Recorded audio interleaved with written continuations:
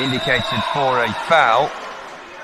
It was the number 17 who's now showed a yellow card and is signalling that he wants to be substituted. He was tangling away with the defender on the edge of the D, conceded the foul, too overzealous as he looked for a goal. And Merseyside are able to restart. Low ball down that far side. He's just on a different wavelength to Rhys Holden there. And it's easily through to the goalkeeper, who rolls the ball out from the D. And now Scorpions try and break over halfway. Crunching tackle from the Scorpions man is able to see them through. It's the goal scorer Daniel Angus, number 5, scurrying towards the edge of the D to try to chase his own pass there, but it went through to the goalkeeper, who rolled it out towards the near side. It did lure in a tackle from a Scorpions man on the number 9 for Merseyside, Rhys Holden. It is now a restart for Scorpions. Near side the right, they work it across halfway. The deepest player back is Ditchburn now, the number 26, probably the tallest and biggest frame on that court now. And then Tom Lamb coming in from the left, looked to get a right-footed shot away, but the ball was taken away from his feet at the expense of a Scorpions restart on the far side. Ditchburn pokes it towards that left corner, trying to face up the goal is Lamb, who's side onto goal, so rolls it back towards halfway. Leon now has it right-footed, and then his pass towards the near side is a low-angle one. It's just in front of the number 5, who was going one way, the ball was going the other. He was off balance and is out of play for a Merseyside restart. And Merseyside passing it around their own back line. Then a low, screwed ball over halfway, just spins away from Rhys Holden and out of touch. So it will be a Scorpions restart once again. 5 minutes remaining of this first half in the partially sighted cup final. Blasted ball forward, deflects off the chest of Rhys Holden with some power, but the Merseyside man, he looks a bit winded by that. He's able to carry on as it went out of play. Scorpions ball, they're in their own half. Ditchburn stretching to poke it with his left foot away, and because he was off balance, it sees him just play a bit too far in front of his teammates. This only, of course, a 30-metre length court, so not much room to play with. And the ball went out. Merseyside trying to dribble it out from the edge of their own D, but Lamb wins it back to goal. He's got a man in his back here. He's trying to fend him off with his left arm, dribbling, twisting and turning towards the far touchline. Merseyside have won it back here. Maybe a 2-on-2 break. Lamb trying to get back and win the ball, but he slipped and failed to win it. And now it's a Merseyside chance to try and square it across the face of goal. Scorpions players were back in the nick of time to stop Merseyside's number 7, Harry McDonald, getting on the end of it. Breathless stuff. It will be a restart for Scorpions from the near side, near their own corner really. And the timeout is called by Scorpions. It's a 1-minute timeout, so it seems both sets of players either walk or jog towards the near side to speak to their respective head coaches. The Scorpions head coach left of halfway.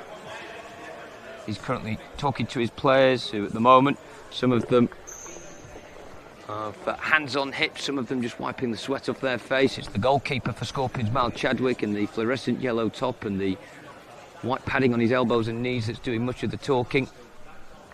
And then for Merseyside, right of halfway as I look, they have their head coach giving them some instructions, Stephen Cushion, one of their founding members. He's in a royal blue training top, black tracksuit bottoms, giving some instructions to his players. And then the 1-minute timeout is over. The officials retake their positions, and so do the players, with Scorpions having the ball deep in their own half, near side their right. It's a low left-footed ball, it's a short one as well. To number 15, Leon, it's to dribble it towards halfway, then play it back out towards the near side the right, and Packard carried on his run, but the ball got stuck under his feet and his offload was poor towards the edge of the D. Clearance from Merseyside is repelled, and now they're facing their own goal, and Lammer's nipped in, and he's poked it past the goalkeeper to make it 2-0 to Scorpions. It's the captain who pounced on the opportunity, a loose one from Merseyside. Lamb, left side of the D, wants it to get it out of his feet. It's a nonchalant right-footed poke underneath the goalkeeper, Rhys Crowther, who could do little about that. A low effort into the far corner, and it is Scorpions 2, Merseyside 0.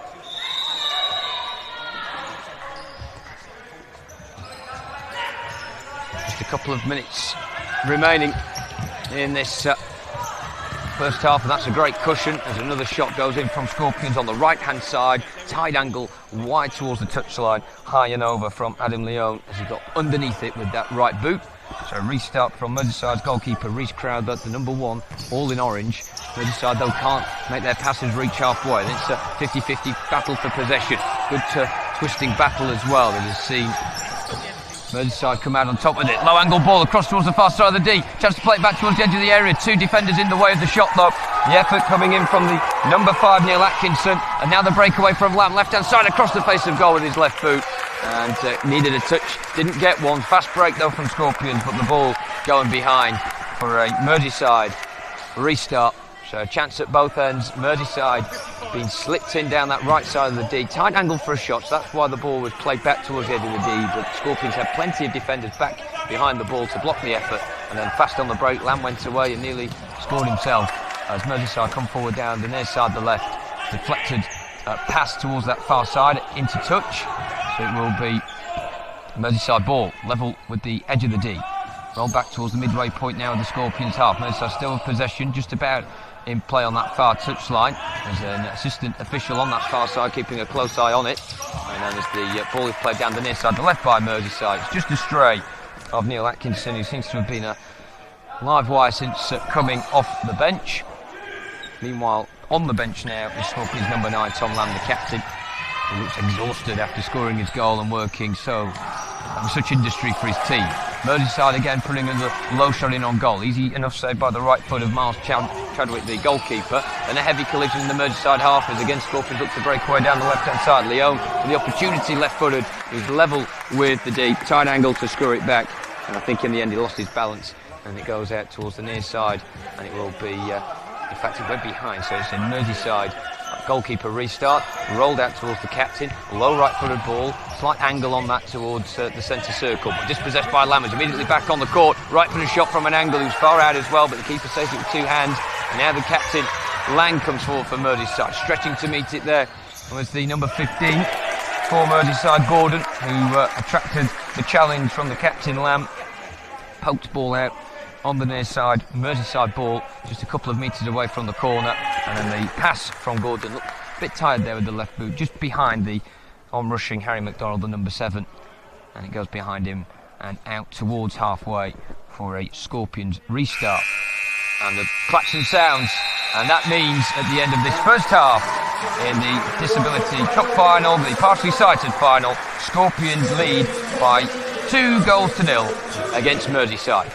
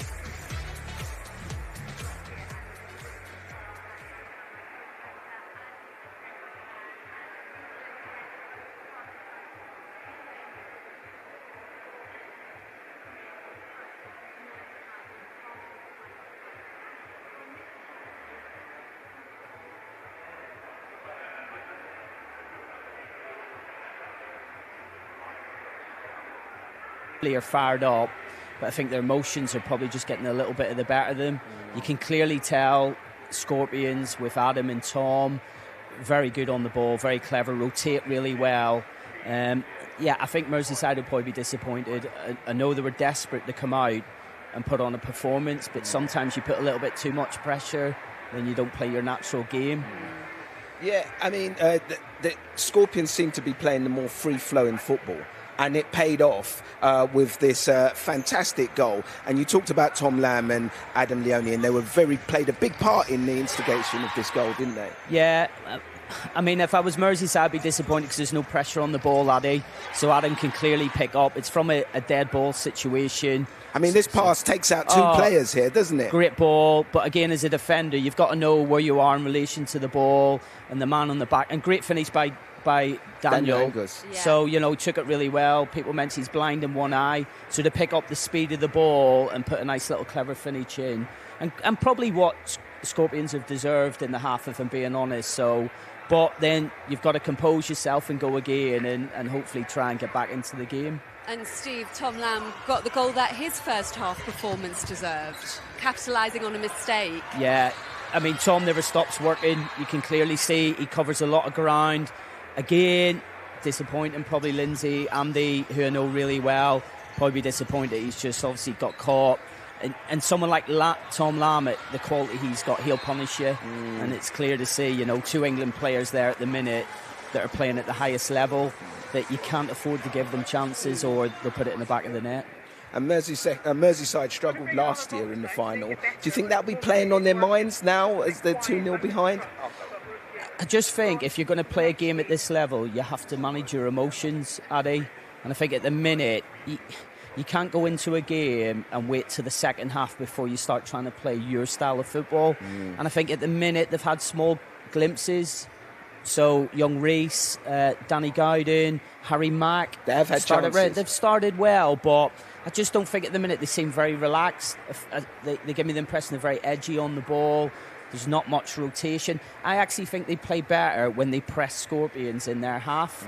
But the danger is then Adam's got that ball that gets him out to Tom Lamb. So I think it's a difficult decision from Merseyside. Do you press, put them under pressure, or do you sit deep? But then you allow Scorpions to have a lot of the ball. And at the minute, they're dominating the ball. And they're clearly having good chances in good areas. Merseyside aren't really penetrating down that side. Thank you, Steve. Important team talk for Merseyside at half-time, definitely, because it is Scorpions that have the lead here in the partially sighted final. Goals from Daniel Angus and then a second from Tom Lamb has given them a 2-0 lead in the first final of the day. Can Merseyside find a way back in the second half? That's coming next.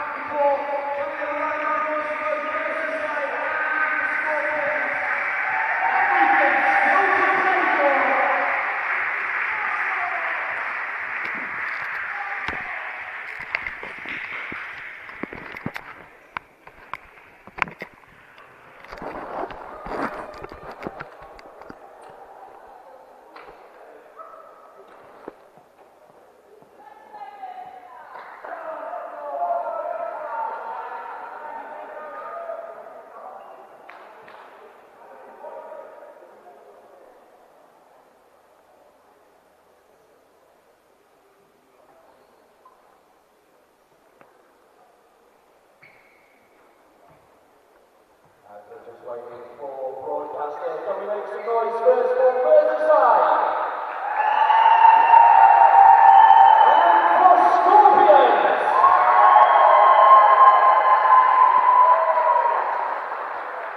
And when we kick off once again, the loudest noise of all. Get ready.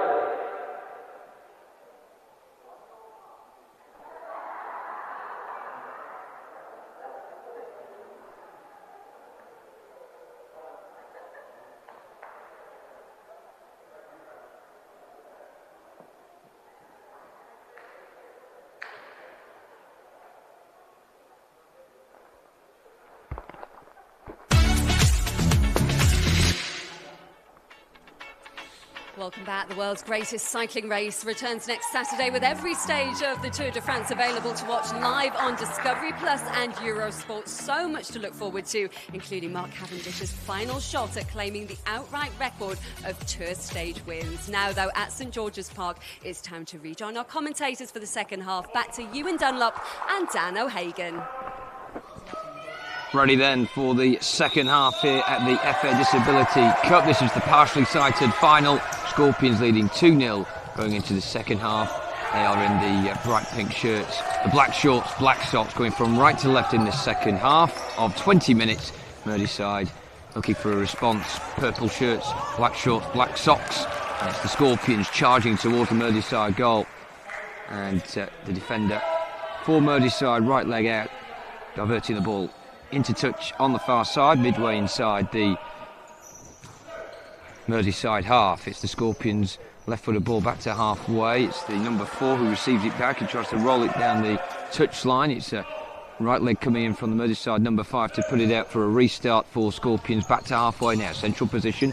Leon looking for an angle, plays it right-footed towards the near side, the left, and Lamb. Leon carries on his run around him, so he's going down the left-hand side towards the corner, reaches the ball. It's a left-footed ball across, and he clatters in to the advertising hoarding on the near side there, right underneath the cameraman. Leon straight back up to his feet and back in the defensive position, but that was some clatter into the advertising hoarding. And thankfully he's okay to continue. Immediately got up and sprinted back into his own half of the court, but the Merseyside players getting back on with things as they scoop it down that far touchline. Leon back to his feet, just watching the ball dribble behind and out for a restart for his Scorpions team, who lead 2-0 in the partially sighted final. First of the 6 over the course of this weekend in the FA Disability Cup 2023.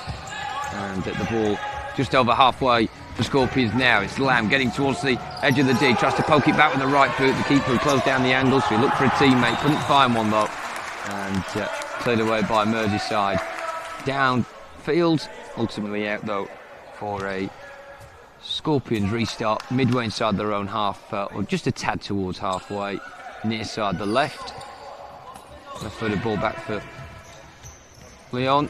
Out towards the far side, roll down the touchline, coming in field now. Opportunity for a ball in behind. Lamb on the angle, right-footed, just wide of the far post. Again, the goalkeeper in all orange, Reece Crowther closed him down and tried to get low to stop the angles.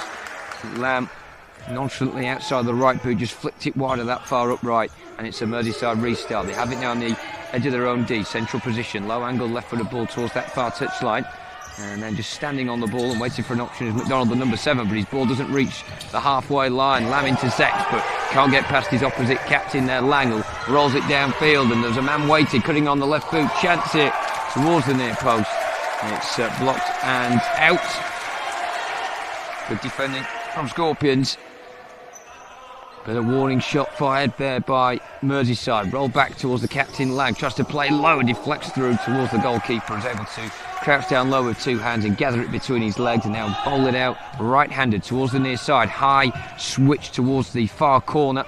It was an awkward bounce for Angus, the goal scorer of the first goal, to control, and he was unable to divert it from going behind for a restart for Merseyside. So a breathless start to the second period. 2-0 the scoreline to Scorpions. It's McDonald trying to break out from the back for Merseyside. Tackle comes in, takes it out of play, and for a goalkeeping restart for Merseyside. Bowled out towards the left hand side, trying to go on the outside of his man. There's the number 5 for Merseyside now, Atkinson. Just went a bit too far with the ball and stumbled into it. Ultimately goes through to the goalkeeper for Scorpions, who bowls it out towards halfway. Leone looking to jink him from the left-hand side, surrounded by purple. Finds the space on the far side though. Angle shot comes in across the face of goal and behind for a restart for Merseyside from the back. Donald laterally coming in from the left-hand side. Offloads it in a central position for Lang. Tries to play a low-angle ball towards the far touchline on halfway in front of the spectator stand, which is densely populated here in the Futsal Hall of St George's Park. The lights are on. The roof, of course, over us in this indoor arena. On this blue court, currently seeing the men in purple and black leading the way. Team in pink and black, should I say, Scorpions leading the way against the team in purple, Merseyside, who are looking to make a response. The ball is on halfway, far side the right touchline. Opportunity for Lyon, right footer shot from distance. A low zipping one that bounced once and went wide of the far post. Restart now for Crowther from the floor, just rolls it out gently towards Lang, his captain. Long ball over halfway from him, a low one. It was angled but behind McDonald and out of play it goes. Scorpion restart this time around. Once they have a ball to play with. Lyon will take, rolls it towards the edge of the D and Lamb. Low angle ball out towards the near side, but then dispossessed and a chance on the angle right side of the area. Surrounded out there was the Scorpions player. It was a chance.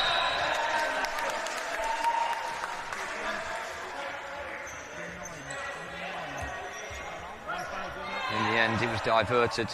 A restart now for Merseyside from halfway, right to the centre circle. Low crossfield ball inside their own half, and a no-look pass, low angle, out towards the near touchline, deep into the Scorpions half. Couldn't cut through though for a purple jersey. Out of play it goes. Restart for Scorpions now. Bailey Pack will take left-hand side, midway in his own half. Left-footed ball in towards the edge of the D, and the number 15 Lyon, who used the ball towards the far side, but then it switched back across to the near with Scorpions still inside their own half, now on the edge of their own D with the captain Lamb, who gets it towards halfway. Nice one-touch football, takes the ball towards the corner on the near side, but it's just ahead of Bailey Pack, who's never going to reach that ball behind, and it will be a Merseyside restart. It didn't quite go all the way out for a goalkeeper restart, however. It's right next to the corner, so the Merseyside captain has to come all the way back to retake. Just nudges a square ball in field, and now opportunity for the ball forward. Trying to play into the shoulder of the defender is the Merseyside man. Gets it back on the edge of the D. First time left-footed shot straight at the midriff of the goalkeeper, and the ball just about stays in the left corner of the D for the keeper to be able to gather and then roll it out for his teammate from deep, and Scorpions will look to come forward again. Lyon, left-footed ball in between two players in pink. Too much zip on that, on this slippy surface. Out of play it goes for a restart now for Merseyside. The ball gets near halfway, looking to come from their own half here, Merseyside. Low angled ball forwards. It's cut out with a high clearance, and it bounces a couple of times, and of course it's the heavier ball, a slightly smaller ball used for futsal, so it immediately takes the weight out of it, bounces a couple of times, and then drops out for a goalkeeper restart. And just a few passes now going astray. Merseyside with a low angled ball deep in towards the Scorpions half, ahead of the intended purple shirted target. So Scorpions to restart midway inside their own half, near side the left. It's in fact going to be left for Tom Lamb. There's a right-footed player to take, again asking the referee if the Merseyside players can move back a few yards. He then squares it across towards the far touchline, and they work it in towards the Merseyside half. Angle shot, right-footed, saved low by the goalkeeper with two hands, parried it down into the ground, and then it was volleyed clear towards the far side into the Scorpions half, towards the spectators. It will be a restart for Scorpions now, midway inside their own half, near side the right. Lyon stood over it, left-footed ball, nice flick round the corner. Lamb, can he get there ahead of the goalkeeper? Neither of them will get there first though. Just outside the D, so the keeper couldn't commit, but Lamb also couldn't keep it near the byline. Goes out of play. Now down the right-hand side, Merseyside looks to come. Tackle coming across there from the Scorpions, number 17. Takes it behind. He's got his hands on his hips there, the Scorpions, number 17. It's a breathless game. He's not the only one out there either. As the Scorpions players look to reset, Merseyside probing now from halfway, just right to the centre circle. Square ball towards the far left touchline. Coming in on his left boot there is the number 15, but overran it, and it's played back to the goalkeeper by Scorpions, who come out from the right-hand side now. Low ball deflects, but it takes it into the path of Lamb, the captain. Turns on the edge of the centre circle, right of it, just inside his own half, just juggling under his right boot, and roll back towards the edge of his own D. And a couple of passes takes it out towards the near side. They then come in towards the centre circle again, but now poke down the right-hand side. Number 26, Ditchburn, dispossessed now, coming the other way. McDonald, slide tackle coming in, a good one, but the Merseyside bench aren't happy about it. Play on continues, 2-on-2. Chance for Lamb, stretching right, footed shot, saved low by the goalkeeper. And he's played across from the left-hand side, just in towards the D, and then the number 9, Lamb, stretching with the right boot. Got enough on it to divert it towards goal, but Crowther smothered it out of play towards the far side. Scorpions ball. Merseyside captain just clarifying with the officials that you are allowed to slide. That's how Lamb won the ball back on halfway, and why the Merseyside substitutes were all on their feet in their blue training tops and blue bibs. Now Scorpions work it from the halfway line, but spinning ball takes it behind, and will go out for a restart. In fact, that restart will come shortly as the timeout has been called. And that sees both sets of players make their way towards the near touchline, opposite the spectators as we look. The Merseyside players all crowded round in the circle, with the substitutes, as I mentioned before, in their blue bibs over the top of their purple jerseys. They're all listening intently, as are the Scorpions players on the right of halfway on the near side. And it's the captain doing a lot of the talking, Tom Lamb, who scored the second goal. Could have added a third in this second period as well. Some of the players just using their jerseys almost as towels to wipe their faces. Some very exhaust-looking faces, but still some way to go in this partially sighted final here at St George's Park in the Futsal Hall. So the klaxon sounds, meaning that the end of that timeout is upon us, and it will be a restart on the near side, the right, by the captain for Merseyside, Andy Lang, number 11, with the captain's armband, that yellow armband high on his left arm with the black C to signify his captaincy. He gives the ball away though, and it's line now breaking deep in towards the Merseyside half. Low angle shot from the right hand side. He's saved by the goalkeeper. Rebound for him on the left foot, more narrow this time. Saved by the face of Reece Crowther. He put everything behind that to divert the ball out towards the near side. It will be a Scorpions restart, level with the D. Left footed ball back towards halfway. Doesn't quite reach it though, as Lamb plays it back to the taker again. Down this near side, the left. Tackle coming in there from Gordon. But opportunities, the one-touch football is played towards the edge of the D. Crowd of purple back there for Merseyside. So they look to come on the outside, the right now to Scorpions. Near the corner, juggling with it is Angus. Left-footed ball back towards halfway. Lamb from deep, rolls it out towards the far side, the right. Ditchburn this time. Can't get past McDonald, who uses the spin of the ball to just about stay in. The whistle had then blown before Ditchburn then slid in. And there's a bit of needle in this one. It's Ditchburn with a bit of a wry smile, but again, the Merseyside bench on the near side not too happy about it. But as I mentioned, the whistle had already gone, and the official on that far side pointing out his left arm, and there will be a free kick for Merseyside midway inside their own half, tight to that touchline on the far side, the left, just in front of the spectators here in the Futsal Hall. Right-footed pass, low angle towards the right of the centre circle. It's the number 15 back out towards the left, and the captain again able to try and poke it through, but the captain for Scorpions is back there. Lamb, nice smart turn from him as he pivots on the edge of the centre circle and then tries to supply a left-footed ball through. There was a lot of space for Scorpions number 5 up there towards the D.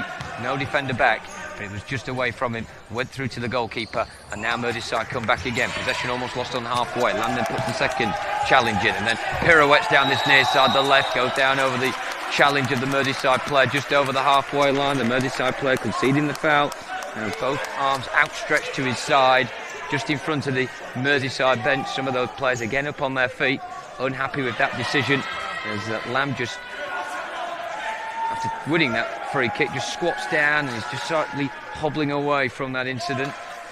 Nasty fall on this hard indoor surface, of course. Two of the officials just having a conversation with one another now near the centre circle, just a few metres away from where this free kick will be taken on the near side, the left, just a few metres beyond halfway, lying with hands on hips just composes himself and will eventually take as he plays it right-footed square towards the far touchline. Lamb goes on the outside, rolls it towards the corner on the edge of the D. First time shot comes in then as it was pulled back. Saved instinctively down to his right by the goalkeeper. It was at chest height and he got two hands behind it and it goes out for a Scorpions restart near side the left, level with the D. Left-footed ball back for the tall number 26 Ditchburn. Back for the taker again, who gets a bit lucky as it just breaks from left side. Shot is blocked on the angle by the captain for Merseyside. It goes behind for a corner now for Scorpions in those pink shirts with the black trim at the bottom, the black shorts, the black socks, white sleeves as well. So it's played back towards the edge of the centre circle. They then play it square and create an angle on the right-hand side perhaps for Lamb. Lamb looking to probe and roll it down the right towards the corner. Lyon's got a man in his back here. Ball just goes out of play and it will be a Merseyside ball who defended that well. And the captain will take Andy Lang. Crouched over the ball and plays it right-footed square to his goalkeeper Reece Crowther, all in orange with the yellow trainers. And back to his captain again, just at walking pace. Rolls it for McDonald, who's trying to create an option on the edge of his D. He goes back to go forwards and then up towards the number 9. Receives it back McDonald now, edge of the centre circle. Might go for the shot, right-footed, blocked by that stream of bodies in front of him in Scorpions pink. And Lamb is the man back there, but it's short back to the goalkeeper. Keeper came out just inside his D and got a knee on it, but not away. McDonald, low right-footed shot, finds the near corner of the net as the goalkeeper retreated. He couldn't get down low to his right-hand side, and it's McDonald with an exquisite finish to pull Merseyside back in the game. Their bench are on their feet. There's roars of encouragement. They might make one or two rolling changes now as well. And Scorpions using the opportunity to just regroup on the near side, right of halfway. They've called a timeout, signalled by the referee with the hand signal of the T shape. And he orders both sets of players to, for the next minute, talk to their respective coaches and hear maybe one or two wise words from their captain. The two officials in the centre, guarding the ball in the middle of the centre circle. But the Merseyside players, you can see some of them struggling to stand still, such as the adrenaline rush of that goal back. And the Scorpions players, a lot less animated, with hands on hips, one or two heads down, listening to Tom Lamb, the captain, just trying to keep up the encouragement. A few Merseyside players just taking on bottles of water quite hurriedly, as this minute will soon come to a close. There it is. So game on now for the remainder of this partially sighted final, and it's with the Scorpions still leading by 2-1. Not an awful lot in it now. Will this one be going to penalties? That's what will happen if at the end of the 40 minutes we have scores all square. Scorpions restart, going from right to left in this second half. And Lamb turns his man and he's through, but he's got a tight angle, so he squares it across. Lots of players hurrying back there for Merseyside. One of them gets a foot on the ball, he's able to turn away. He actually wins the restart as well. Last touch came off a Scorpions player, so Merseyside defending well again. That square ball across the D, which we've had 2 or 3 times in this second half. But Merseyside unable to keep possession as it goes out on the far side, just in the Scorpions half. And it's a Scorpions restart. Be taken from that far side, the right. Left-footed ball by Pack, the number 4. Can't get it back though. Now chance from the centre circle, left-footed, down that left-hand side. Chance on the turn for Holden, who is wide left, back for his captain, Lang. And now it's McDonald, the goal scorer. It's quite far out, near halfway, Merseyside at the moment, but they break down the left-hand side. Angle to maybe cut it back. It takes a deflection off an outstretched Scorpion leg. It will be a corner, far side there left, for Merseyside, to be taken by Andy Lang, the captain. Has ball in hand, places it down with his right hand now. Right-footed ball back down the line. Left-footed swept in towards the middle. No one could get a touch on it. A few hands on heads from the Merseyside bench. Scorpions breathe a sigh of relief, and they will get the restart on the near side, the left, near the corner.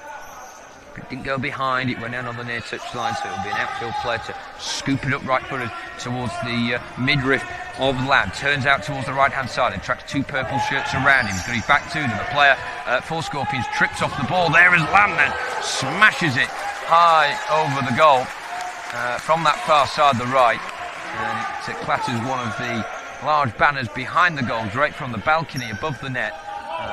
It says England. If you hit the letter G. It's going to be Merseyside coming from the back. They have it halfway, near side the right. Low angle ball back towards the number 11.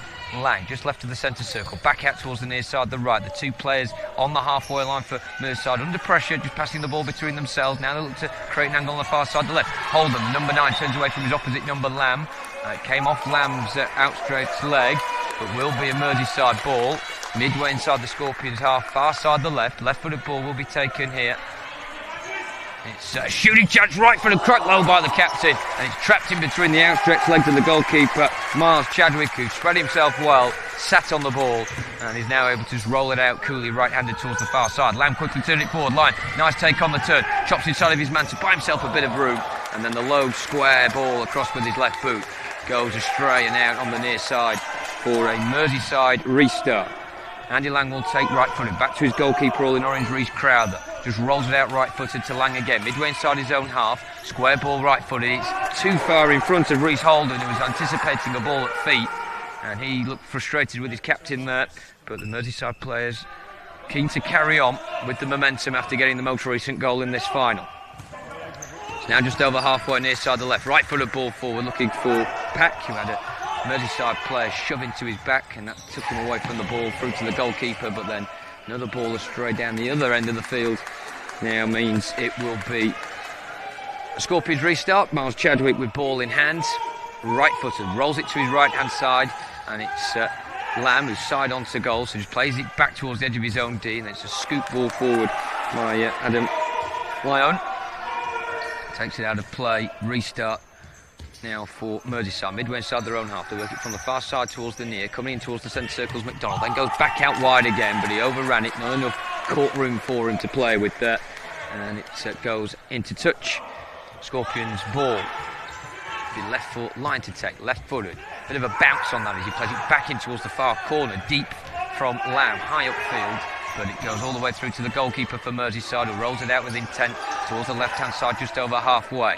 Back in towards the centre circle, and McDonald from deep. Low right-footed ball angled out towards the right-hand side. Holden trying to get away from his man Lyon, but he's been an imperious figure back there for Scorpions as the number 15, Adam Lyon, and he's able to shepherd it back to his keeper Chadwick before receiving the ball once again with a bit more time and room on the edge of his own D on the left-hand side. Then Lamb forward, beats the outstretched leg of the defender, through his pack, keeper saved it once and then smothered it twice on the edge of the D.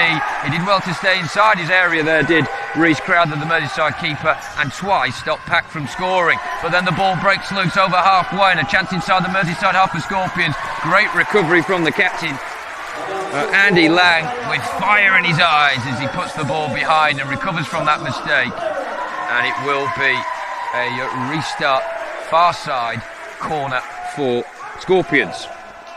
Pack will take left-footed, rolls it back towards halfway. Lamb was the target it seemed, but leaves it, and it will go all the way through now to the goalkeeper. Well left that by Scorpions. It's drawn Merseyside out, but they've won it on halfway. Coming down the left-hand side, try and cut it back into the middle where there were options, but Lyon wins it and then scoops it high and just blasts it as far as he can go there. Over it goes, and it will be a quick start from Merseyside. Down the left-hand side, ball had already just gone out of play, and you could feel the angst from the Merseyside touchline as the final horn sounds, and Scorpions have done it. Lots of arm pumps and high fives and hugs in the centre of the court as the coaching team in their grey tops and black shorts come onto the court, as do the substitutes in their white vests. The Merseyside players exhausted in their all-purple jerseys as they come off the field, but a really tough game in the end, and defeat for them to take. But it's a brilliant victory for Scorpions, who for the first time are the partially sighted victors Scorpions, of the FA our Disability first Cup. winners of the 2023 FA Disability Cup, winning the partially sighted final, as Dan said, by 2-1. It was a really competitive match. Merseyside making it a close finish at the end, but Scorpions will be lifting the trophy very, very shortly. Steve Daly is with us, who is head coach of the England partially sighted team. And Steve, it was a great match with a dramatic finish. Well, listen, that's why we love futsal. When it opens up like that and it's transitional for the crowd, it's a fantastic game. And I'm just glad Merseyside made a bit of a go of it at the end, rather than just letting the second half peter out. So great spectacle. I'm sure the people at home loved the second half. What was it that Merseyside did, you think, to actually start turning the game into their favour? Well, I think they scored. I think that was the big bit, Addy. I think against the run of play, the game was going a little bit flat. Scorpions were just moving the ball a little bit slower. Probably from Tom, he'll be disappointed in the pass that he laid back. And Merseyside just punish you. That's the bit with this game. You make a mistake, you get punished, and then suddenly 2-1 up, the momentum shifted the other way. We'll have much more analysis on the way with Steve here at St George's Park shortly. A reminder of what else we have for you across BT Sport this weekend as well. There's MotoGP from Assen with qualifying. That's live now on BT Sport 2. It's the World Senior Darts Masters live over on 3 from 1 o'clock. And at 5, London Cubs take on the Cardinals in Major League Baseball. But the first champions of the 2023 Disability Cup, Scorpions, they will be receiving their trophy after the break. A lot more analysis on the way after that 2-1 victory over Merseyside.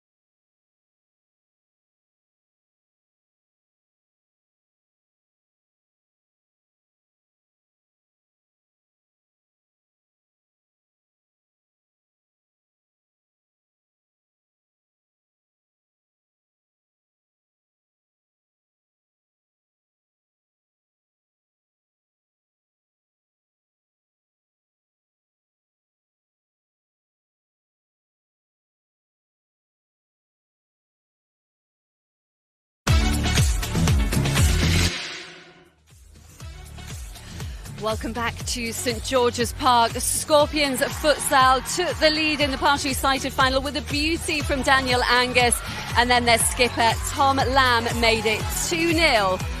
Scorpions lifting the trophy here in our first final. Tom Lamb had a brilliant game, and we can hear from him with Hannah Cockcroft. Tom, captain of the Scorpions team, man of the match.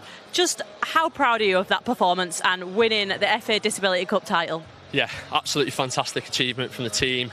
So proud of the boys. You know, we knew we knew it was going to be a tough game today. We've played Merseyside quite a few times this season. We know what they're all about. They're a very tough team, some good individual players. So we knew that we had a plan to execute, and thankfully all the boys turned up today. And yeah, just immensely proud of everything we've done all season to win the League Cup and give ourselves the opportunity to be here and then go one better. It's absolutely brilliant achievement for the club, and hopefully we can have many more to come in the future. Absolutely. Did you think that you were going to dominate and have such a strong match? We had a game plan. We knew that if we could be aggressive in their half and try and win the ball back early on, we'd have chances of getting goals early. We ended up 2-0 up at half time, so we executed that first half really well to plan. And then the key message at half time was very much not to let them back in the game early on, because we knew that they'd be charged coming back into that. Thankfully, we nullified the first 10 minutes.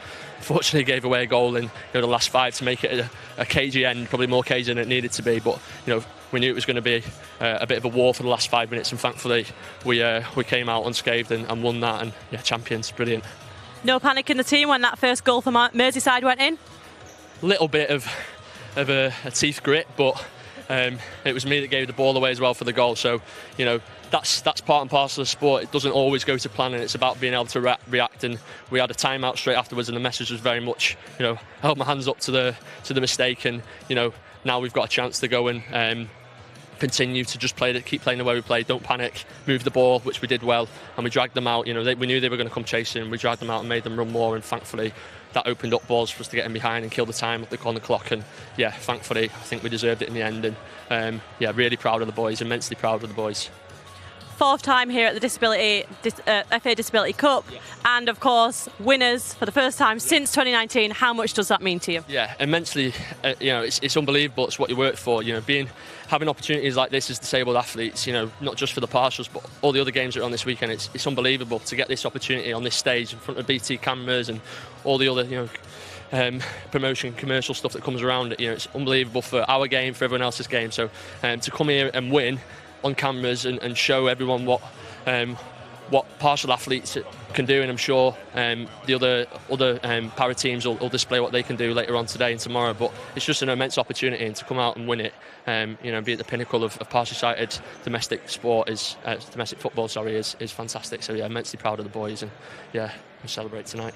What a captain. I'll let you get back to your team and your presentation. Congratulations. Thanks, guys. Yes, Tom Lamb should be very proud of his team, but also his own individual performance today. He's had over 40 appearances for England, Steve, hasn't he? Just how crucial was his performance, but also his leadership today? Yeah, well, Tom speaks really well. Great role model. You can tell the level that he's playing at. The other players just feed off him. Like I said at the beginning, I think his movement and Adam's movement encourages the other players to rotate. So I think if you're going to play at that level, you've got to lead by example. And his honesty there when he held his hands up for the goal, he'd be disappointed. But, that's when you know a really good player, when they can take accountability for their mistakes, but then not only dwell on it, he goes and puts it back into play, settle the lads down and get them back playing to run the clock down. So very mature performance. I wouldn't expect anything less from Tom. Yeah, captain fantastic. And, it wasn't just Tom Lamb who played well, Adam Leone as well for Scorpions, and Chadwick in goal as well. I mean, how proud are you as England coach to see these players playing so fantastically well? Addy, it's brilliant. I mean, I always say, go and represent your sport, go represent your impairment and inspire people to play. That today was a great spectacle, really competitive from both teams. And I have to say, both goalkeepers were outstanding, both Reece and Miles. So, yeah, I'm chuffed. As an England head coach, really proud of all the boys. And we have to say commiserations to Merseyside. They put on a good performance, but just a little bit too little too late, wasn't it?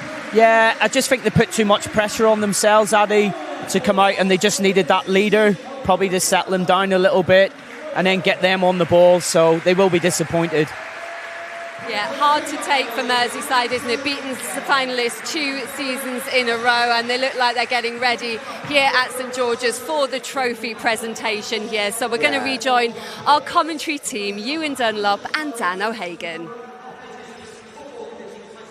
Trophy presentation taking place now for both sides. Applause from the spectators on the far side, all still here and applauding the Merseyside runners-up in their purple shirts, black shorts and purple socks, and the Scorpions team in their pink shirts, black shorts, black socks There is around an 8-foot-high arch display to the right that is green and black with the FA Disability Cup branding on it, with the slogan "Here for Glory" either side of it.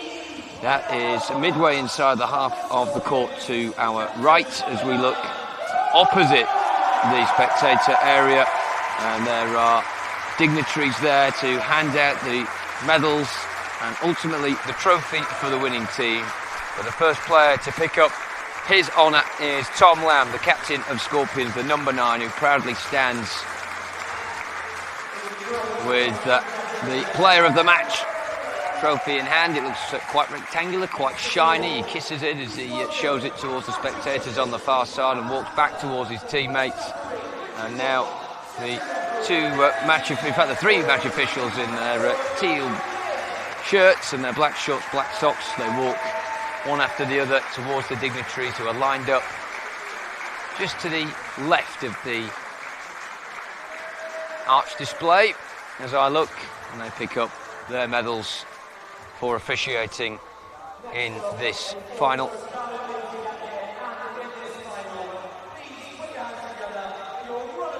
And now the Merseyside team, led by their captain, the number 11, Andy Lang, with his left arm donned with the yellow armband, walking towards the next set of medals that will be handed to him by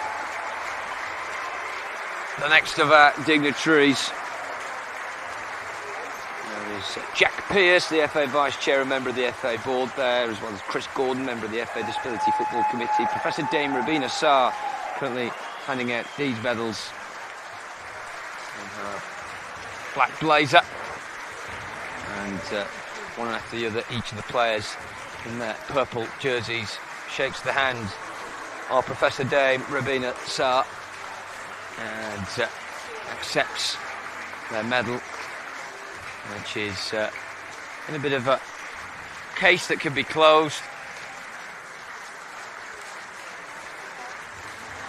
The coaches now in their royal blue shirts and navy blue tracksuit bottoms, they take theirs and walk towards the near side where the Merseyside team begin to form a bit of a huddle. It's of course disappointed expressions on each of the Merseyside players. They're used to being runners-up, yet to taste victory in this competition, but the Scorpions for the first time have now, and a few of the spectators on the far side on their feet as their team now go and take the honour of the medals being handed out this time by Sue Howe, MBE, FA Board member, Chair of the National Game Board and the FA Disability Football Committee member.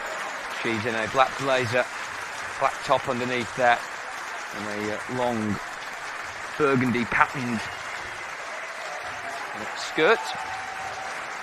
And each of the Scorpion players, all with beaming smiles on their faces, as they take their medals and go behind the winners' banner, which is in the half of the court away to my right. They are underneath that arch display, which will be the money shot very shortly when Tom Lamb receives the trophy in both hands.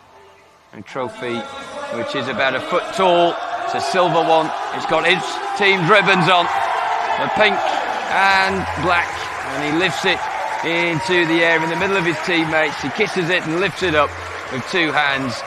And now each of them will take turns in squatting down, jeering each other up, and then lifting it into the air. The goalkeeper, the latest one, Miles Chadwick. Victory for the Scorpions, winners of this year's partially sighted final, the first of these FA Disability Cup Finals 2023. Congratulations to Scorpions, commiserations to Merseyside, well done to both on a great final.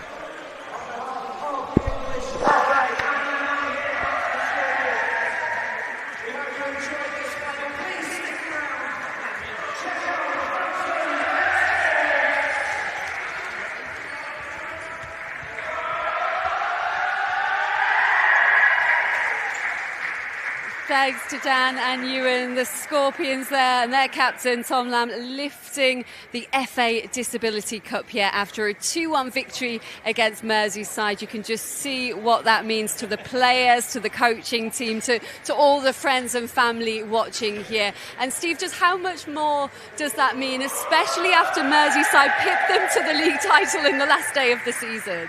Yeah, well, with them getting the revenge in the Cup, Lindsay, they've obviously carried the momentum into this final. Both teams are very competitive. You can see what it means. You know, it is about the winning for them. And I think, the celebration said all. It's lucky it's five-a-side because we could be here all day with them passing the trophy. But And describe, how important this is as a platform for partially sighted football, to get the word out there for other potential players as well. It just raises the profile, Addy, of disability sport, disability football, the standard of the game. I think hopefully that impresses the audience at home.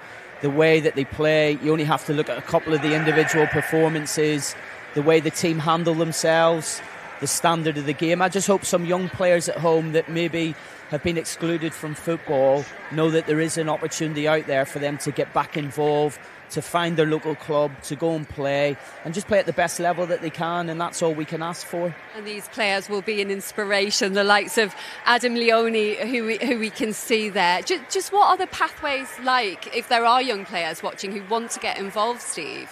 Well, they can approach their local county FAs who will know about local clubs in their area.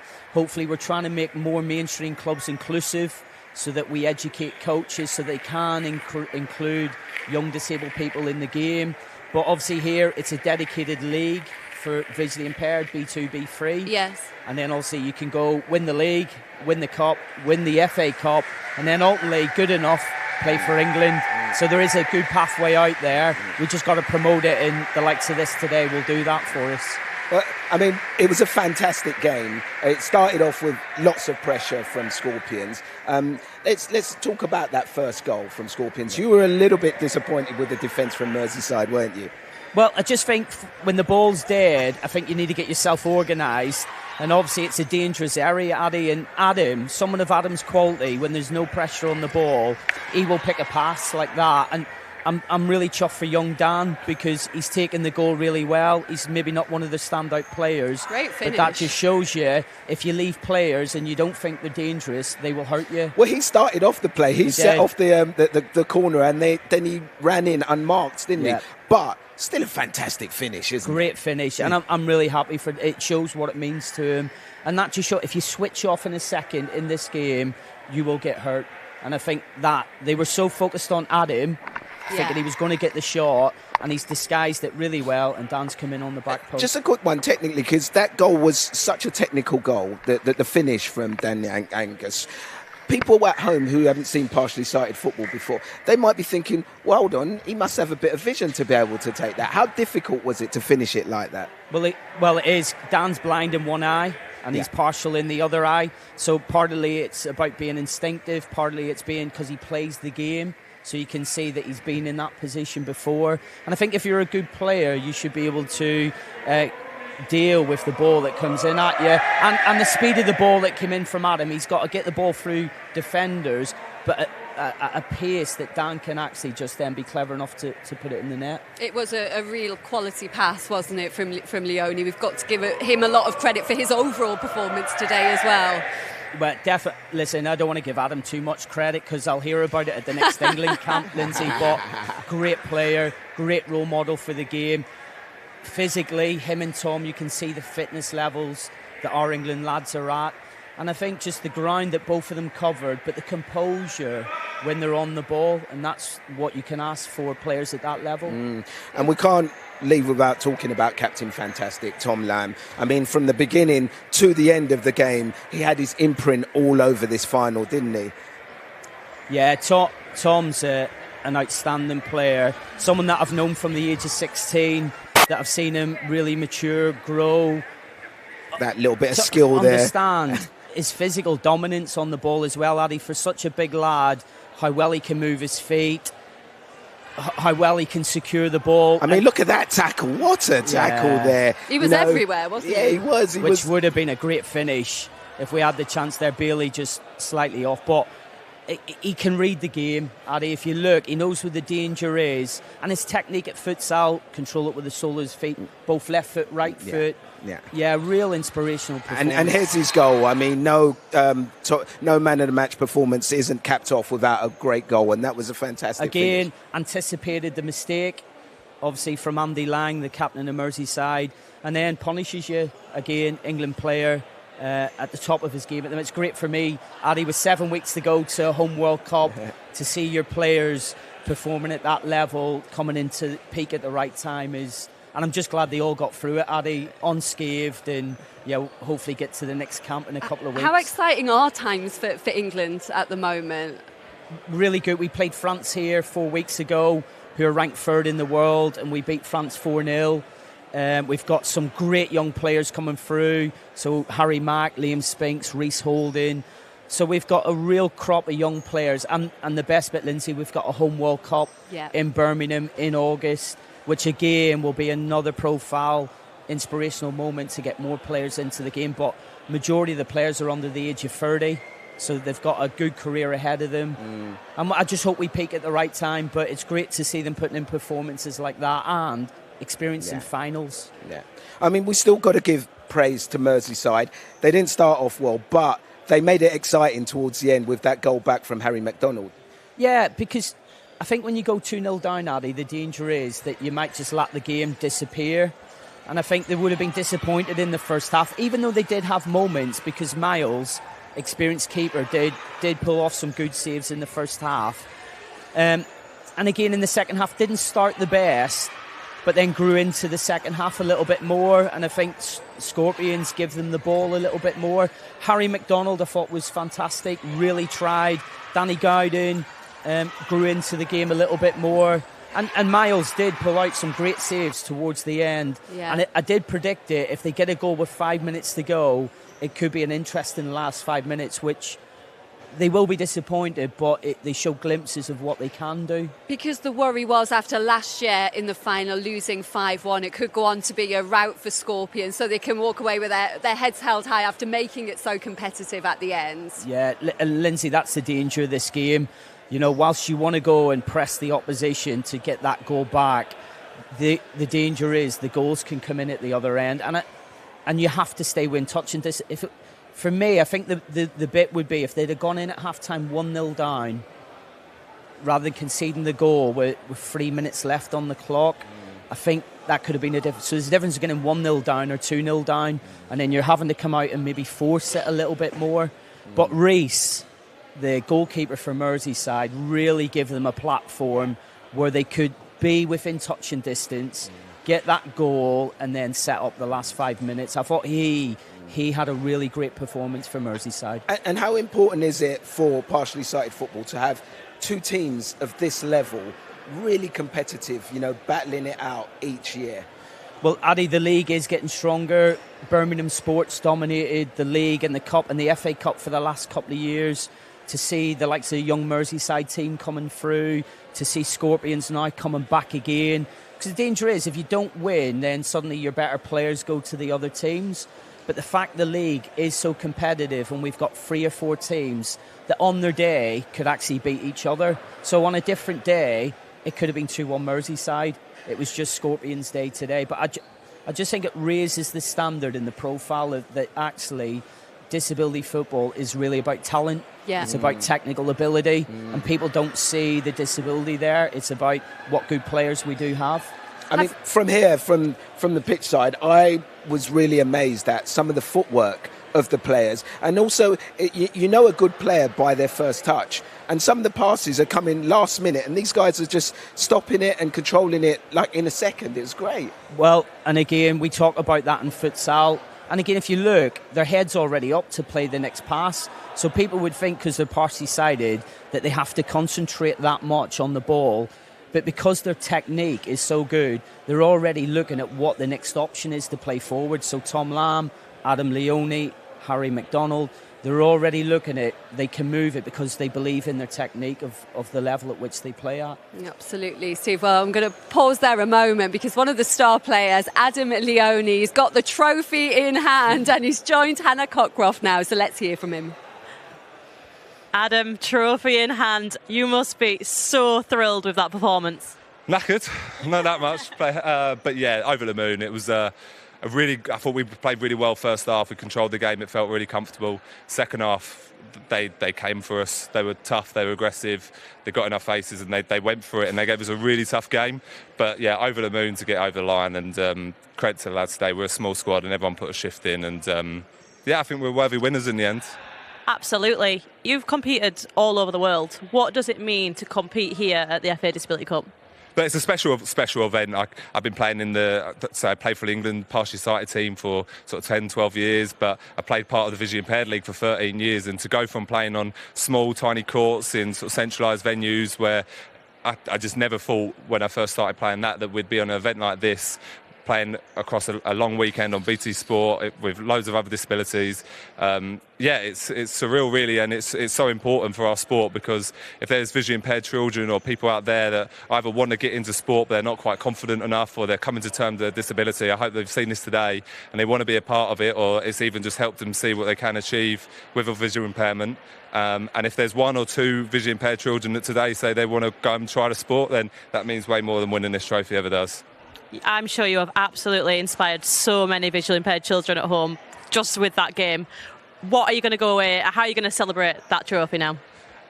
Back at training camp on Monday. We've got a World Cup just in August, but we'll have a beer and some food this afternoon, and then we'll sort of debrief and we'll enjoy it. We'll definitely enjoy it. But yeah, no rest for the wicked. No, Steve Daly will be listening, so I've got to behave. We're back to training on Monday, 6 weeks of the World Cup, fully focused on that. Well, absolute best of luck with that. Enjoy your celebrations, and I'll let you get back to your team. Great, thank you. Thank you for having me. Yeah, Steve Daly watching and listening closely. Beers Is all he allowed round, one Steve. beer? Beers all round. I think he repented there, so he did. Adam, definitely no beers. He will be back on training next week, I can tell you that. He's allowed to enjoy it. Steve, it's been great to have your company again here, so thank you very much, and best pleasure. of luck for the World Cup. We Thanks very really much, wish you all the Lindsay. best. Thank Cheers, you. Abby. Thanks, Thank you. Lindsay. Well, we're going to take a break now, but a lot more to come. Another 5 finals on the way in the Disability Cup this year, but there is Tom Lamb, the player of the match, lifting the partially sighted trophy with Scorpions after beating Merseyside 2-1.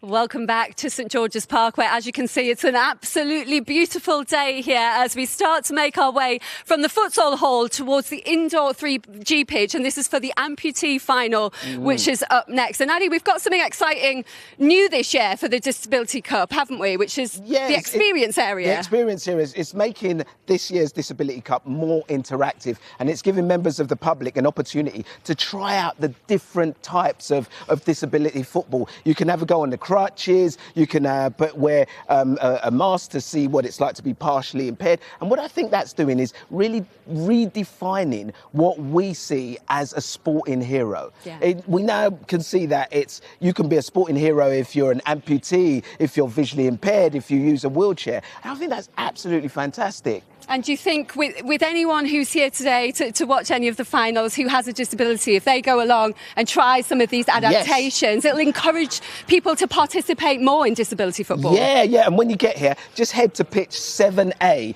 There's signs there which will show you what it's all about. I can't wait to try it all, actually. It's going to be great. And also, it's exciting times here at St George's Park because the Lionesses have recently been here as well, of course, preparing for the Women's World Cup, but which kicks off in July. And Prince William came to visit them, didn't he? Yes, Prince William did. And, you know, I know Prince William is royalty, much respect. But I'm sorry, sir. You follow the wrong team in claret and blue. It's all about the West Ham, not the Aston Villa. You know, champions We're going to let of you Europe. Have your moment. Congratulations, of Addy. Of course, it might be Villa champions of Europe next season. Not a chance. Come on, they've not got those kind of tickers. Exciting times for the Lionesses, and exciting times as well in amputee football as well. The England team won the Nations League recently, so we'll talk more about that, which was absolutely brilliant. But inside this 3G pitch today in the amputee final, it's going to be Portsmouth against Everton today. A great match ahead, Addy. Yeah, really looking forward to it. And the size of this pitch, you only get an idea of it when you come in, don't you? It's massive. Absolutely. Yeah. Now, when we do the deaf final tomorrow, we are going to have some very special guests with us because Damaris Cook and Rolf Schutan will be our guests on the show. And they've joined the BT Sport family as part of a brilliant new initiative which is providing British Sign Language on a range of sporting events. Yeah, and we'll be following their stories with a number of films across the weekend. And here's how it all started.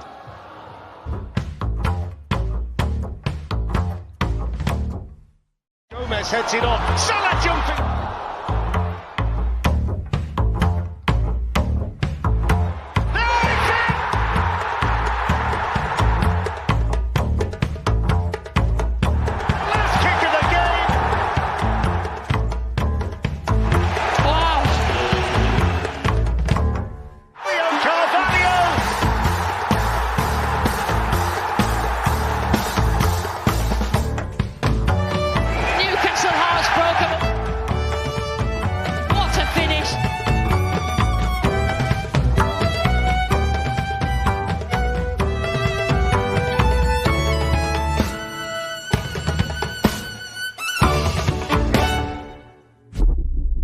So, what are you looking for in the ultimate BT Sport new signing pundit?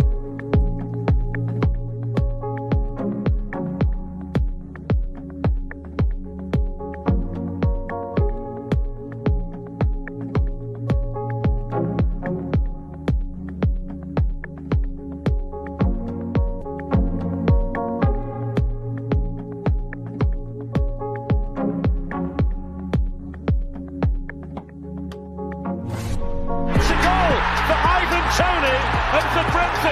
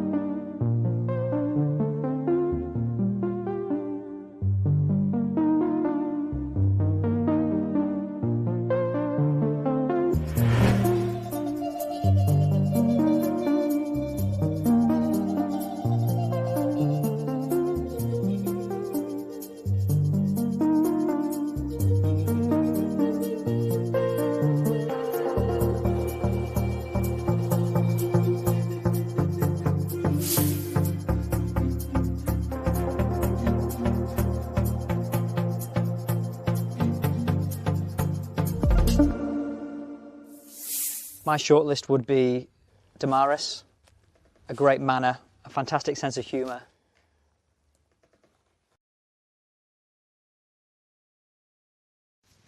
My top two are Damaris, and I'm gonna go Rolf.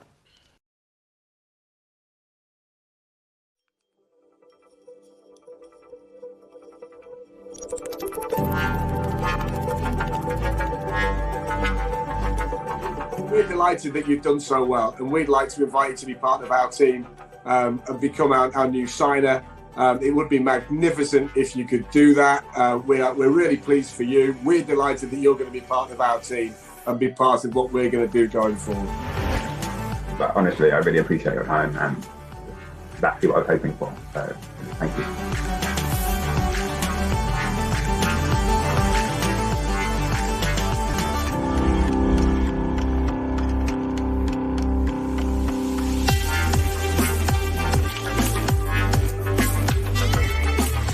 It's a job that you'll never completely master, but it is a job that I absolutely guarantee you will love, you will enjoy, you'll be passionate about, and you'll get so much satisfaction from it.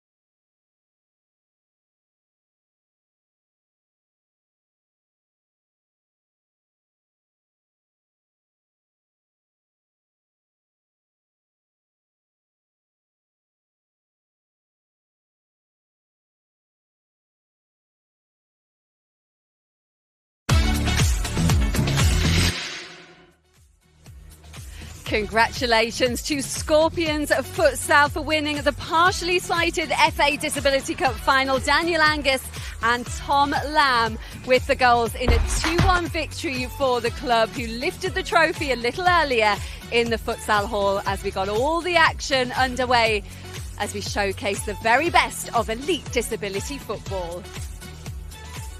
And there's 5 more finals still to come, Addy. Yes, we do. Yes, so coming up next, we have got the Amputee final between Everton and Portsmouth at 12:10. And then we complete the day's action with the blind final, which finishes at 2:40. Yeah, lots to look forward to today, and this is how you can watch British Sign Language with subtitles available on BT Sport 1. Enhanced audio description delivered by an expert based here at St George's Park is available on BT Sport 5, and the finals will be live streamed on btsport.com, YouTube and on the BT Sport app. And this is what you can expect from the Amputee final. Amputee football is played by athletes with an amputation or limb deficiency. Goalkeepers are single-armed amputees and outfield players are single-leg amputees. Each team is made up of 7 players with unlimited substitutions. Halves are 25 minutes in length and there is no offside rule. The goalkeeper is not allowed outside the penalty area and slight tackles are not permitted. Yes, it kicks off in around 15 minutes' time. It's a repeat of the 2019 final between Everton and Portsmouth. And the Merseysiders prevailed that day by 4-1. But who will be victorious today? Joining us to look ahead to this one, a man who has won this trophy 3 times. He has 53 caps for England. It's Gary Maher-Heineke who is back with us. Great to see you, Gary. How are you? Yeah, I'm very good, thank you. What does it mean to lift this trophy? You've done it 3 times. Yeah, so it's a fixture everybody looks forward to, especially now with the fantastic coverage and where it's grown. So it is the FA Cup for amputee football. So yeah, it's a real honour to win it, and to be able to win it 3 times is exciting. And Gary, for anyone who's never seen amputee football before, tell us what you can expect. A little bit about the rules and the tactics that the players have. Yeah, so I'm always going to be a little bit biased because it's a sport where I've been lucky enough to play for a lot of years, but I think visually the outfield players on their crutches and the technique and the skill that they have to be able to move, not just about on the pitch, but the skill and the control they have with the ball. And then in terms of tactics, and it is no different to mainstream football really in terms of formation. So yeah, there's not much changes in that. The thing that surprised me from last year's game is just how well the players travel with the ball. You know, moving on your crutches, controlling the ball. It just feels like it's something that was incongruous and you wouldn't expect it to happen. But they move so well, so fluidly. Yeah, and I think that's the exciting thing about the sport when people watch it.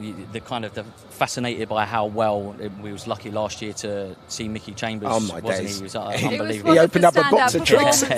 Yeah, so and Mickey's one of the best in the world, and there's a few players today on the pitch today who are in that kind of category with Mickey. So yeah, I do think when you watch it and kind of the skill that they have to be able to do it, as you say, all at the same time. And it's an exciting time for England's amputees, isn't it? Because they won the Nations League recently, and that's a first trophy in over 30 years for England. An absolute amazing achievement for Scott and his staff and his players to be able to win that at the weekend. 3 fantastic performances, what they put in over the weekend, beating current world champions and European champions in Turkey, who haven't lost a game till I think it was open play since 2014.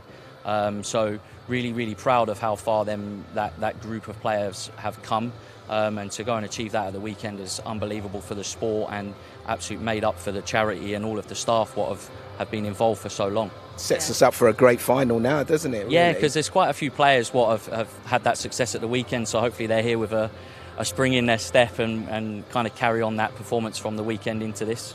How do you think that will affect the dynamics today? Because obviously when you're playing together, you're going to build up those bonds, especially when you go through something as special as winning a major trophy, and then you've got to come out here and compete against each other. Yeah, it was really interesting. I was lucky enough to be out there at the weekend, and in the hotel after they had won, it did then change the dynamic slightly in terms of their focus switched to this game and kind of wanting to win this game, and it's kind of they was teammates, and yeah, what does it look like now of going back to their clubs?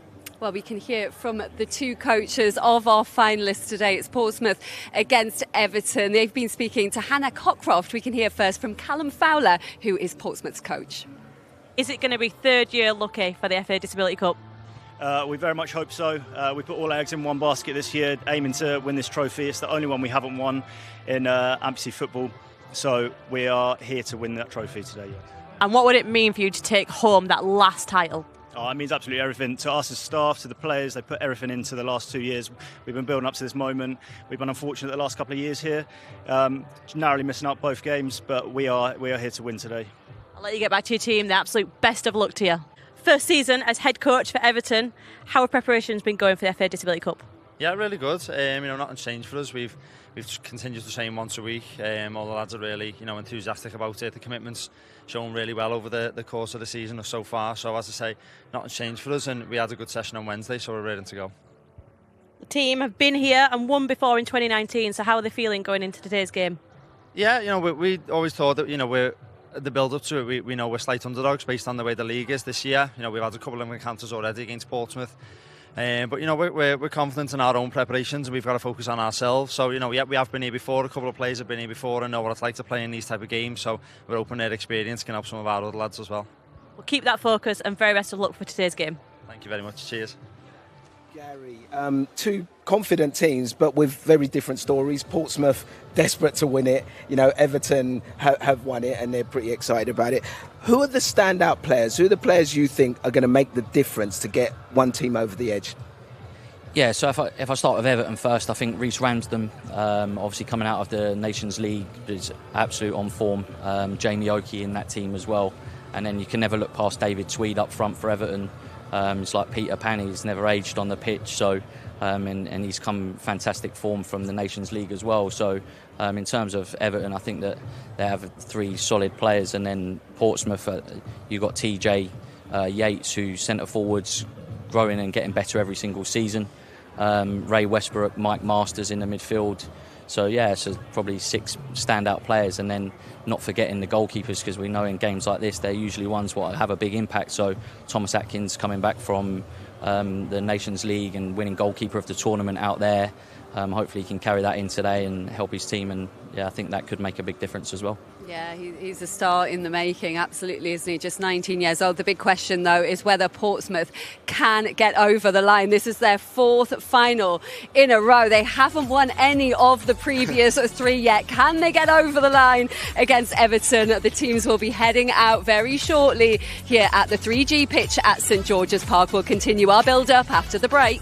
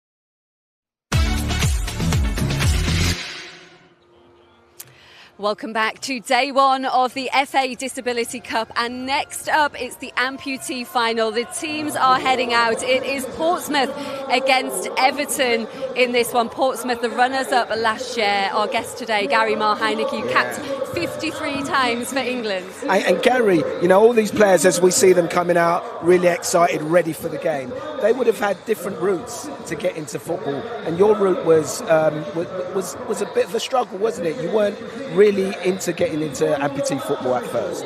Yeah, so I'd always played mainstream football, and lucky enough my county FA had noticed that I was able to qualified to play amputee football, and we had a conversation with them, and I was quite reluctant to transfer across to a disability sport just around the mindset of what would people think and kind of that visual. So I didn't, to start with, attend and didn't want to play, but lucky enough the county FA was really supportive, drove me to Manchester to see the sport, and kind of give me the confidence to go and play. And lucky enough I went on a 15-year journey and 53 appearances, so yeah. And I think a lot in disability sport, you need those enablers, you need those people who see something in you, who can give you that little nudge, you know, who are prepared to like take you or go that extra mile to get you into the sport. Yeah, 100%, and I have so much time for Andy Coles at Hunts FA for being so supportive and helping me out to get into the sport, and kind of being a bit patient with me to understand that the transition from mainstream to disability would have been quite a big thing for me. And you spoke about those standout moments, 3 of them lifting the Disability Cup here. The question, though, is can Portsmouth do it at the 4th attempt? How much do they want it, Gary? And can they get over this psychological block that there must be there now? Yeah, I think it's been really tough for them, and quite close to a lot of the squad. I think they can. I think they have the quality, and we spoke about it last year where they just looked really nervous and was really worried about losing the game as well. I think that the mindset this year, it's year 4, they've been here before, they've experienced it, they know the feelings and kind of how to approach the game. So excited to see how they do approach it and what it looks like. All right, let's put you on the spot. Scores on the doors, Gary. I'm going to go for a Portsmouth 2-1 win. Oh, well, they're going to turn it round, aren't they? We've already had 1-2-1 victory today. Can Pompey get it over the line? The players are ready. They're ready to go for glory in the amputee final. Portsmouth against Everton. And it's back to your commentary team, Ewan Dunlop, and first, Dan O'Hagan. It's over to you. Thanks, Lindsay. A final which never disappoints. Spectacular, combative, relentlessly physical. This the amputee final. Everton 8. A 4th final. Their sole success was 4 years ago. And mix 8. Where they beat the club. They face again today. Portsmouth back for more, despite losing 3 successive finals. About 1:30 to kick off. It is 7-a-side. Everton, this their starting there, 7. Vision. They can take no, if you can get the home manager now, the home manager for me. Dave Tweed, the best player Leave that weekend, and go home manager, please, on the Nations League in Poland. And change on. Stand by 2 with 24 on a home manager. Alex and Pete, if you can help out with the managers, please. Whose first goal for the club came at the age of only 14. I'm going to give you Grace, Deanime, stand by 2, mix 2, here's Grace. Everton's goal at 51, Phil Grace, not their first stand by choice. 3 eventually. Isn't here this weekend. It is for the veteran of the well done on that. So that's Portsmouth. So the away manager. I need the home manager. Stand by 3 and mix 3. Well, Thomas Atkinson, England's first double. No, just stay with Portsmouth.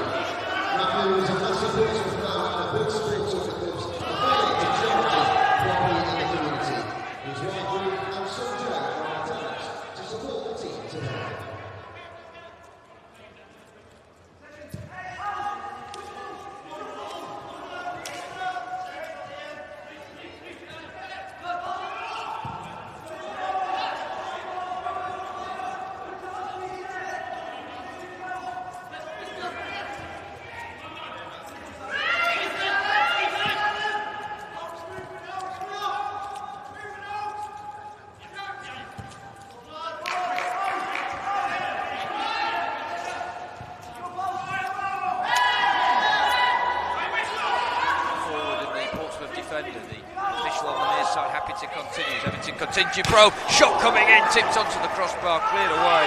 It was Dave Tweed with the effort. A rebound comes in from deep, that goes wide. The officials' whistle had already gone. But that was some start from Everton, who were probing nicely, creating different angles on the right and the left of the Portsmouth half. And ultimately, the effort that came in with the left boot zinged in towards goal, and a good stop from Thomas Atkinson, outstretched towards his left with his right arm, tipped on to the upright.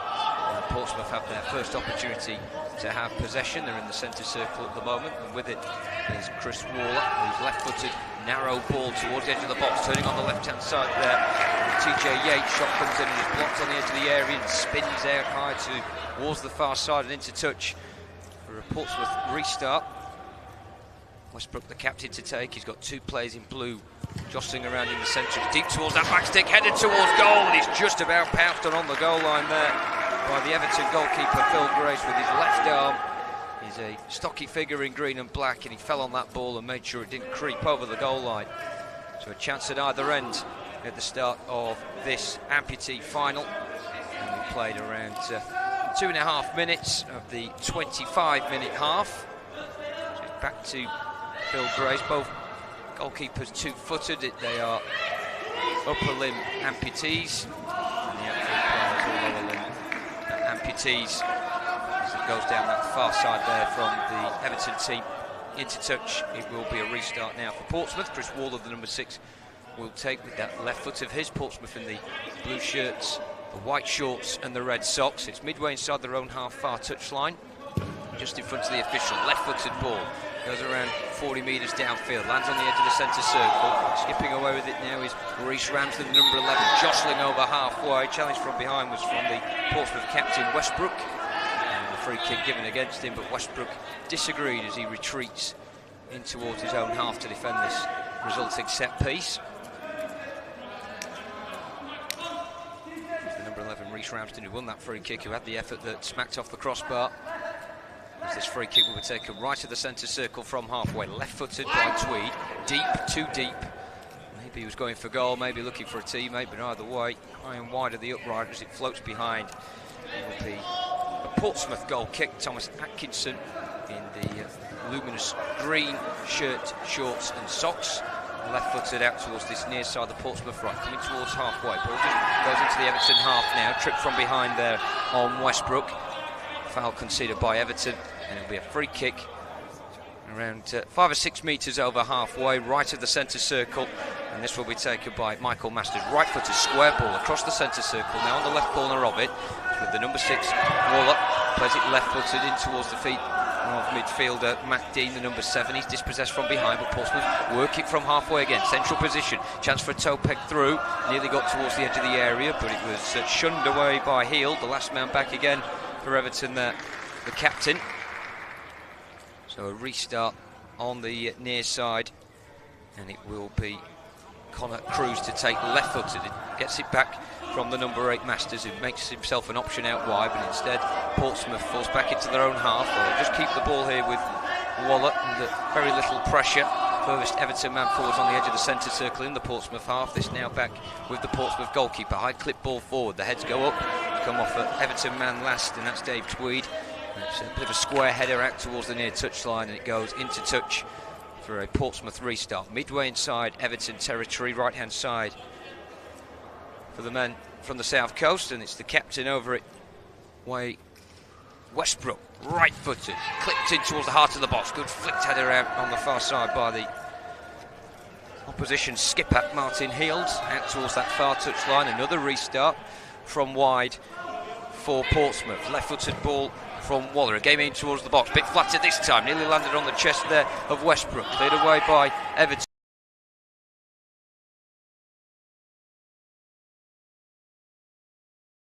Portsmouth restart, they're getting a bit of a feel for this one now, just over 10 minutes gone. And this free kick's just on the left corner of the centre circle, a few metres inside the Everton half. Left-footed, Waller over it, he's got 2 to aim for in the penalty area, goes for the furthest of them. Keeper has to come out with a commanding left-handed punch there, Phil Grace. Booms out towards the far side, and it will now be another Portsmouth opportunity on the left, this time level with the penalty area. All the Everton players in their own half. In fact, all the outfield players for Portsmouth camped in that territory as well. As Waller will take it again, left foot, a few yards from the corner flag towards the back post. It lands on the top of the netting. Quite get the angle on that one. But a really strong start. Everton with the first opportunity, but Portsmouth have had much of the play since then, as Everton look to play it out from the back. 1-2 with the goalkeeper Grayson, right-footed, just spirals the ball high, drops just over halfway. Portsmouth facing their own goal here on the edge of the centre circle. It's Cruz with the turn and take, and he's done really well here to get past Burbridge, who's lost his balance. Such was the great ingenuity play from Cruz. It now drops on the edge of the centre circle. Opportunity for Portsmouth to get it out wide near side, and Westbrook facing back towards his halfway line, so that's the way he plays it. Portsmouth going back to go forwards. Now create an angle on the left hand side. Waller midway inside the Everton half towards the edge of the area. Volley from Dean, couldn't quite wrap his left boot around it, and it goes around 7 or 8 metres wide of that far upright. Restart for Everton from deep. It's a left-footed ball from Tweed towards halfway. Burbridge first time with the square chip in towards the centre circle. 2 pink Everton shirts around the ball. And now they get it out wide. And now for the pace of Ramsey. Goes on the outside of his first man. Gets towards the byline. Can he curve towards the penalty area? The referee had already given a free kick as Waller just tripped up Ramsden while he was making strong progress down that right-hand side. This just a few metres out of that penalty area. So it's wide right. The referee stood over the ball in that bright orange jersey, the black shorts, the black socks. He just marks out 4 or 5 metres for the one-man Portsmouth wall to stand at.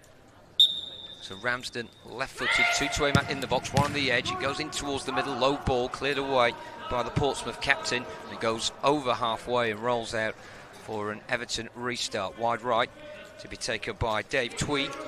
Left-footed ball in towards the centre circle.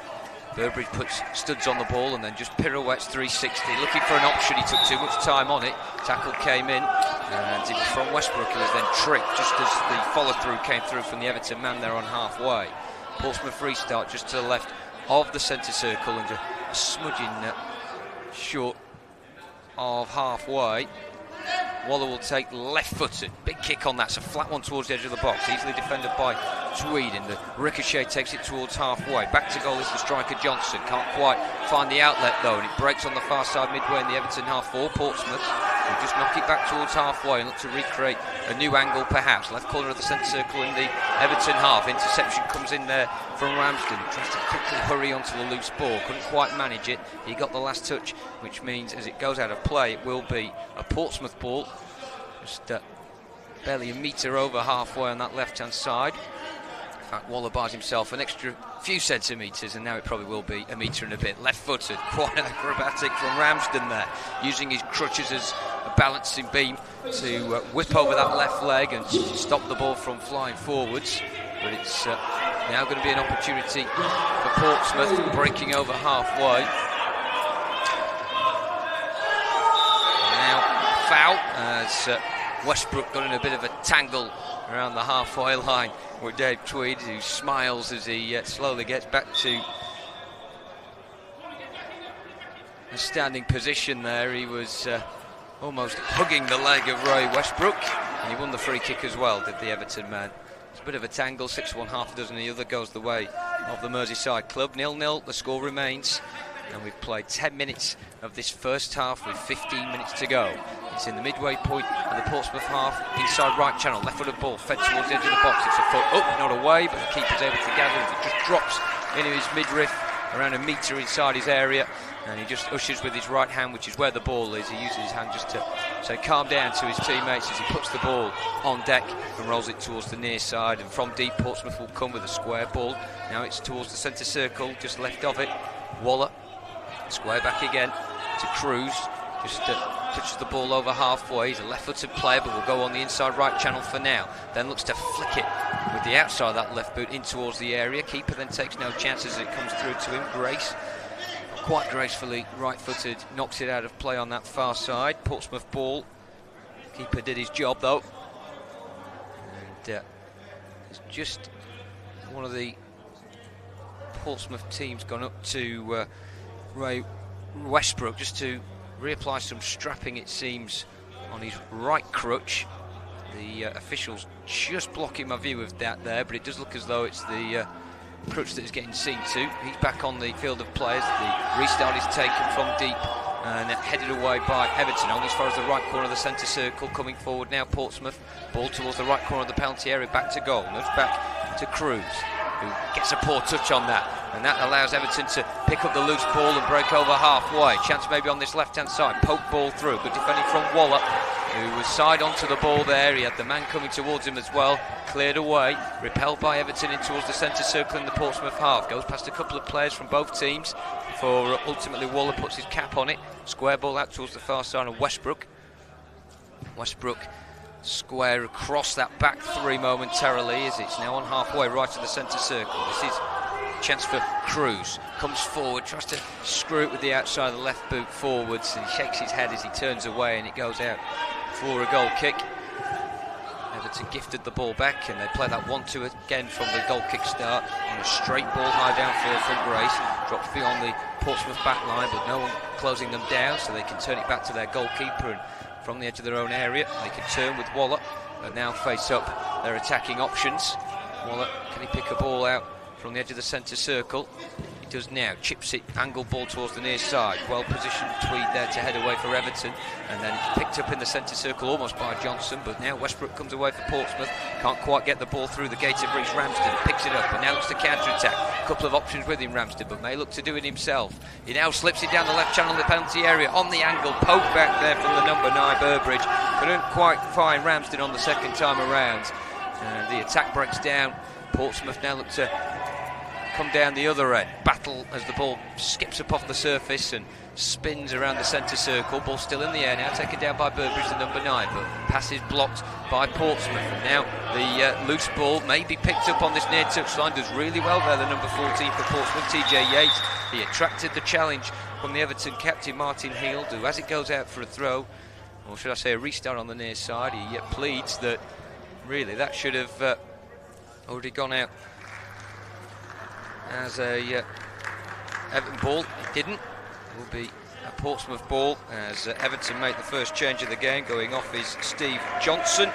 He's the number 4, and the younger number 66, Liam Brittles, now enters the fray as Portsmouth take this from the near side, the right. Left-footed D, curves it towards the front post. Oh, he's almost dummied there by Yates in the middle. Didn't quite deceive the Everton defence though. We're able to deal with it and now come forward over halfway on that right side of the centre circle. Play goes clattering into Ramsden there. It was Yates. Stocky figure, and that was quite an impact on the back of Ramsden, who lost his left boot, that green boot in the process. He picks up his crutches, fist pump between him and TJ Yates. And it will be a restart for Everton, who are able to get decent numbers forward now.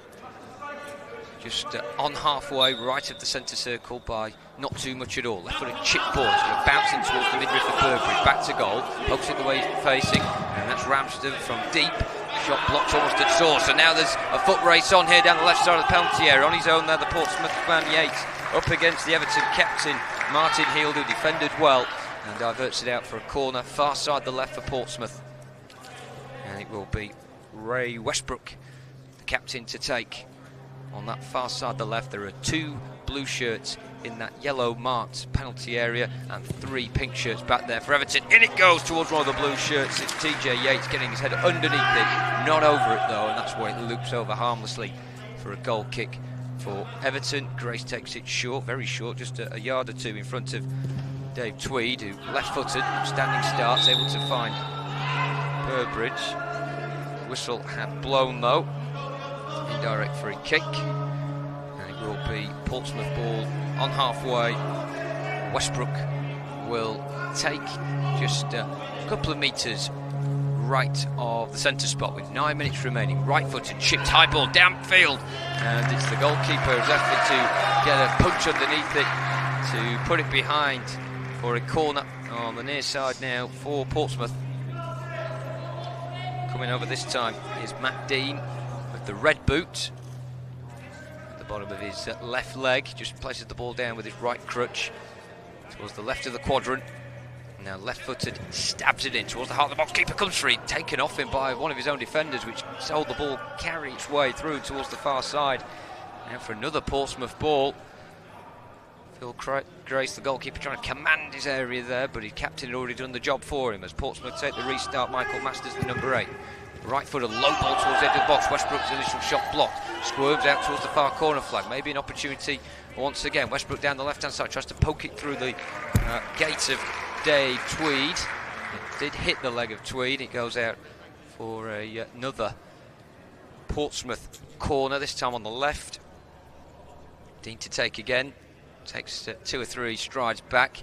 Left-footed, clips in this time. Keeper gets something on it. Takes it towards the edge of the area. Now the captain looks to emerge with the ball. It's a bit of a 2-on-1 here, and Everton have won that race. Ramsden just trying to get around the retreating TJ Yates midway inside the Portsmouth half. There's a line of 4 or 5 blue shirts back now for Portsmouth behind the ball.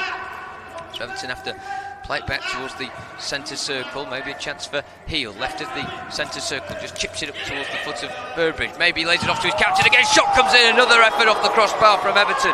Right-footed stabbed effort. And it thumped off the face of the crossbar. Keeper didn't move this time around. And then the rebound comes out to the edge of the centre circle almost. Dave Tweed, a bit overzealous with his shanked effort there with the left boot. Harmlessly wide that time around, but the initial effort there from the captain, Martin Heald, with some real venom. And once again, Portsmouth proving a sigh of relief.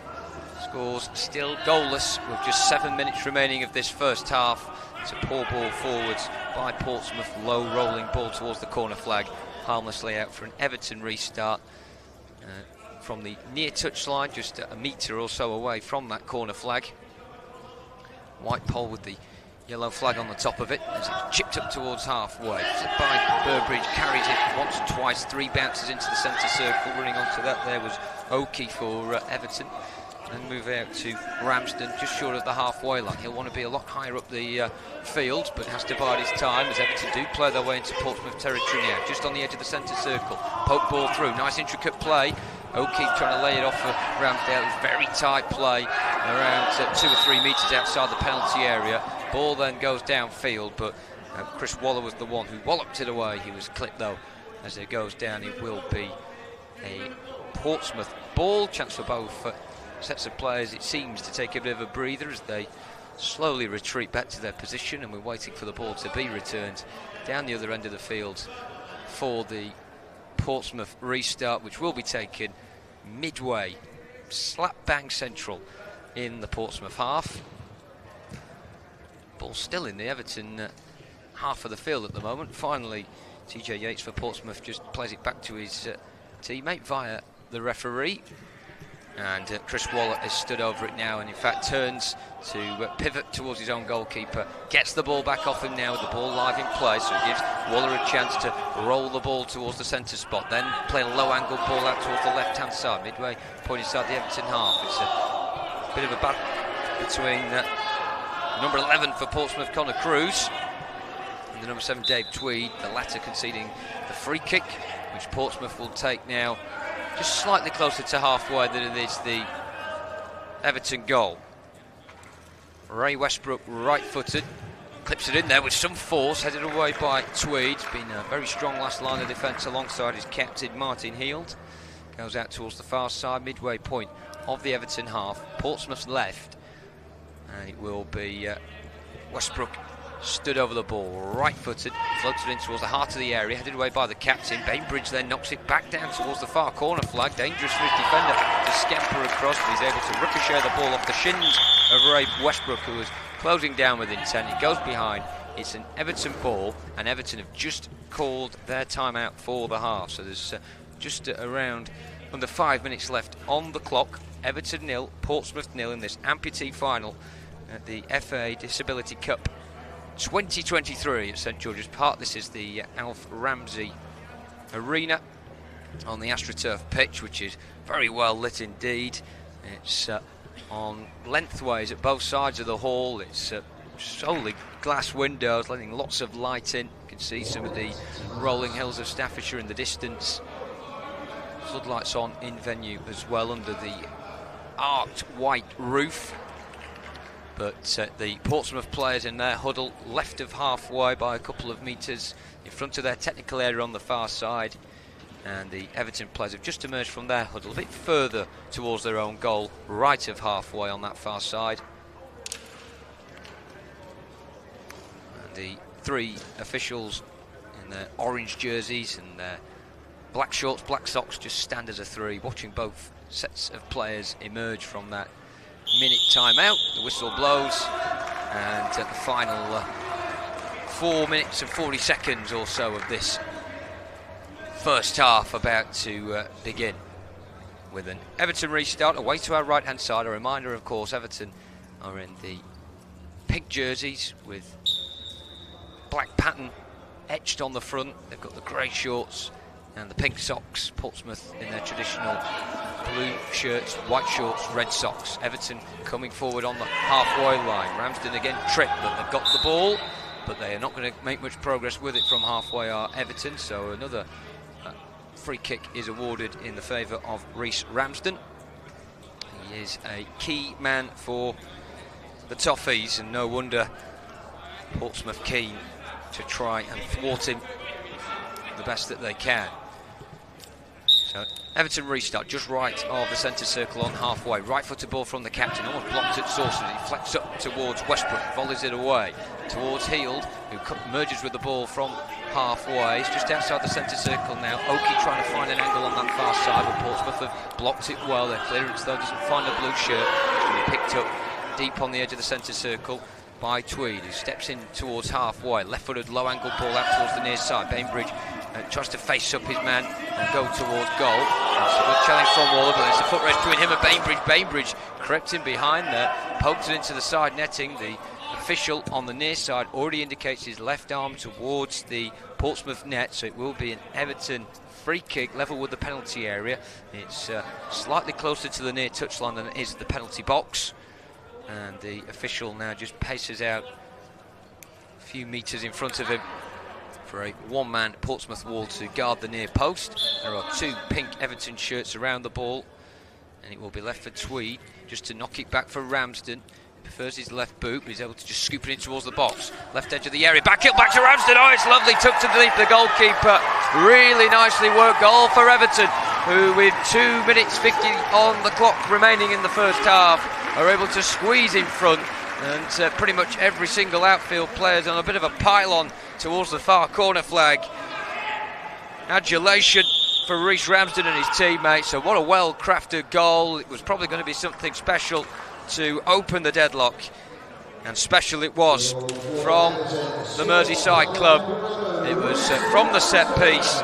Tweed back for Ramsden, who just scooped the ball towards the near post. Back to goal was Burbridge. Ramsden had carried on his running towards the heart of the box. He'd not been picked up, and he was able to tuck it in first time underneath the goalkeeper for Portsmouth and into the back of the net with a low finish.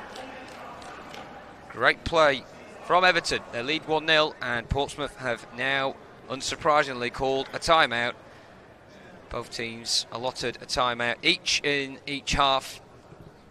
And this is the Portsmouth head coaches, Fowler and Link, their moment to have their say at the back end of this first period, with Pompey now a goal down in the Amputee final. Still some way to go. I knew this would be quite an entertaining contest, so it would be surprising if it stays at just the one goal. But the Everton players a lot quicker than the Portsmouth players to emerge from that timeout there. The Portsmouth players about to take the restart, attacking the goal away to our right. Each of the outfield players in their own half, apart from the taker of this centre kick, TJ Yates. He just steps back into his own half to roll it back to Waller on the edge of the centre circle. Square for the number 11 Cruz, and he just plays the safe ball back to his goalkeeper. Atkinson right-footed, looks to go along with it. Good flights on that, and it's going to bounce around the defender, well controlled by TJ Yates, almost using a bit of his crutch there on that far side to just scoop it back. It's then helped into the box, and the keeper parries. It's loose, man goes down. Then the Portsmouth player maybe caught the goalkeeper's face as he dove down to recover that one. Phil Gray still holding his face in the area. Meanwhile, the Portsmouth bench in particular on the far side appealing for a penalty. It was scooped in from deep by the left boot of Waller. Good height on it, and Phil Grace characteristically coming out to try and punch away.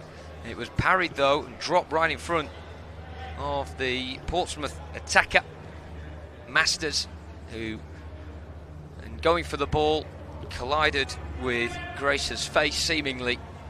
Both went down. Grace in a great deal more of pain than Masters. And in the end, it was put behind by a retreating Everton player near the goal line. So now Grace is back on his feet. He gets a bit of a tap in the face from Masters just to check he's okay. He looks a bit dazed as Phil Grace as he takes his position between the sticks to defend this resulting Portsmouth corner. But play will resume in the final minute now. And it's going to be the left foot of Matt D, that red boot, matching his socks. Low ball in, misses the front post, cleared away in the centre. The appeals again from the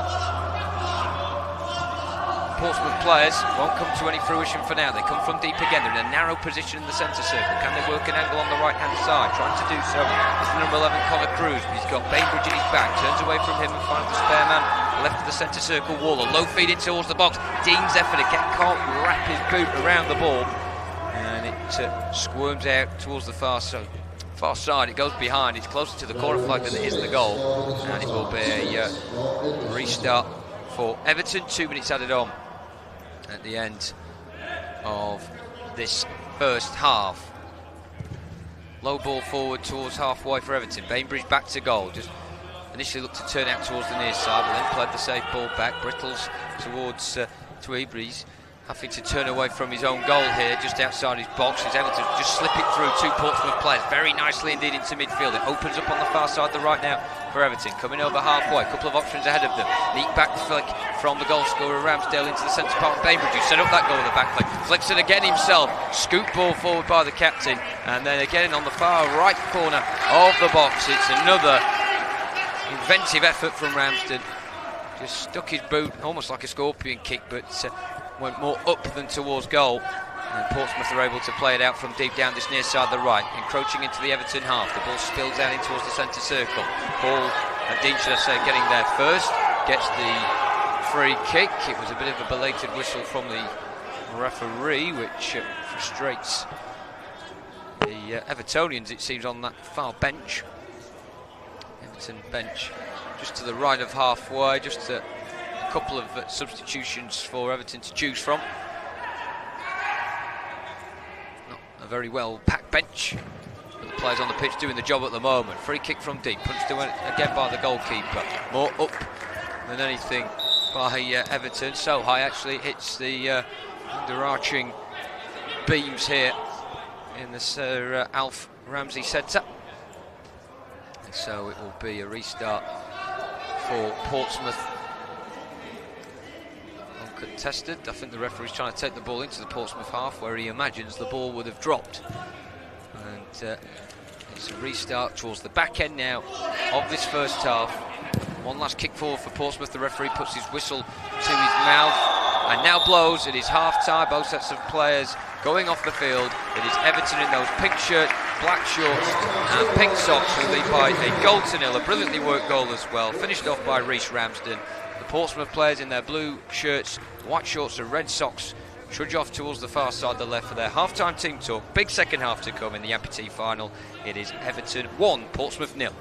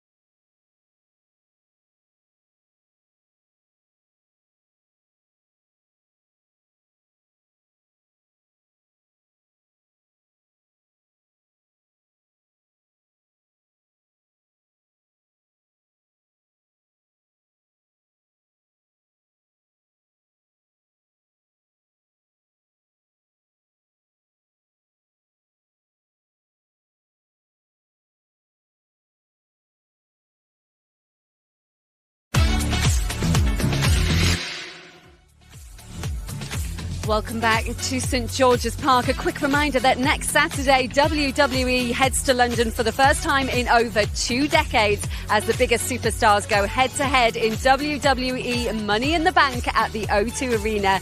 That event is live at 8 o'clock on BT Sport Box Office. Here it is half-time in the Amputee final, and Everton lead Portsmouth by 1-0. Joining Addy and I, Gary Mulheineke is with us today. A brilliant, closely contested first half. Gary, what was your assessment overall? Yeah, fantastic start to the game, wasn't it? It was nice to see Everton get out of the blocks early and kind of put some pressure on Portsmouth and attack the game. Talk to us about Ramsden. He's been at the heart of everything that's been good about Everton, including the goal, which we can see here, which was just a class goal. Class. Yeah, he's such a talented young player. His creativity and skill and movement, his speed. If you kind of look, the skill to flick it over someone and then run off the back of Westbrook to get the goal. What was impressive about it for me is after he made the ball in, he kept going. He kept moving. Yeah, and he's very attack-minded. He loves to run beyond players and loves to get a goal. As you see the celebrations, what it means to score. Absolutely. And what about that back heel from Liam Burbridge? It was quality, wasn't it? Yeah, I think Burbridge is really impressed, to be fair, in terms of a bit higher up the pitch. They've made a tactical change and put Dave Tweed at the back and obviously put Burbridge up top. But towards the end of the game, his link-up play's been exceptional, holding the ball up, and I think he's done it 3 or 4 times in the first half where he's brought players in. And I know Pompey are seen as the most successful team at the moment, but Everton seem to be the team with the more creativity. They seem to be playing a lot more freer and playing more imaginative football. Yeah, and I think that comes from the confidence in the coach and the confidence in each other to be able to be brave on the ball. And I mean, look at this shot here that hits the... We're going to have the build-up to the shot that hits the bar here. I think just it's a couple patience. Of minutes in. It's patience as well, isn't it? I think that's probably the key. Portsmouth seem to want to rush it a little bit, as where Everton are happy to kind of just be a bit more patient on the ball and build and link with each other. And credit to Thomas Atkinson in goal there. Just get his fingertips to that, do you think, Harry? Yeah, I think you've got to give him the save there. So, yeah, looks Brilliant. like he's got his fingertips to that. What a great save. And they could have had another one as well, Everton, couldn't they? Because they hit the bar again through Martin Heald. Yeah, again, Burbridge with the link-up play, I think, hold up and then bringing other runners into the game, and a great strike by Biscuits. What do Pompey need to do now to get back into this game, really? Because, you know, they've been pretty much out of it now. I mean, they've tried loads of different things, but I mean, they need a goal, basically. Yeah, I think they need to calm down. It's very similar to the previous years. They need to just calm down and build up the pitch. I think they're going long ball and trying to play into TJ, and they've had a couple of big chances from set play. So will a set play get them back in the game? Which is a big danger. It's just whether they can unlock somebody with a bit of creativity. Maybe Matt Dean's probably one of the players what would do that if he gets a chance and stays on the ball for long enough. 2019 since they've scored a goal as well. Yes. It's a mental challenge for them as much as anything, I think, at half-time for Portsmouth, because they are 1-0 down and they've lost the last 3 finals here. Is it going to be a 4th defeat in a row? Everton have the lead. This brilliant goal from Reece Ramsden, but can Pompey find a way back in the second half? That's next.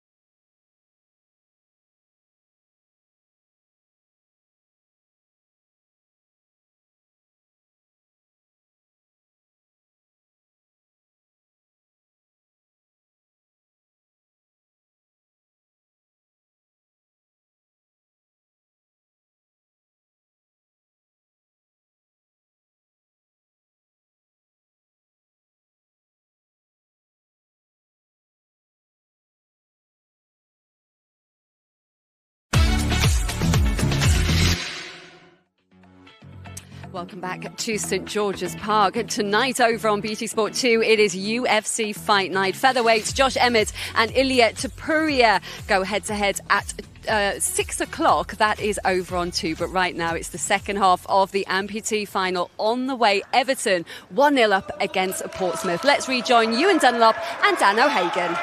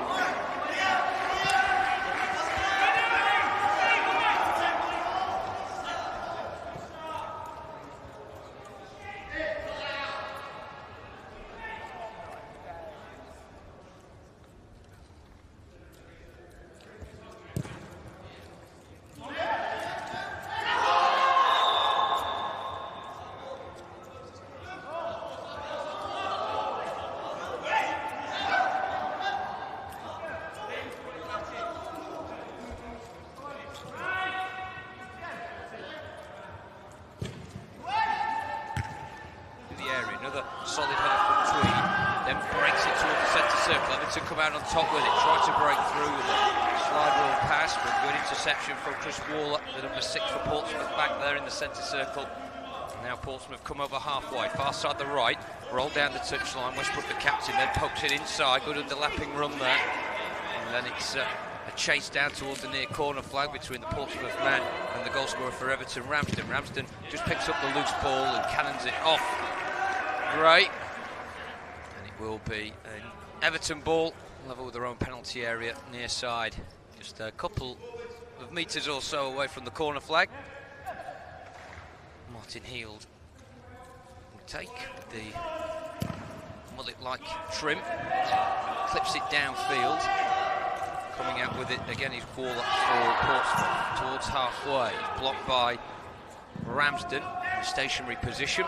Loops off him and out for a Portsmouth ball from the yellow touchline. The smallest of the 3 pitches marked out here on this AstroTurf in the spacious Sir Alf Ramsey Hall. Room for 1 11-a-side pitch, and this 7-a-side pitch, smallest of them, in the centre of the field. Clipped in by Waller, left-footed towards the back post. Headed up, but only just reaches the centre circle by Everton. But it's a Portsmouth man who gets his boot on it, and now an opportunity for him to try and find a pass, twisting and turning on the edge of the centre circle. Life being made difficult for him by the Everton number 66, just tigerishly working away at him. Now a bit of an angle for Waller, left-footers, only one to aim out at the back post, so he plays it down the line for Gray. Back for Waller again. Everton putting a bit more pressure on now as Waller just slightly loses grip of the ball and it clips his crutch, low end of it. So it will be a handball decision, but immediately Everton give it away from that free kick with a low ball towards halfway, which Waller, the guilty party a moment ago, intercepts and now plays it out towards the far side the right. It's now on the edge of the centre circle and Masters. Square ball to his left and Waller inside left channel, tries to feed a low ball in towards the area. TJ Yates got there ahead of the defender, just on the edge of the goal area. That's the smaller square box inside the penalty area. And in fact, it may have last come off Martin Heald, recovering well, the captain, just behind TJ Yates, who in a predatory fashion closed in on that ball and nearly put it home. But it will be a corner instead for Portsmouth, left-hand side. Gray towards the back post. Masters, who's probably the tallest of the Portsmouth players. He stretched every sinew to try and get his head on that, but he got some contact, not enough to send it goalwards. It will be a goal kick for Everton, which Tweed takes, gets it back from the number 18, Oki, and then gives it him again. Just plays it through 2 Portsmouth players and reaches the centre circle. Still quite a few blue shirts ahead of him, so he just turns back around and plays it to his captain Heald behind him, and he punts it down the other end. It bounces a couple of times and is allowed to go behind by the Portsmouth goalkeeper in all bright yellow, Thomas Atkinson. Takes the restart, and now coming from deep is Shea Gray, coming towards the halfway line left of the centre circle, out towards the near side, the left, and then slipping over the ball there. It was Ray Westbrook as a desperate attempt to try and stretch towards it, couldn't quite manage. And now it's Everton who try and come down the right-hand side. Nice flick around the corner there by Ramsden, tripped up by Shay Gray, who was well beaten there by Ramsden. Couldn't get that round the outside though, but it will be a free kick on halfway instead for Everton, taken by Tweed, who's a lot closer to the near touchline than he is the centre circle. Halfway, he'll clip this left footer, just scooped over Gray and down the near side for Ramsden. That battle resumes. Ramsden wins the first tussle, but then Waller's across to shepherd it out for a goal kick near the corner flag. So the restart taken from a central position. Waller back to the goalkeeper Atkinson, who right-footed, just plays it towards halfway. Low rolling ball towards the feet of the captain Westbrook, inside right channel, square ball inside. Gray looks to spin it in behind. Good chance here as he was squared across, and the Everton defence were taken out of the game momentarily. But square ball from the right by Masters on the volley. Couldn't quite reach TJ Yates. There was a recovering defender, scooped it out of the danger and behind for a corner. So another one for Portsmouth near side the left, really cranking up the pressure. And it will be Shay Gray to take right-footed, tries to swing in. It's a flat one this time. It's scooped up but not away, and the header is just dropping wide there by TJ Yates. Really hard with a high-hanging ball to get a lot of power on that header, but he almost did so. It just dropped wide of the keeper's right hand upright as he looked. And he takes the goal kick, does Phil Grace, short out towards the far side. Then a long ball in behind, and he's through here. Ramsden chance, and he scored. Just flicked over the goalkeeper, who went down low.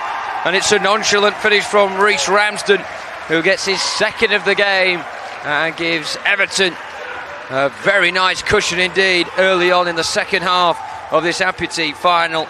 Portsmouth had started strongly, but Everton had got the breakaway in behind. And that man Ramsden, he's clinical in front of goal. He looks a tricky player. Jaunty, he skips on the ball, and he's through one-on-one. Just flicks it with that green left boot over the goalkeeper, who went down low. Tried to spread himself, but Ramsden very much setting St George's Park alight this afternoon. Portsmouth from the restart, scooping the ball down the right-hand side. Masters stretching to try and volley it across, and it just goes wide. Keeper didn't move, which tells you it's probably a bit further wide than our angle suggested from this near side, looking towards our left. But chance from the restart for Portsmouth, who you just feel aren't out of this one yet. Still plenty of time left, 17.5 minutes remaining of this Amputee final. Low ball down the heart of the field. It's really gone into no man's land momentarily. The Portsmouth defender reacted before the Everton attacker, so it means that the team in blue are able to pick it up and now try and come down the left. Captain got there first, and then Westbrook hits it from distance, blocked on the edge of the penalty area by Tweed, and just arcs around in a 360 fashion and then pokes it out towards the near side, the right, coming towards halfway. Long ball downfield, ricochets off the head of Shay Gray, who's out of, well, one of the defenders out of position, but Everton unable to make the most of the extra space they had on that far side. The ball was intercepted, cleared away, and then now a free kick is given in favour of Portsmouth. And it will be taken midway inside their own half. Eventually returned to Chris Waller, who will take. He knocks it back towards his goalkeeper Atkinson. Atkinson himself will look to go long, right-footed, high downfield, hanging towards the near side, missed by Shay Gray, bounces a couple of times towards the corner flag. It's going to be picked up by TJ Yates. He's going to man in his back, tries to turn around and face the goal, does TJ Yates. Then a little back flick, but it stopped the ball dead, and that was enough for Tweed to just about emerge from it. Not for long though. Last came off a Portsmouth player, and so it will be an Everton restart midway inside their own half, near side there right, taken by Tweed, left-footed, swings the boot at it down the near touchline. It bounces a couple of times. Waller stretching to get across in front of the Evertonian opponent, does so as well. Portsmouth then try and play through the thirds, but it's intercepted by the Everton midfield. One back by Westbrook, combative figure, just digs it out under his boot, can't quite flick it in the direction of TJ Yates. The defender Diverts the ball away, but it's going to come back once again as Portsmouth left of the centre circle play a low left-footed ball towards the edge of the area. Again intercepted by the Everton number 6, the captain Heald. Now on the edge of the centre circle again by Portsmouth. Trying to get in behind. Good turn this time by Yates and scores. Keeper came out, couldn't stop him. Really nice flick from Yates to turn towards goal. And then the space opened up as he got away from his man with his second touch to poke it past Phil Grace, the Everton goalkeeper, who dove in despair. And with 15 minutes remaining, the arrears are halved. Portsmouth back in it. Everton 2, Portsmouth 1. No time for celebrations, just a couple of high fives. And they immediately go back into their own half and look to crack on with what is remaining of this game. So Everton restart. Tweed on halfway, he's in a central position, looks for the 1-2 with Bainbridge. It's come off a Portsmouth head, which takes into the path of Tweed. He's forced out wide, and an immediate goal for Everton to restore their 2-goal lead. Dave Tweed carried on his run after it came off the head of a Portsmouth man, so he almost got on the end of his own ball forwards there. Dave Tweed broke from defence, through he went, right side of the area, and just played a low shot across the goalkeeper into the far corner of the net. The Everton players, all the outfield players, mob at Dave Tweed. He takes the celebration of the Evertonians, who are 2 ahead again. It's Everton 3, Portsmouth 1, 14 minutes remaining. And a couple of the Portsmouth players just leaning on their crutches, heads hunched forwards. And they must be devastated by that instant response from Everton. Just moments after they dragged themselves back into the game. They win themselves a free kick inside the centre circle as a timeout is taken by Portsmouth. And both sets of players go towards the far side. The Portsmouth dugout is left of halfway towards the goal that they're attacking in this second half. Portsmouth players breaking away into the half of the field, away to our right. And, well, really important timeout for Portsmouth, who a couple of moments ago had got themselves back to 1. They're now 3-1 down. And it just seems like every time Everton get an opportunity, they seem to take it. They, of course, hit the crossbar twice in that first half. Portsmouth have had plenty of play of their own, but not quite carved out the gilt-edged opportunities that Everton have been able to take themselves. So both sets of players almost heads forward, either taking on fluids or just intently listening to their captain or head coach. The Everton head coach is Mark Dolan in the navy blue training top, and he's remonstrating with his arms, very animated, pointing exactly where he wants his players, whereas at Portsmouth a lot more focused, it seems, and less animated, just lots of listening, and maybe some reflection on how that goal deficit slipped away to being a 2-goal deficit. But Portsmouth do restart the game now with a set piece of their own, just inside the centre circle.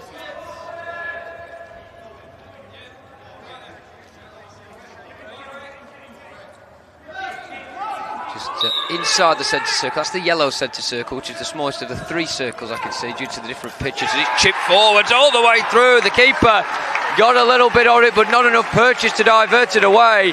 And straight from the free kick, just inside the centre circle, the captain has been able to pull it back to 3-2. Ray Westbrook just wedging it upfield with the right boot. Phil Grace just puts his left glove behind the back of his head, and he just looks up towards the heavens, wondering how that got through his grasp. He tried to beat it away, didn't get much on it at all, and it slips behind him into the back of the net. Well, just under 13 minutes to go. Portsmouth back to 1 goal behind, and this time can they build on that rather than let it slip again? Everton feeling some pressure now. The team talk has done the job for Portsmouth, who look to scamper forward towards halfway. It's a handball as the ball came off the lower part of the crutch there of number 18, Jamie Oakey, who makes no complaints with his fine ginger hair. He goes back into his own half to defend this latest Portsmouth free kick. It's a few metres short of their own centre circle, just left of centre. Westbrook has to go a bit deeper this time, gets that extra power on it, this time headed away by Tweed, only as far as the towards the centre circle and trying to skip away Ramsden, who's of course on a hat-trick. Foul was from Waller. And it will be Portsmouth ball. No, Everton ball, should I say, as Portsmouth players retreat. It's going to be taken by Tweed. A few yards left of the yellow centre circle. Out towards this near side, the right. Brittles plays it down the line. Cleared away.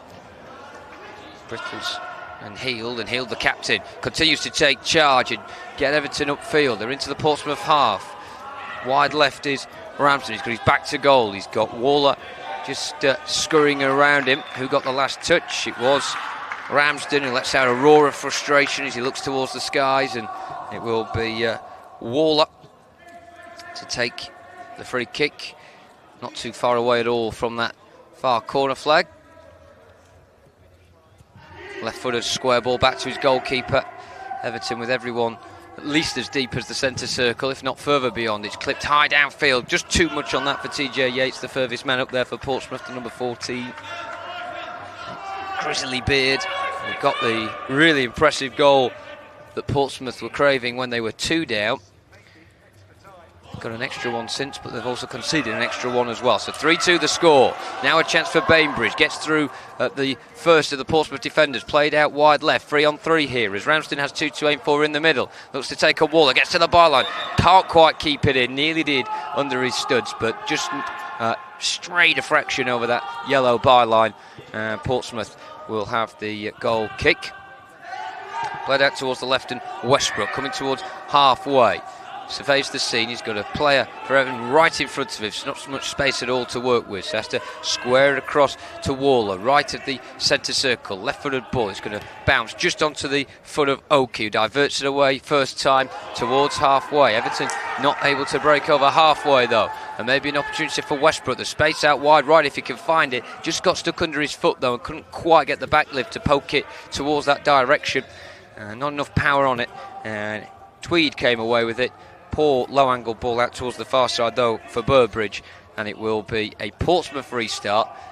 And you can tell a bit of fatigue seeping in there, unsurprising, not just on the mind but not just on the leg as well, but the upper body. The amount of work that these athletes do to get across the field is quite commendable. And it's a long ball forwards. It bounces onto the Everton defender who had 2 blue shirts sniffing around him on the edge of the area. Tweed though, very composed figure, just squares it off to his captain Martin Heald, whose first touch carries him out of defence, takes him towards halfway, then he's fouled by opposite skipper Ray Westbrook. Just left a late leg on Heald then, but this time the official goes to his pocket, has a word with Westbrook and raises the yellow card in his right hand. And Westbrook doesn't complain, but looks a bit frustrated by that as he goes back into his own half. And Heald, the Everton captain, slowly getting back onto a standing position. Tweed then will take with the silver left boot.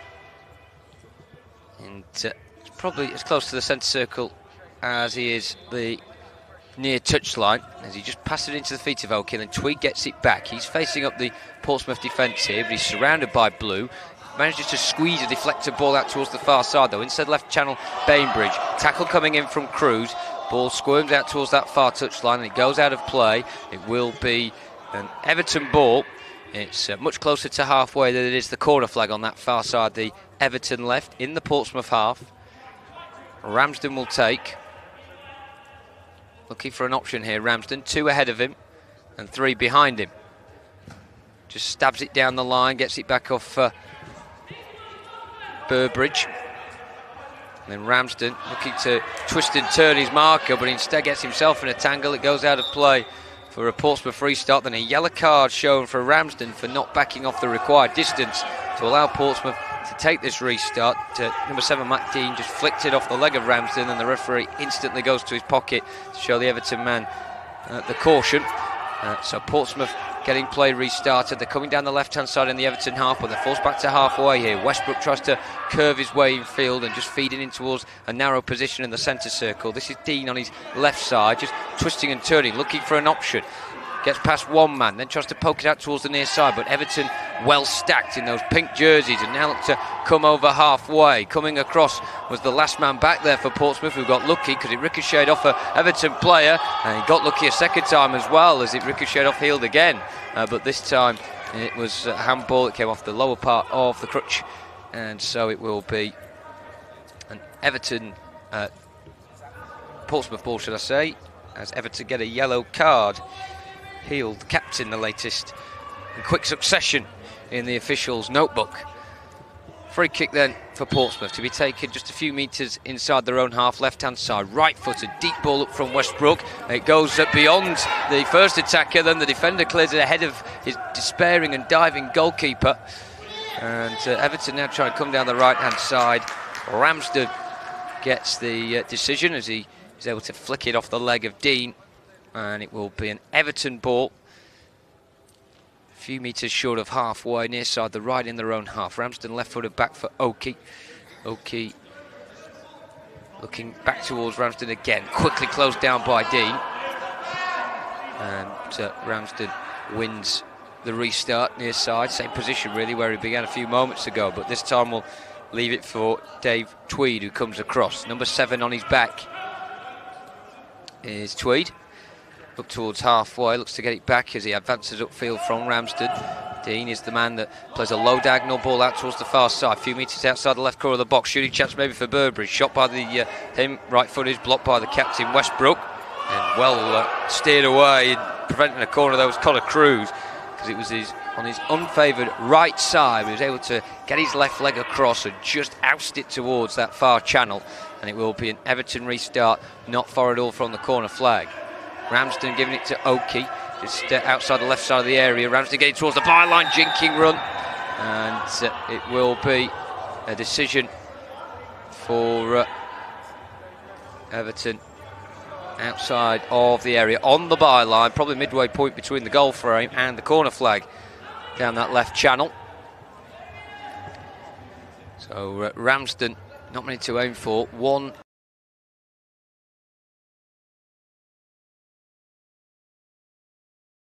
5 minutes away from winning this amputee final at the FA Disability Cup, so no surprises. They try and look to initially keep it in towards the corner. Oki then turns in towards that direction. It's 2-on-2 on that far side, as Ramsden really not happy as he has his crutch snapped in half there by Westbrook, who was chomping at the bit to win the ball back. So Ramsden has to go towards his bench, further towards halfway, to get a replacement. Quickly one on hand for him.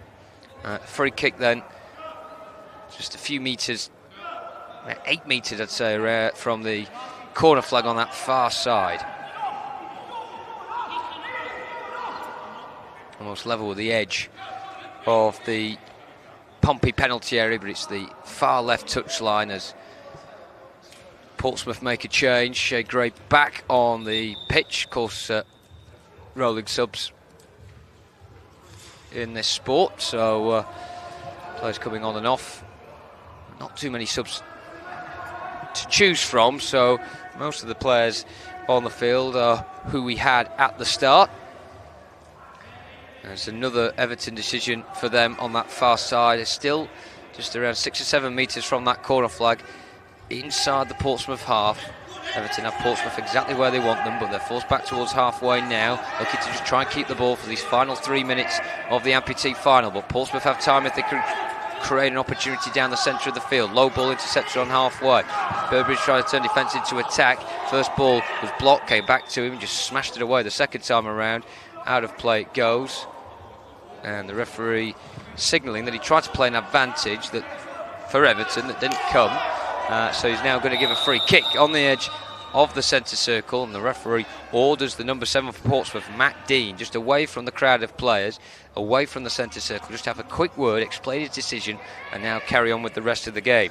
Dave Tweed will take just slightly to the left on the edge of the centre circle. This in the Portsmouth half, short, low-angle ball out towards that far side, and Ramsden looked in field, then quickly flicked his hair and turned the other way down that left-hand side, looking to scamper away from Dean. Towards the corner flag they go. Dean in the back of Ramsden, who's just about able to keep the ball under his spell, flicks the ball back for Tweed now. Trying to play it back out towards that far corner flag. Ramsden gets around his man and came off Dean last for Portsmouth, so it will be an Everton ball. 2 minutes remaining, and Everton probably with their longest sustained period of possession as they look to try and kill the game, and then Ramsden goes flying again, but this time the referee just slowly wags his fingers up and says, get back to a standing position, please. Reece Ramsden, which he does do. 3 minutes remaining. 3 minutes remaining. So long ball downfield, headed away from the edge of the box by Dean, in towards the centre circle, chested down by Burbridge, but he's facing his own goal, so has to just try and flick it out towards that far side. Scampering onto it is Tweed, and it takes a touch off a Portsmouth player just in front of that Portsmouth bench, a couple of metres, about 5 or 6 perhaps, away from halfway. Plays it across towards the centre circle, picked up by the captain for Everton now, just a couple of minutes away from picking up the trophy is Martin Heald, as Everton focused, commit 2 players forward to this attack. Ramsden initially dispossessed midway inside the Portsmouth half, he's able to turn back on the ball and just square it across for Brittles. Brittles facing halfway, so plays it back in that direction, then flick forward from Heald as Everton are trying to move the ball about and wear down the Portsmouth opponent right until the death here. Now played down the channel in towards the corner flag on the near side, the Everton right, deep in the Portsmouth half. Foot comes in from Shea Gray from behind. Timeout call from Everton. So they'll discuss here their tactic in closing out these last minute or so.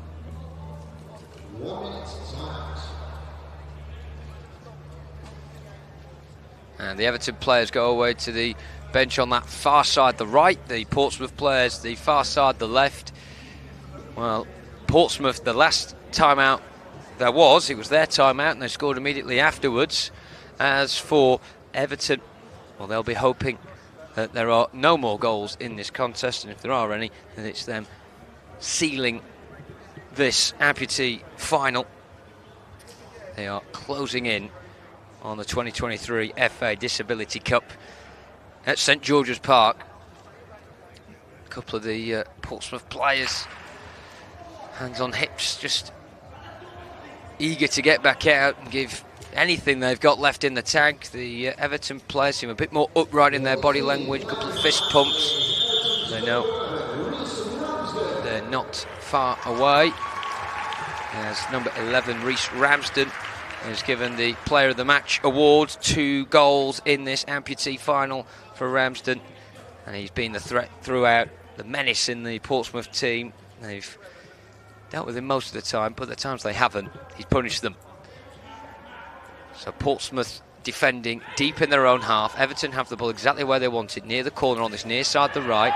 Again, Ramsden going down looking for a free kick. He's not going to get one, so quickly scurrying to recover the ball behind the goal is Thomas Atkinson. Puts the ball on the ground, gets it back from his defender. The ball is now live, and he'll urge his teammates upfield as he pumps it down long and narrow towards the edge of the penalty area. Flicked up in the air by Yates, he's forced out wide. A couple of Everton defenders just throwing everything they've got at the ball, and they get the last touch on it. Takes it out for a Portsmouth restart near the corner flag, near side. Do they have time here to level things up, Portsmouth? They have everyone forwards, of course, apart from the goalkeeper, not allowed outside of his area. So Westbrook will take level with the area, and it looks as though the Everton captain here has an issue with his crutch, because he's just thrown his right crutch away.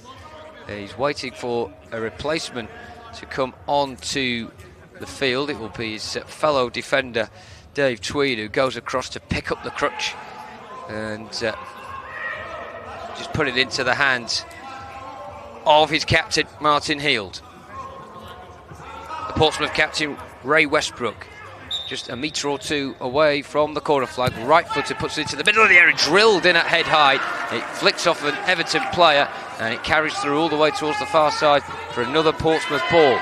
Closer towards the goal than it is the halfway line, as Matt Dean, left-footed, puts it in there. Nice curl on it, headed away this time by Tweed towards the edge of the centre circle. It's Bettenbridge trying to hold it up and release Ramsden. He's got an option ahead of him as he plays it round the back line and through the legs of the keeper and into the net by Jamie Oakey. It was a lovely feed from man of the match, Rhys Ramsden.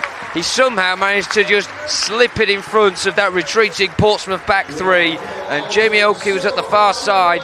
First time finish through the goalkeeper, Thomas Atkinson, underneath his body and low into the corner of the net to give Everton a fourth goal. And once again, every single outfield player running over to celebrate. I think Ramsden even lost his crutches in the middle of all that. He just hops back to retreat those now. But what a brilliant afternoon this has been for Everton here in the Amputee final. They are certain to be with us now.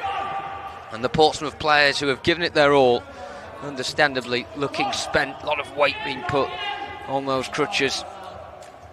A couple of hands on hips. It's been a really difficult second half for Portsmouth, who've tried in every way they can. And well, they've come up against a very clinical Everton team. What a final it's been, 6 goals, but 4 of them going the way of the Merseyside club. And now we just await the officials' final whistle here at St George's Park on this 3G pitch in the Sir Alf Ramsey Hall. And standing over the ball is Dave Tweed to take the restart down the line. Portsmouth with lots of players open. Those that are back, not a great amount of energy left in the tank. Connor Cruz gets the challenge here, but that will be the last action. Connor Cruz just tackling Rhys Ramsden there. He stopped him on that occasion, but Rhys Ramsden, with 2 goals and an assist, has been pivotal for Everton in winning this Amputee final against Portsmouth. It's been a brilliant match. Portsmouth never able to take the lead. Everton keeping their nose in front throughout. Once they got that first goal, they were able to just keep the scoreline ticking in their favour. 6 goals in all in the end, 5 of them in the second half, and 4 goals for Everton. It's Everton 4, Portsmouth 2. All the players celebrate for the Everton team. The Portsmouth players quick across to congratulate their opponents, and we will have the trophy presentations later on.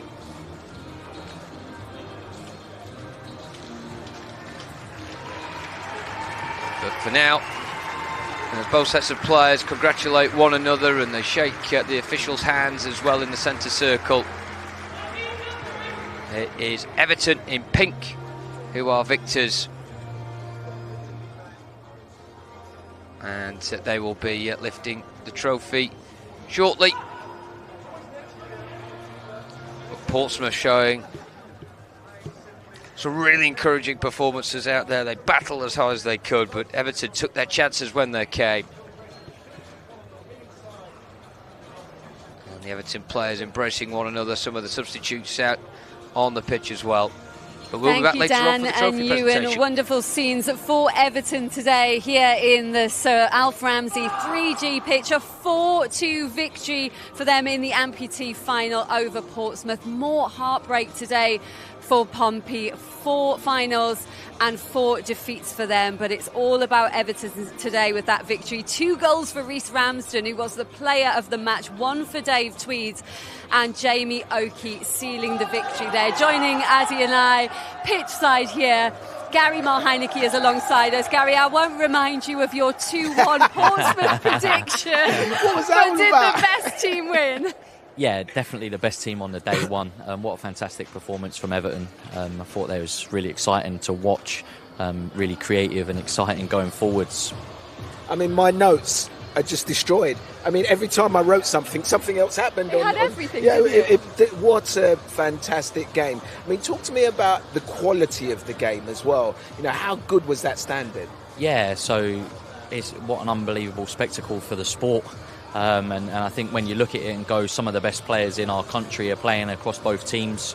So the standard of the game was unreal. And this lad in the on our screens now, Ramsden, fantastic final. I mean, what a play! He showed out big time, didn't he, today? Yeah, and we spoke about big players earlier on, and Rhys has really grabbed hold of the game today and took control of it and shown everybody how good he is and what he's capable of. Is he a big game player? Because he only started playing when he was 16, but then within 6 months he was selected by England. Yeah, the impact he made when he come in. I remember the first training session when he come in, and I remember speaking to Owen Coyle, who was the manager at the time, and saying this kid's got something about him, and he just was exciting and just so brave with the ball and wanted to run past players and beyond players. and he's never really changed. He's kind of developed his game and his understanding of the game and on the crutches, and he's just such an exciting player to watch. And he put in such an exciting performance today. We'll look back at his goals as well after the break. More analysis on the way with Gary over on BT Sport 3 right now. It's the World Senior Darts Masters. It's day one. And at 3 o'clock on 2, it's the final of the Allianz Women's Premier 15s as Gloucester Hartpury take on Exeter. And in the MLB, it's London Cubs against Cardinals. That's live today at 5 o'clock on 1. More reaction, though, to that Everton victory in the Amputee final. It was a 4-2 win. Reece Ramsden with a player of the match performance. We'll have more reaction and we'll have the trophy presentation after the break.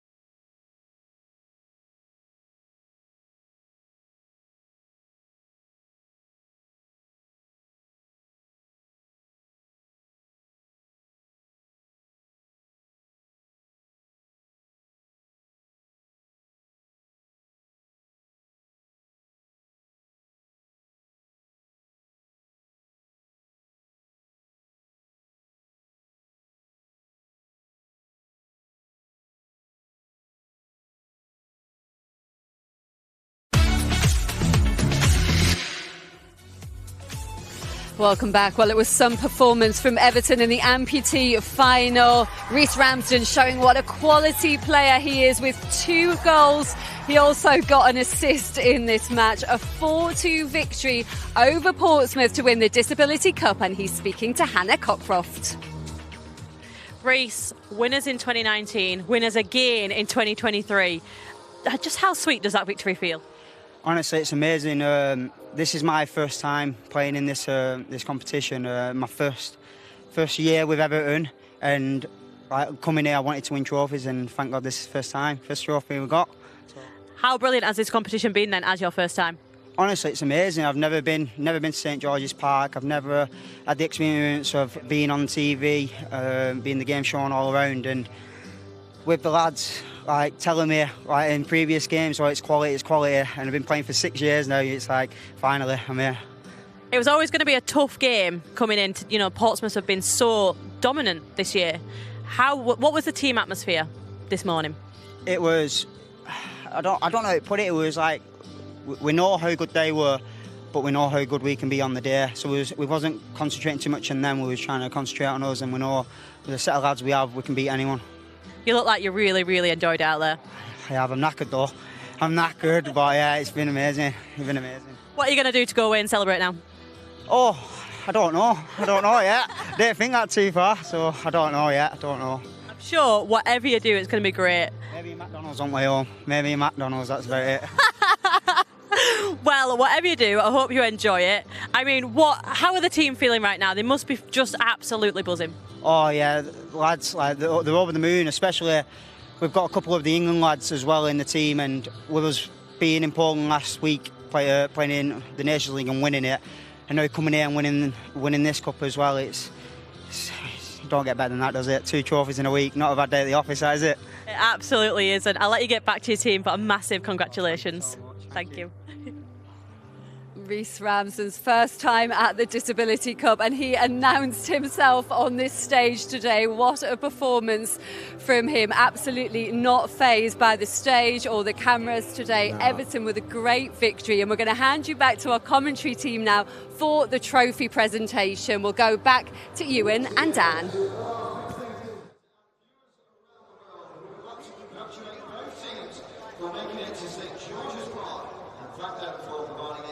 Spectacle in the final of the Amputee format.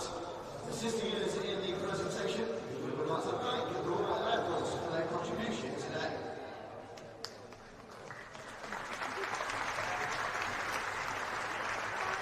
Green and black arched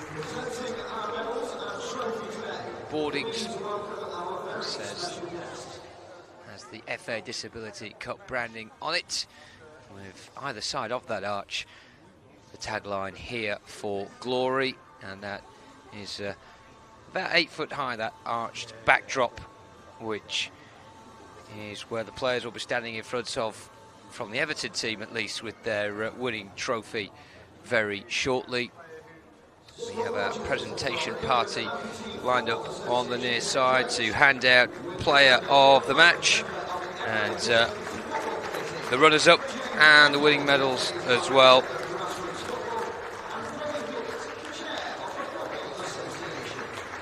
First player up very shortly will be the Everton number 11, Rhys Ramsden, 2 goals and assists, man of the match in the pink shirt, grey shorts and pink sock. He's getting a big round of applause as he shakes the hands of the dignitaries, who are in a bit of a mix, some of them in suits, some of them in tracksuit tops. He makes his way towards Scott Rogers, who's the England Amputee Football Association head coach, in his black polo top and black shorts.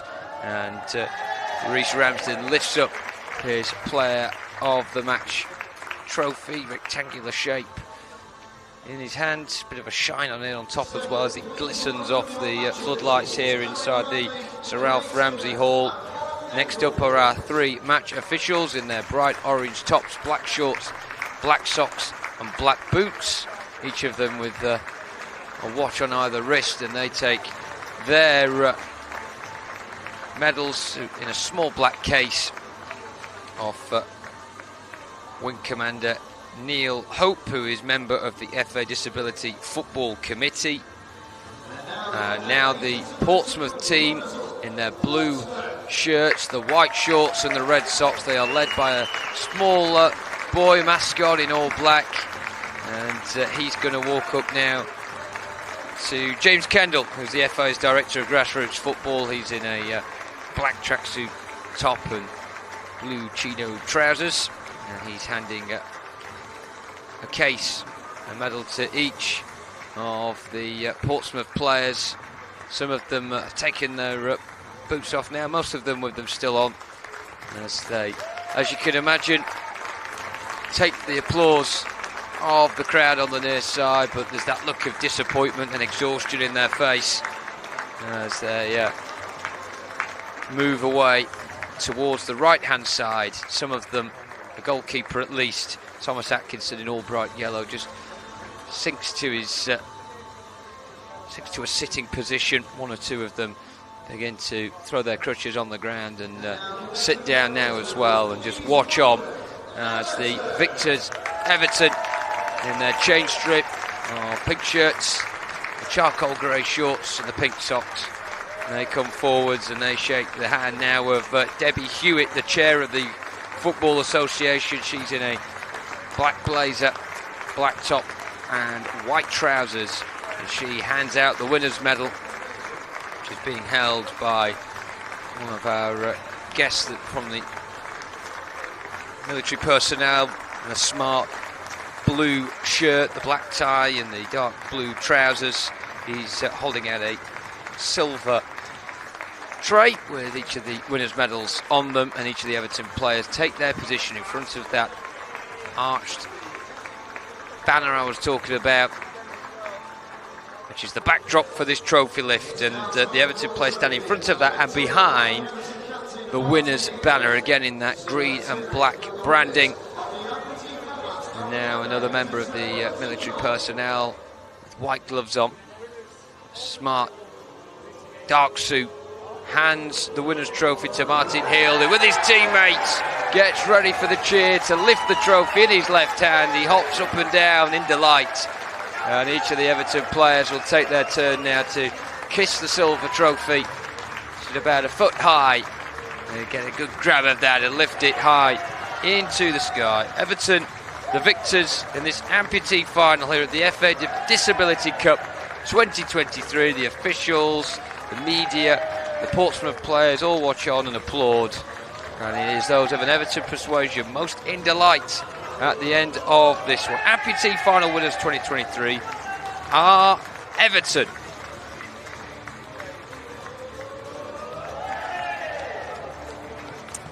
Wonderful scenes there as Everton lift the Disability Cup. Plenty of support for the team here today at St George's Park. They've beaten Portsmouth 4-2. Another tough day at the office for Portsmouth in this competition. They've had a great season, but that's 4 finals for them, 4 defeats. But the performance today was brilliant from Everton, and I'm sure, Gary, they're going to find a great way to celebrate this one. Yeah, again, a fantastic performance from Everton across the game, and yeah, they'll be over the moon to lift the trophy today. I worry about what's going on with Reece's eating and the fact that he wants to eat his food on his own. Is all his teammates going to nick his burgers or something? Right. But what a story, though. 6 years ago, he wasn't playing. He takes up the sport, comes to FA Cup final, man of the match, and wins an FA Cup. I mean, what a message that is for every kid out there who has a dream. Yeah, and I think it's a credit to him. I think it's a credit to the charity, what offers the platform for them to play, and the fact he's kind of took it by the scruff of the neck to drive on and make himself better, and like you say, saw that dream and wanted to chase after it, and he's definitely now reaping the rewards for it. How much have you seen the game and the level in the league improve in recent years, and how much does exposure like this, like the Disability Cup, really help the sport? Yeah, I think that days like today are key for all para football, and definitely amputee football, to be able to showcase it. What a fantastic game, and the talent what the players have got, and try and inspire the next generation to come in and play the game. It's so physical as well. The amount of, no one wants a broken crutch, but the amount of crutches that were getting snapped left, right and centre in that game. Yeah, I love it how they just I just need a new crutch, and they just kind of brush it off, don't they? And it's like, well, ultimately you've got to have some trust in them crutches to be able to run around the pitch and have the skill what they do, and some of the skills and the movements that they do. So yeah. Talking about skills, Lindsay. Yeah, Reece Ramsey opened the scoring. It really set the tone for the whole match, actually, that opening goal, didn't it? Because the back heel from Liam Burbridge was something else. Yeah, a real bit of class from Reece just to scoop it in, and then a great first touch from Liam, and a little back heel, saw the run off the shoulder, and again composure and the class what Reece has just to tow it through Aki's legs. It was just a different class, wasn't it? You know, the movement, the build-up, everything. It's just the stuff of dreams, you know. Reece would have been dreaming of scoring a goal like this before a game. Yeah, and I think he's earned it. And like I say before, the hard work, what he's put in, and to get to the level he's got, it's not just by pure luck. And this wasn't a bad assist either. No. That is pinpoint. But he had a lot of work to do as well, didn't he? Yeah, and I think sometimes when you're through on goal, a great ball, great spot by Dave Tweed, the run's fantastic.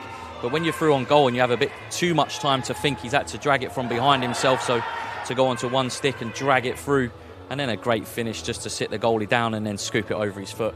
Just let's talk a bit more about Reece's overall game. Just how good can he be? How much potential is there? Yeah, I think he's key for obviously Everton today, but in international level as well. I think his understanding of the game is exceptional, and he has that bit of class. He can make something out of nothing. He's prepared to run forwards and backwards and help out when he needs to in defence. He's just have a real good rounded understanding of the game. You've got 53 caps for England. Just how much does the level change on the international stage? Does that crank up even more notches? Yeah, you can't afford to switch off for 1 second. The quality of the players, what you're playing are against, they're ultimately 7 or 8 of Reece Ramsden's you're playing against. So the level when you go up to international level is definitely a step up. As much as Everton dominated, Portsmouth did come back, and at the beginning of the second half, they made a real go of it with Yates's great goal.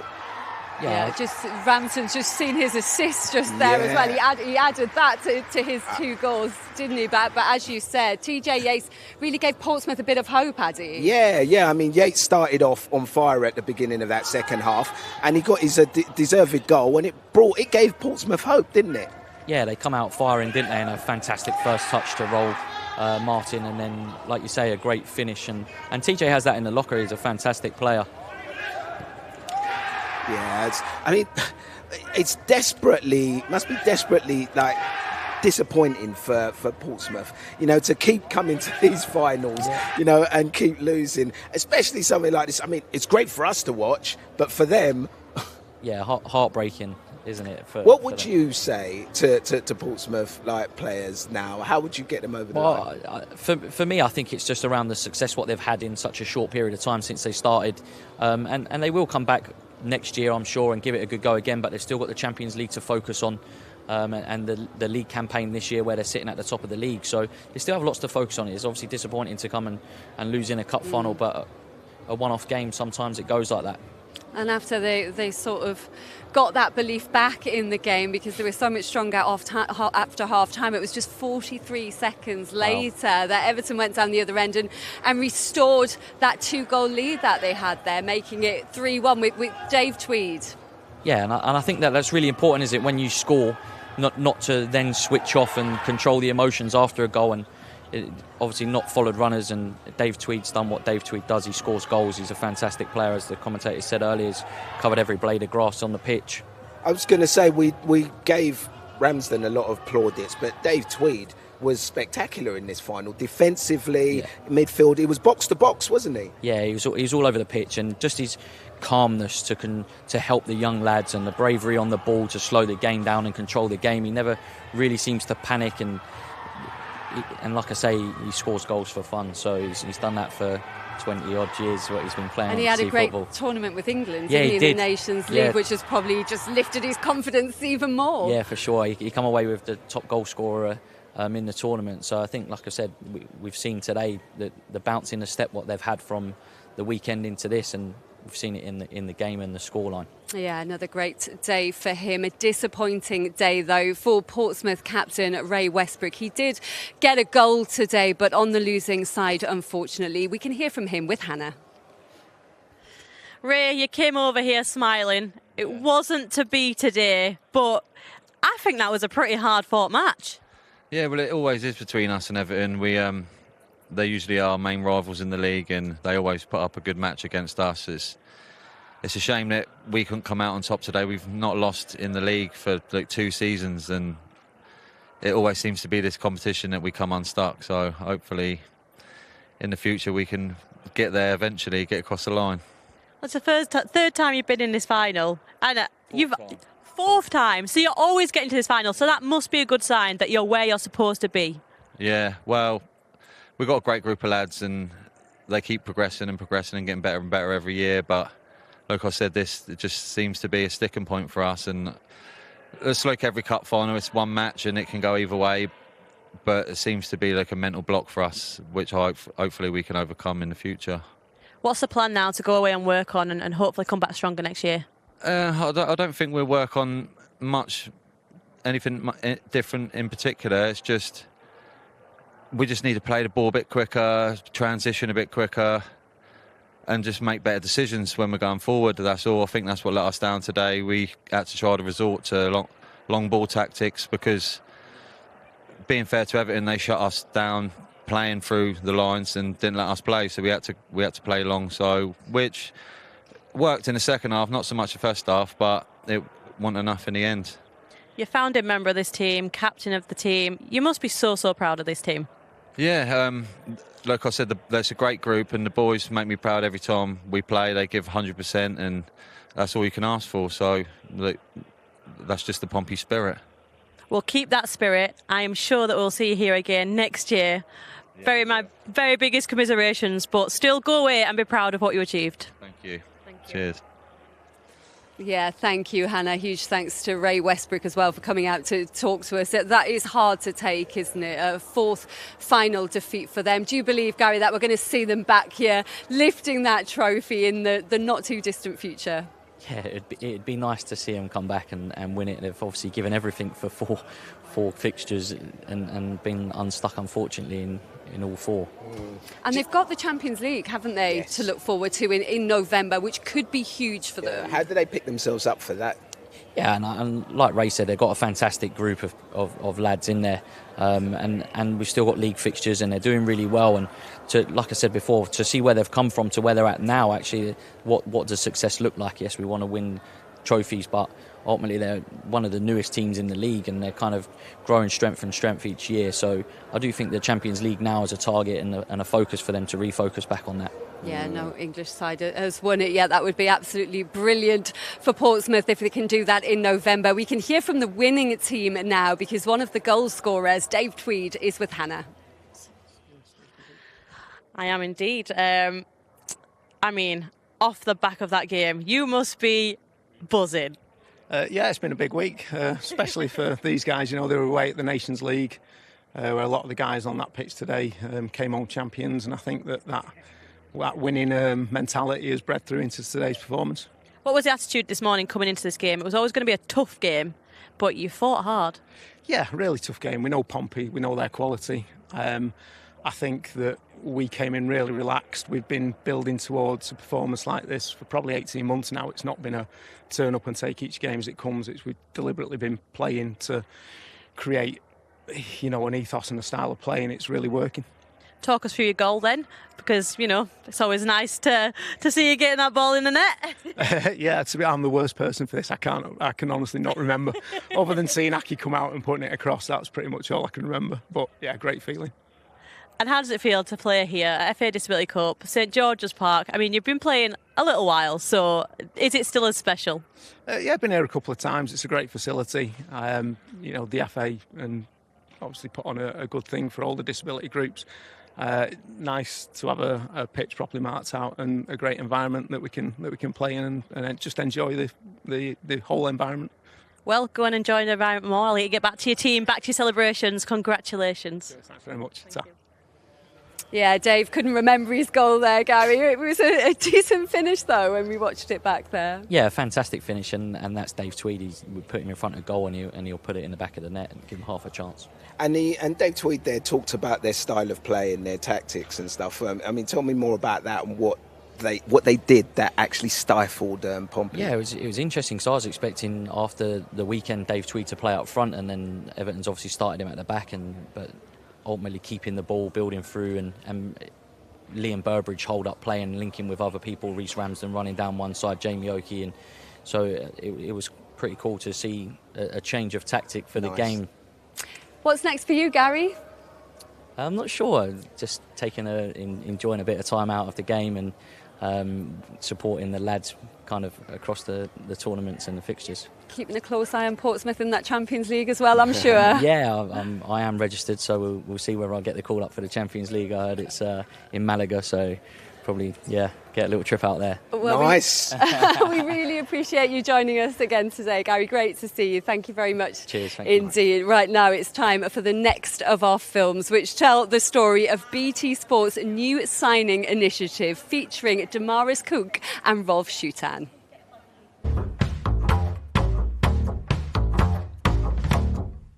Gomez heads it on. Salah jumping.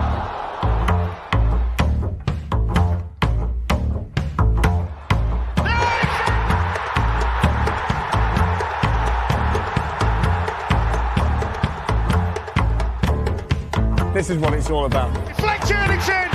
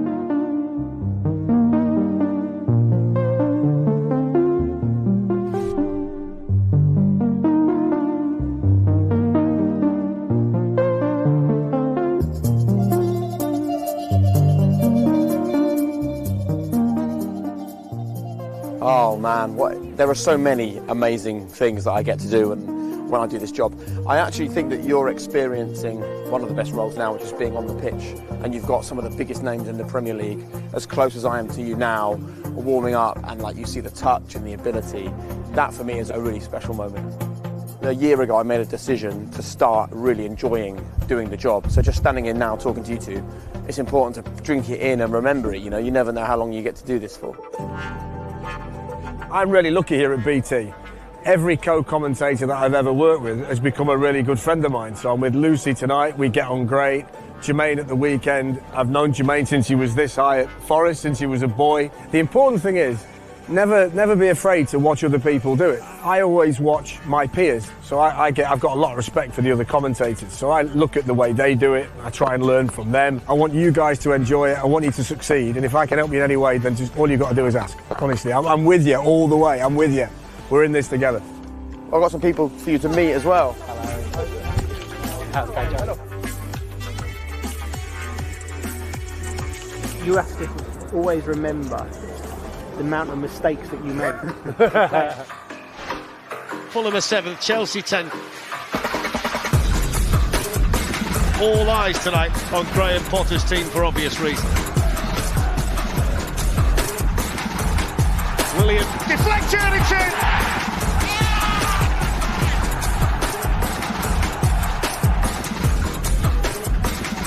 Whipped in by Mount, hits the post, and Chelsea through Kalidou Koulibaly strike back. Welcome to the Premier League, straight red.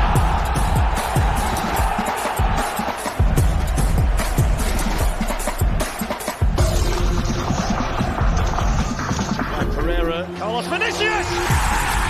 Fulham back in front in the West London derby. There's the full-time whistle. Fulham at 6th, and now just 4 points off the Champions League places.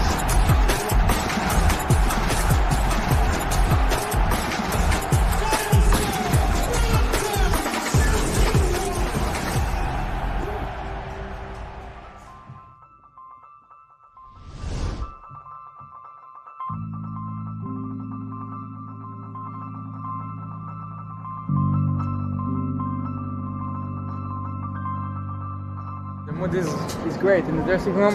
Everybody is happy to win such a strong side in the derby game. We've won 4 games in a row, and we're really happy about this, and we want to continue this way.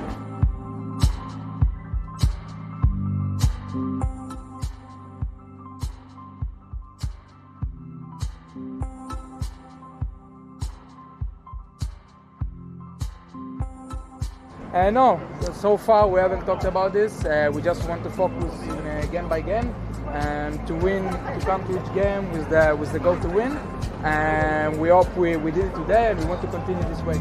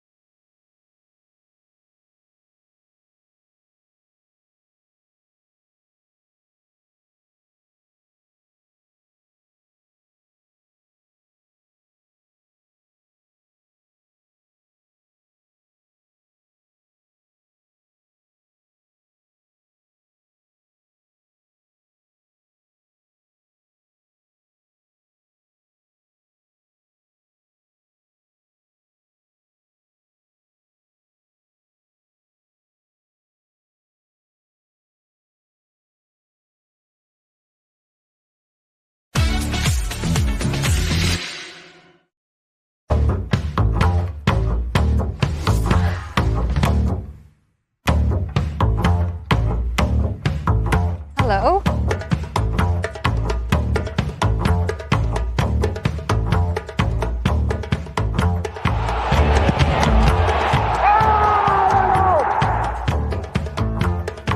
This is what it's all about.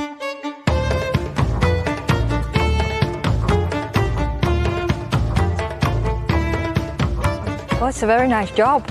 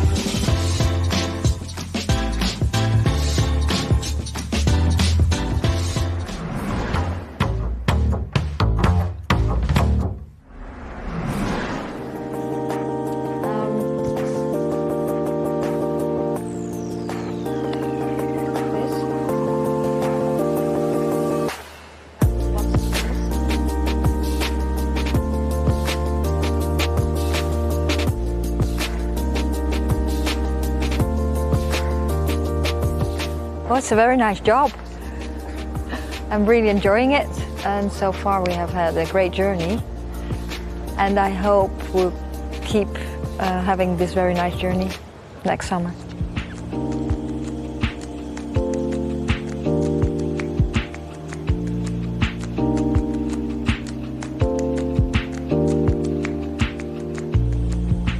No, I had to learn a little bit about the culture, the English culture. Like the language, and everyone's very polite here in England, a little more than in the Netherlands.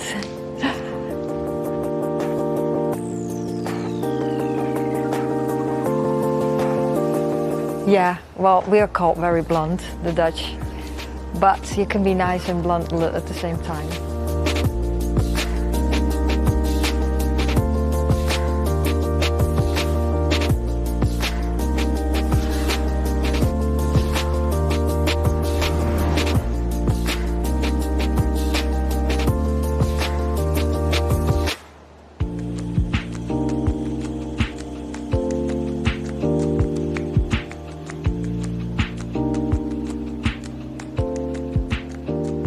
Of course, after every game, we have a review, and we talk about the things we do really well, and we talk about the things we have to improve and do better the next game.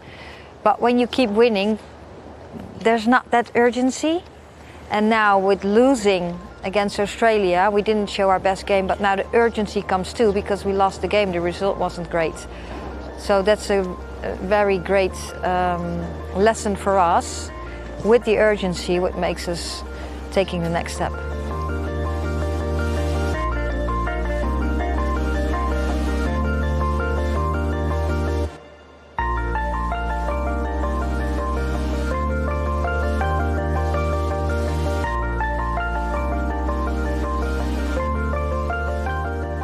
Yeah, I think preparing for matches, what we do a couple of things. We always develop our style of play. Then we also see what is our game plan, and our game plan might be some little tweaks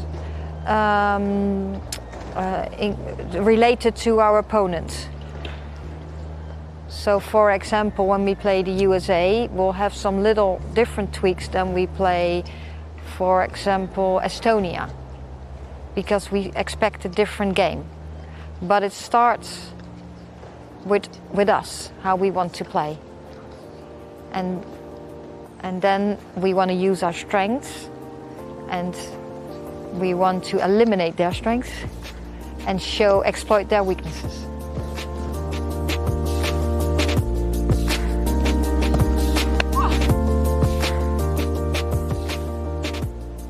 My hopes are that we, again, as we did last year, that we play at our best under the highest pressure, how we say that. And of course we have a dream.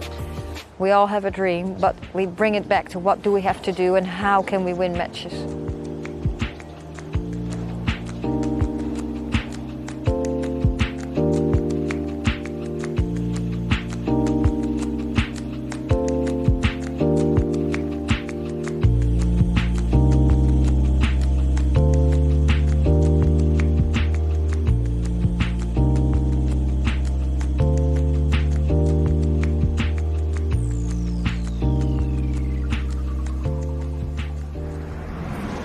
Thank you. Thank you very much.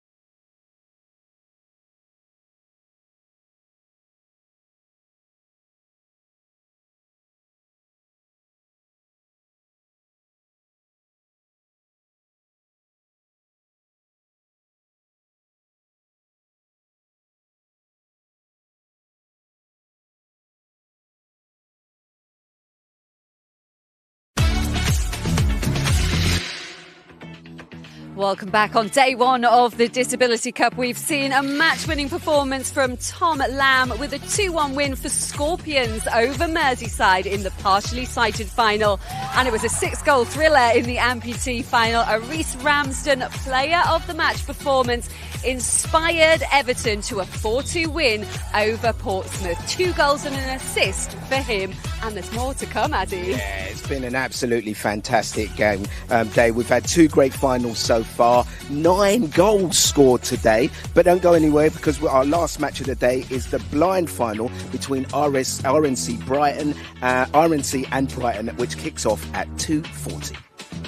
Absolutely, and this is how you can watch. We've got British Sign Language with subtitles available on BT Sport 1, enhanced audio description delivered by an expert based right here at St George's Park, available on BT Sport 5, and all the finals will be live streamed on btsport.com, YouTube and on the BT Sport app. And in our last match of the day, as Addy said, it's the blind final, and here's what you can expect.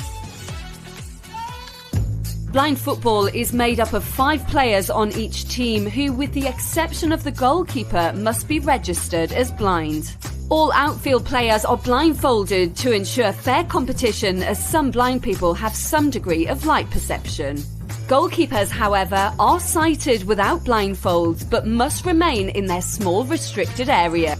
There are 2 halves of 15 minutes and spectators must remain silent to allow players to hear the rattling ball and echoes from the kickboards which are placed around the pitch. Players can receive verbal instructions from off-field coaches as well as sighted guides, but must also shout "void" before engaging an opponent to warn them of their presence. And we have a repeat of last year's final. It's Brighton and Hove Albion Blind taking on the Royal National College for the Blind. RNC won on penalties 12 months ago. Let's hope we get another thriller today on the Tony Larkin pitch. And who better to talk to us about this match than the man that they named the pitch after? It's former England football manager for the blind team, Tony Larkin, is with us now. Great to have you back with us, Tony. Really pleased and really enjoyed it doing last year. And as soon as you said to come back again, I really want to take this opportunity, because again, it's just so great to see the disability football, not just the blind, but the amputees, the partially sighted, and it's a really big day in profiles disability football. So anything to help enhance that, I'm really pleased to be involved with. And you've been such a great ambassador for blind football and disability football, full stop. How did you get involved? Well, actually, I played professional football for 15 years, and when I came out of football, I started working for the Royal National College for the Blind, and my role there was to develop the sport.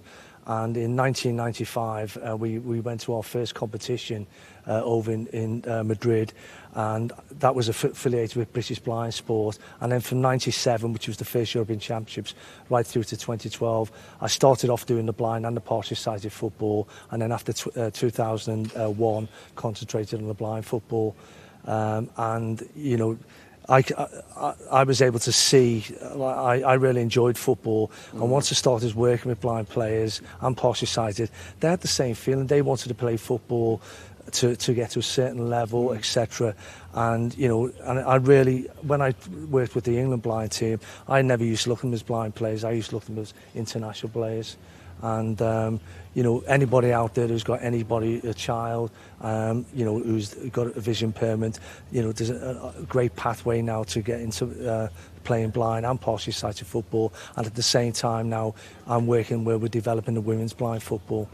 How important is that then to work on the women's team now and help grow the women's game in the same way that you've helped develop the men's team over the years? Yeah, it's great. The women played 2 games last year in Germany, and I watched them, and then the FA asked me to get involved in a coach mentor role, and it just reminded me going back to when we started playing in 95. We didn't know the rules. We had to, when I watched the girls, I just took it right back to basics, worked on their spatial awareness, orientation, communication skills, and then gave them the technical side of their ball skills.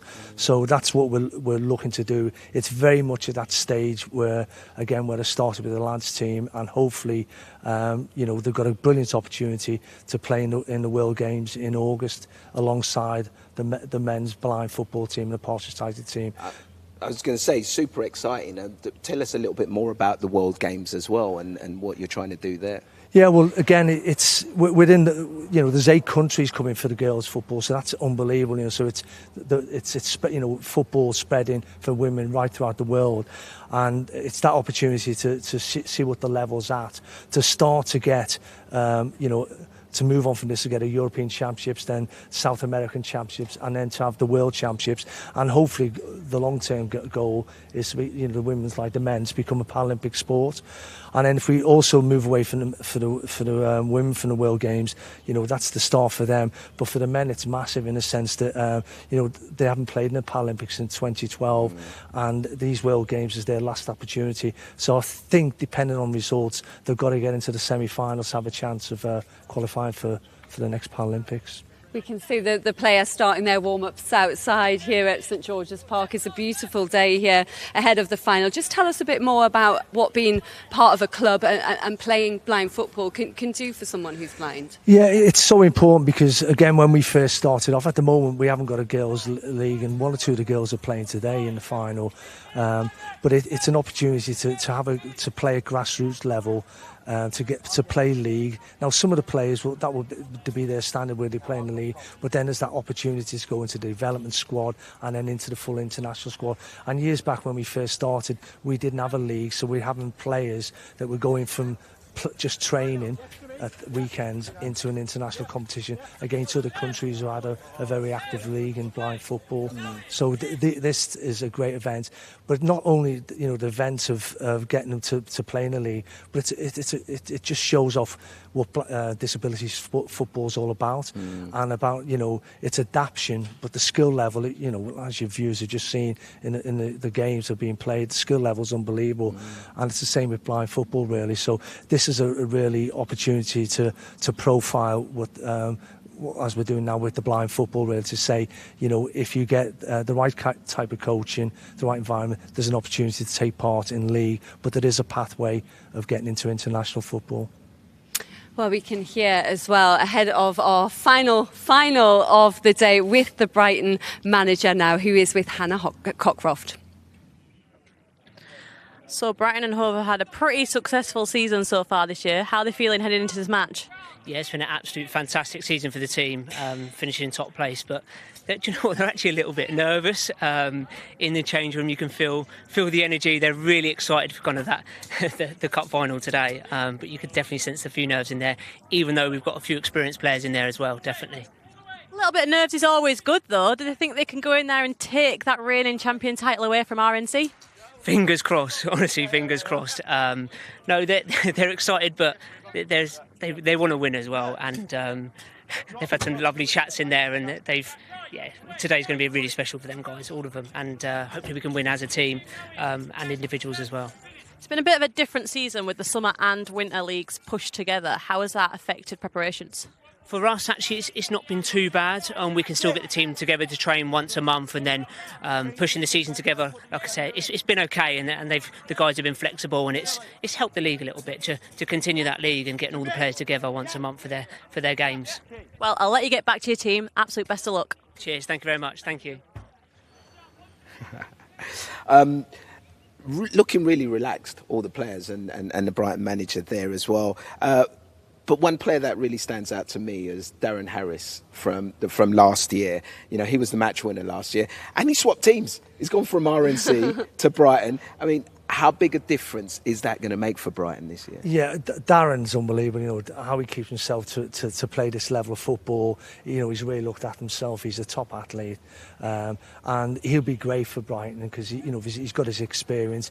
He's got the skill level. See him last year getting his 150 caps. Yeah, and this is important. This is why the league's important. That people like Darren remain there so they can pass on their knowledge, the skills, and they encourage the young players. So, I know Darren will be as good in the dressing room as besides on the pitch. So he'll be trying to tell players to relax, enjoy the game. Don't be worried about making mistakes. It's about making mistakes, moving on, and just concentrating on, doing the next thing right, really. So he's an unbelievable ambassador for blind football. I think he was the star of the whole weekend last year, not just the blind final, wasn't he? Is he such a huge role model for any young blind players coming through? Yeah, Darren from a young age, because I met Darren when he was 16, so he's played every sport. You know, it was cricket, judo, athletics, blind football. He had to make a choice in 2008. He got selected by me to represent Great Britain in Beijing for football, but also the judo. And at that time, he couldn't do both, so he did the judo, and then eventually he retired from judo and came back, and he played in London 2012, and he just kept going and going. And he's one of these people. He loves sport, and I think he likes. The team type environment, and you've just got to look at him now. He's so relaxed. He's just got an aura about him as well, hasn't he? And as you said, he's such a great ambassador for younger players who are trying to get into the sport. But what about someone who's watching at home right now, listening at home, who may have a visual impairment and wants to get into blind football? Where do they start? Where's their pathway? Well, the thing is, if there's a contacts with the FA now, they've got so many different officers working with them that they've got different have a go days type of things, development days to come along. But it's just a matter of either there's only so many clubs playing in the league, but there's a contact at the FA, and they'll send you in the right direction. Because again, it's important that we get youngsters, particularly disabled youngsters, moving and playing sport from a very early age, because that just helps in their independence, with their movement, etc., and builds up confidence. And you've only got to see, what sport's done for Darren. He looks so relaxed and confident, really. I'm sure, Tony, you've heard about the experience area that there is this year for the first time at the Disability Cup, where anyone here can go and try out the different adaptations and really sample the sports and see just what it takes to get to the elite level. How important is that for people to really gain an understanding, but also for anyone with a disability who wants to see, right, I can actually get involved and this could be something that I can pursue? Yeah, well, I was just talking to Liam Drake, who helps with me. He works for the FA, and that's part of his role. And he's just come across and said to me, he said, you won't believe it, he said, we've got a young 10-year-old boy who's really unbelievable, didn't know about blind football till he found out about this event. So this is, getting these people from, youngsters from an early age. And this is, we've never had this before, where there's been this FA Disability Cup, based here at St George's Park. It's, it's a great time to be involved in disability sport.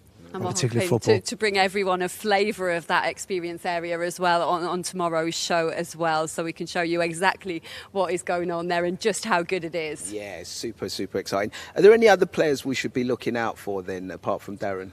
Well, as I said, I'm working as a coach now with the women's football who are playing in the World Games, like the men and the partially sighted, in Birmingham in August. And one of our goalkeeper, Katie Christopher, is playing in goal, and one of our girls is actually playing for RNC, Alison Hopkins. So it'll be interesting to see them, because at the moment we've got an international team, but we haven't got a women's league, and that's the thing that we've got to work on over the coming years. But it's so unfortunate, because again, it's like last year, the England international team are playing away in a competition in France, which is important as part of their preparations for Birmingham. So they're not going to be here. But with RNC, you've got there's a young lad called Rainbow. He's been come from. Great name. Yeah. He's from Liverpool. He's been at St Vincent's. He's now at university. He's been in the development squad. He's played in a couple of the internationals, but he's in that process. He's still, having to work on his skill set, his fitness levels, etc. But he's a really good one to look at.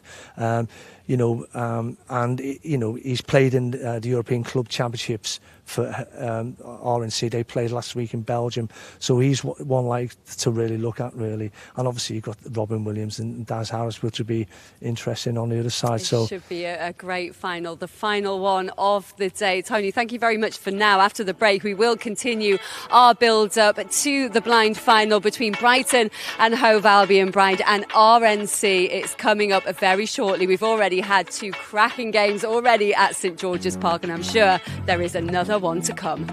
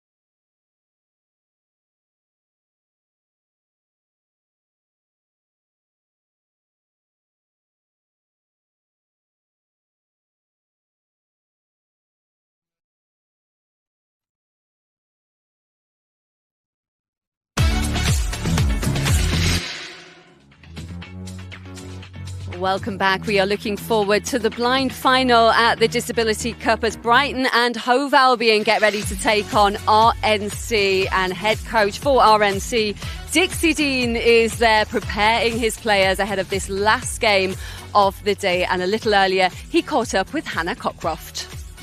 A busy morning for you, Dixie. Refereeing this morning in the partially sighted game, and now head coach of RNC. How are the team feeling ahead of the match? Yeah, they're okay. We've got a very young team this year, younger than last year, very inexperienced. And looking at the Brighton team, they've got bags of experience there. But we've got, we think we have the advantage. We've got youth who will keep running and running and running. So what they're lacking in experience, they'll make up with an effort, I'm sure. So. Being reigning champions as well must add a bit of confidence. Well, we know how to win, but it's a different team. So, every year is a new for us as a college, because our team changes every year. It's a new experience for them. So, it's great to be here again, and to play in these great facilities, and these players will take these memories away with them. So, they'll put 100% in. I know they will. But if the 100% is not enough, well, it's not enough. But I'm pretty sure, we got 1 or 2 surprises for them. Any new players we need to keep an eye out for? New players, we've got Shamreese, young Asian lad. He's only 17. He started at college in September. He's come on leaps and bounds. He hadn't kicked a football until September. He's going to be playing in the midfield area. He's particularly bright, and he sort of plays without fear because he doesn't know any different. So I'm looking forward to his display. Kieran at the back is a good captain. I think this is his 3rd Disability Cup final, so he has got a little bit of experience. So we're going to be leaning on that quite heavily, because the guy next to him is his 1st. So we've got a little bit of experience scattered around, but not as much as what Brighton have got. But it's great. Well, I'll let you get back to your team. Very best of luck. All right, thank you very much. Hope it's a good game. Dixie Dean at the helm. What can go wrong? Do you think Dixie there is just trying to temper expectations a little bit, Tony, just talking about RNC's inexperience this year? Yeah, I think what he said there is what he's saying in the dressing rooms. He's telling the lads, they're going to experienced team, their standards will be, to try and keep a clean sheet, get themselves into the game. But I've seen some of these players. There's some really good young players there. And, for me, again, it's a good one to see. I've been working with Alice Hopkins, who'll be playing, and she'll be, hopefully going to represent the England team in the World Games. And Katie Christopher, who's actually works at RNC, she got involved in blind football because she was there as a volunteer at a scheme, and now she's playing. There you can see her now on there. But so it'll be a good experience for both of them. Tell us a bit more about Katie, because she's the first sighted keeper in England, female sighted keeper in England. Yeah, well, as I said, she actually got involved as a volunteer there was an activity weekend at the college, and while they were there, the England blind football team were there playing, and she was watching. She didn't know about it, and she was really taken back how good they all were. She's always been keen in sport, and then she started through the FA, got involved, and through RNC. Working with the girls, and she played last year in one of the games against Germany that they played in the European Championship last year. So again, she's got limited experience, but she's a knowledge now. She's been working at the college for a year, so she's used to working around blind and partially sighted people. So what for her, what I'm looking for today is how she communicates with the younger players, because she's really important with instructions, how she gets distribution, and can she calm things down and get them set up and from the back, because it's important. You have Dixie coaching in the middle, you'll have the guy behind the goal, but Katie's got to get the defence sorted out, and I'm sure the defence will be really busy today. I'm sure she's going to be a key player today. Well, after the break, our countdown to kick-off continues in the blind final between Brighton and RFC. We'll be back shortly.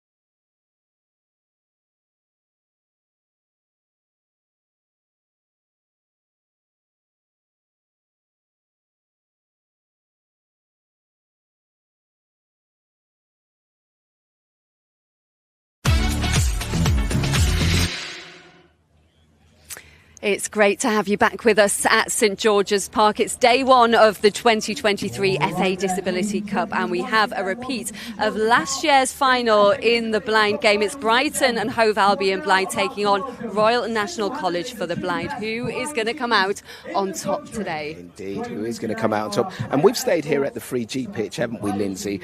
Because something that people may notice is there's not a crowd or spectators, too many spectators there, because they have to be quiet, don't they? You need to have silence so the players can hear the ball and communicate. Yeah, it's important. You know, obviously the crowd can get loud when they score a goal and do so, but it's important that the background and they keep the noise down, because again they've got to listen to the ball, listen to their own players, and listen to the guide from the coaching information you get from that. Really, so that's important. And how does the guide and the coaches get their information out to the players? Well, you've got the guide, you've got the different zones. So you know, if you take the head coach, he'll do this what we call the middle zone. The goalkeeper, besides being a goalkeeper, she'll have a defensive zone, and then the guy behind the goal, he'll have his attacking zone. So you can't have all three shouting at the same time. So they give information to players within their zones. So then, Tony, I'm going to put you on the spot now. Who is going to win in this one? Well, it's a hard one to predict because, you know, I'm obviously I know Darren and Robbie Williams really well, and they've got experience. But this time, I'm actually good. I'm not. And people's going to say I'm biased because of RNC, but I'm going to go for the younger ones because I just think, you know, they haven't got a fear. They're going to go out there, and I know they've got one or two really skillful players. So this might be a bit of a. You know, a shock, but I think it will be a very, very close game. But I'm going for RNC. And bearing in mind, none of our pundits have got the score right so far. What is your prediction for today? What's your score prediction? I think there's going to be goals in it. I'm going to go for 2-1 RNC. 2-1 RNC. We will see. Well, RNC won it last year on penalties, but will Darren Harris make the difference for Brighton today, because he's on the other side today? He's got all the experience. Let's find out. We're going to join our commentary team for the final time today. It's Ewan Dunlop and first Dan O'Hagan. Over to you. RNC, number 4, Chase Ballard, number 5, Jack Offord, and number 10, Alice Hopkins. This is the big one, a rematch of last year's final. Who will take it this time? Let's find out!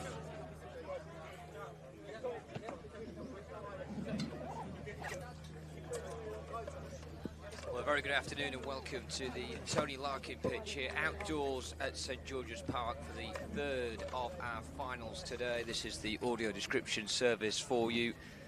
The blind final between Brighton and Hove Albion, who are in turquoise shirts, black shorts and turquoise coloured socks, against the RNC in royal blue shirts, white shorts and red and black hoop socks. Both sets of players currently either side of the centre circle have just been trading handshakes. It's the RNC team with uniform fashion, one behind the other, with their shoulders on the teammate in front, guiding one another towards the bench on the far side in the half of the field to the right of halfway. And the Brighton players doing likewise now as they move towards, in fact, the edge of the centre circle, where the official photographer in his burgundy coloured top and black jeans will be able to take some images of the Brighton squad,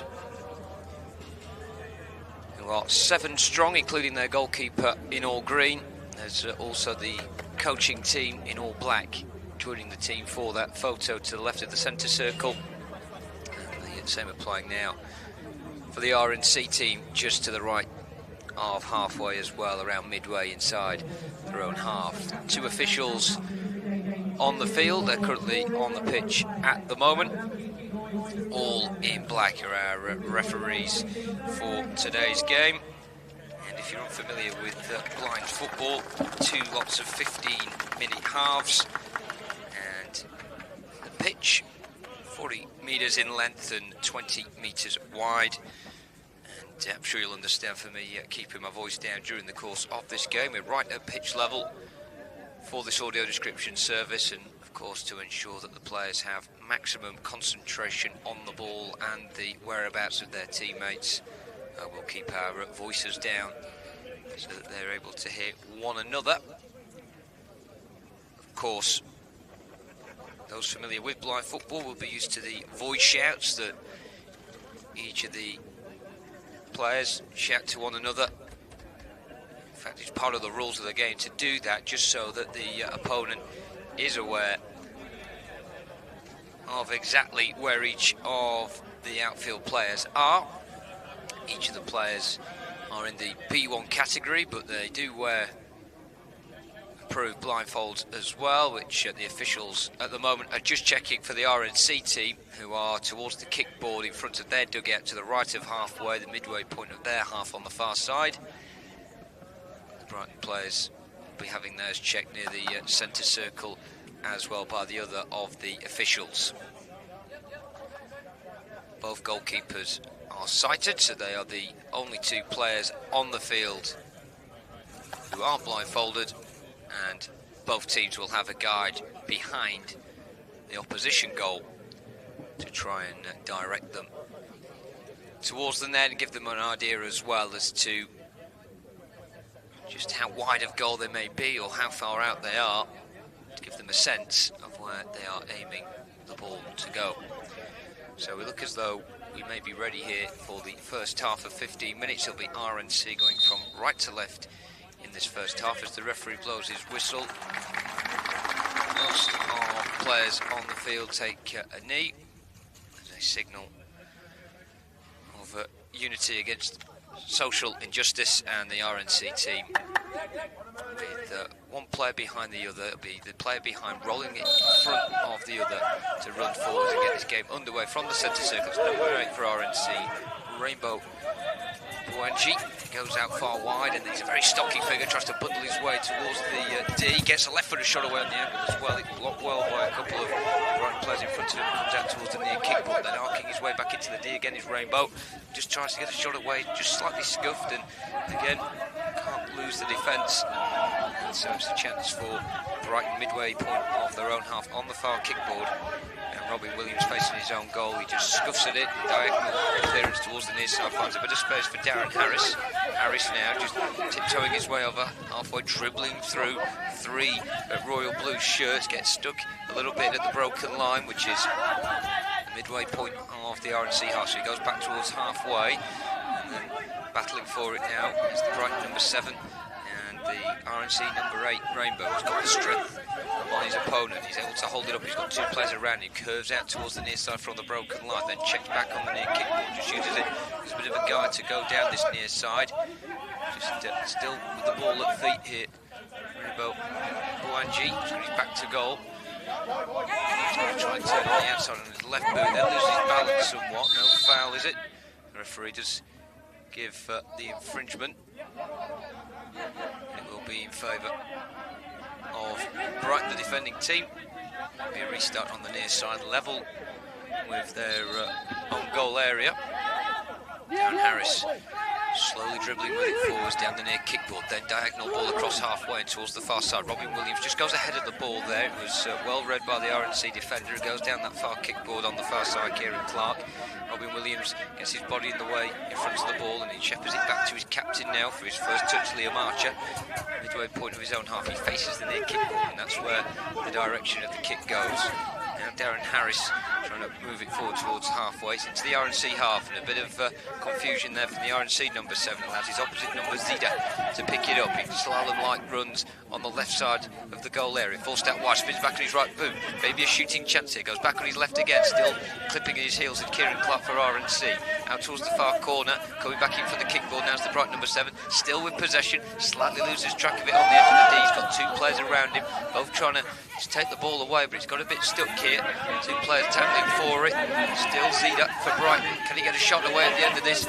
Long run, and he gets the low shot. Saved low by Katie Christopher, just down to the right. Officials blown the whistle, and it's just to check on the welfare of the RNC defender, who may have just took a little knock to the face. Just in that play there, but Hamazida, number 7 for Brighton Hove Albion, quite a stocky figure, not the tallest, but he's got a lot of body strength. He had that ball for an awful long time, and the RNC defenders just couldn't get it away from him. So I haven't seen him play the ball down the other end of the field. It goes all the way out for a Brighton ball. Balled out by the goalkeeper, Magic Castle. All green. Down the left-hand side is Robin Williams. He manages to cheek his way through the legs of Kieran Clark. And he's felled at a promising point in the RNC half. So around the midway point, slightly beyond the broken line, left of centre. There'll be 2 or 3 men in that RNC wall, and they are being dragged by their goalkeeper, who's in all grey, just inside their own goal area, the D-shaped area. So it's Hamad Zido stood just behind Robin Williams. He's going to roll the ball through Williams' legs so Williams can run on to it and maybe get a shot away and get the opening goal of the game. Nearly 3 minutes gone in this opening half. You can hear there the tap of the goal frame. So Robin Williams just trying to establish exactly where the goalposts are before he gets the ball now and dribbles. He gets slightly caught on his feet, so he's forced to come towards the near side. He's just going to offload it at this near kickboard as he instead just comes back inside again. Lateral running from him, trying to get away from Rainbow.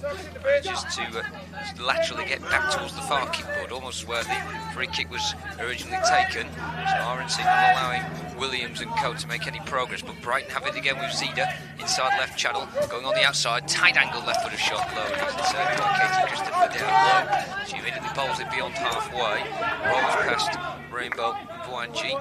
He still tries to recover it though, gets towards the byline, just goes beyond it though. The upright ball. Jim Castle bounces it off the kickboard into the path of Darren Harris. Didn't read it the best, but he recovers it just inside his own half. He's under pressure every step of the way from Shamris Hassan. Still Harris just trying to turn away from the RNC number 9. Midway point of his own half now. He's in boots rolling over the ball. Harris just trying to get away from the attention. He's grappling away though. There's the number 9 from RNC. It's a loose pass now from Harris, picked up on halfway space on the right for Rainbow Buanji. Now with purpose comes cross field towards the near kickboard. It's like loses control of it. Gain composure and look to come again. He's got his back to goal at the moment. He's asking for support. Here's the shout of Shamris Hussain. Here's that halfway line coming forward now. Rather his right foot, slightly trips over it, but then carries on possession, dribbles towards the goal area. Rainbow and Bianchi in the way. It's a 2v2 here. Rainbow can use his strength to turn with the ball. He's back to goal at the moment, holding it up well. Clearance from behind was from Liam Archer. Goes beyond the broken line, not reaching halfway though. Say it again. Turning, twisting, back to goal, then side on again as he comes out towards the near side, the left, towards the left corner of the goal area. Picked up by Archer, the captain, misses his kick though. Robin Williams was behind him. He's able to dribble away from 2 players in royal blue and gets the free kick.